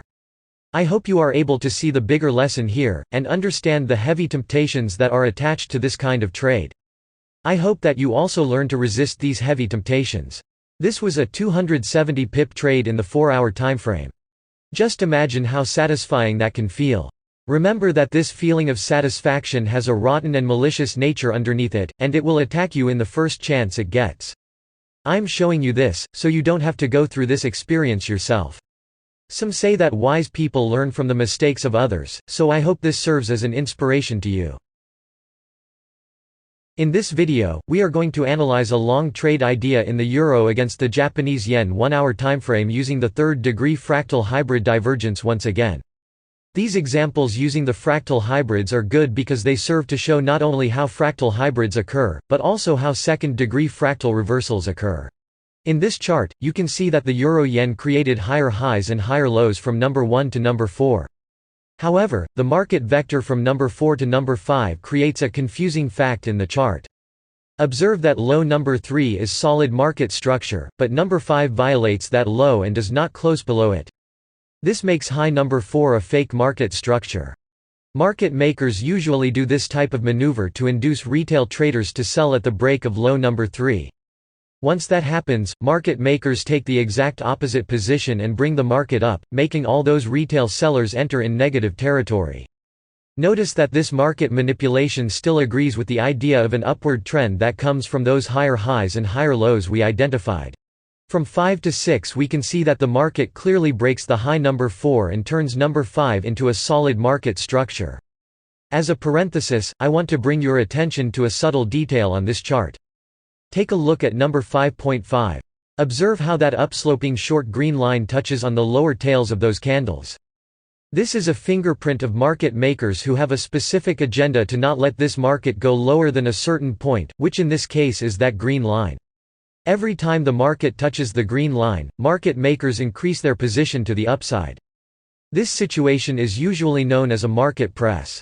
Going back to our analysis, after 6 we can see the sellers controlling the market because the buyers exhaust their power in that last volatile candle number 6. Since we are dealing with a major upward flow from 1 to 6, it makes sense to look for long trade opportunities. The last time that significant buyers appeared on the chart was in the turning point line between vectors 4 and 6, which is marked by the black horizontal line coming out of candle 5. This is not only where major buyers appeared, but it is also where market makers washed thousands of retail traders out of their short positions. In terms of the momentum analysis, we have a very obvious hidden divergence happening between number 5 and potential low number 7. We also have a simple reversal divergence happening in the lows marked by the short red lines, and a fractal candle marked by the shortest green line. Notice that candle 7 and the previous candle form a double bottom.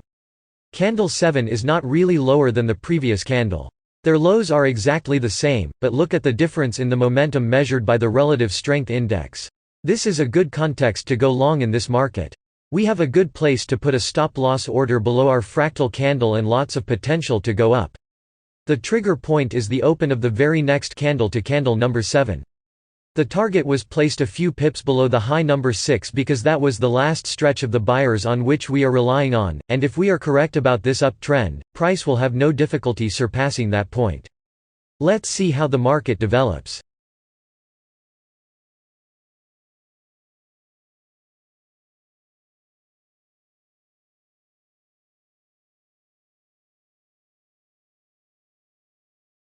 As you can see, the market hits our desired target. This was also a textbook example of the fractal flow method, and how all contextual elements end up pointing to a single place in the chart.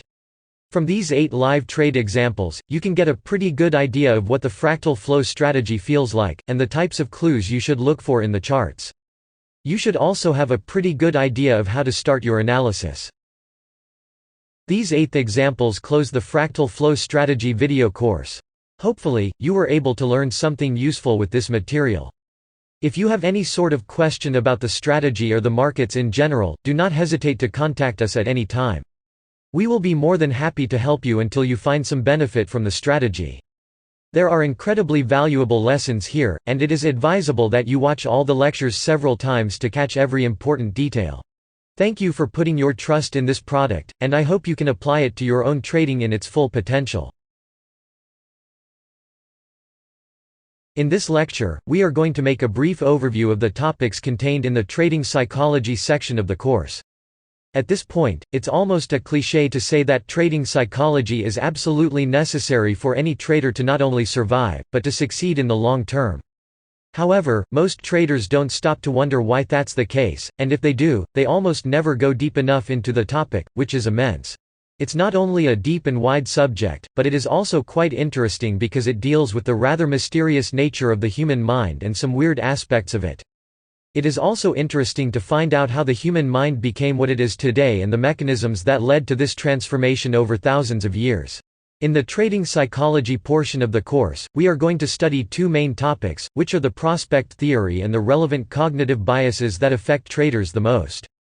The prospect theory earned a Nobel Prize in economics, and it was discovered by a psychologist who happens to be a reference in behavioral economics to this day. The prospect theory makes it easier to understand the contradictory nature of how our brain works when we expose it to decisions that involve risk. The heart of the prospect theory shows how we can display aversive or seeking behaviors to the same problem depending on how this problem is framed. This has a major impact for traders because we need to deal with this sort of thing every time a trade is made. The other part of the section about trading psychology deals with the relevant cognitive biases that tend to hinder a trader's performance if he's not aware such thing exists. Cognitive biases are primitive lenses by which we observe the world. They are second nature to us, and many of the activities that we perform on a daily basis and that we take for granted would be impossible without them. Things like learning, memory articulation and decision-making are deeply connected to the cognitive biases. The other attribute of cognitive biases is that all human beings have them without any exception. They precede personality in a way. That's how deeply embedded they are in our biology. As you will find out later in the course, the presence of the cognitive biases in modern society creates something called the intelligence paradox, which is one of those real-life ironies that spiral off of the complexity of our existence. It's quite easy to underestimate the effect of cognitive biases in our trading because they are silent to us in a way. The fact that we have a hard time seeing biases in ourselves is itself a bias called bias blind spot. Once again, that's because cognitive biases are primal intuitions deeply rooted in our biology, and they come from behind us in a way to shape the way we see the world. The study of these two aspects of our psychology help to clear up the fog that surrounds the unique behavior of human beings regarding risk associated with time, which is a major part of trading. In the next lecture, we are going to dig deeper into the prospect theory to understand its amazing conclusions about human psychology.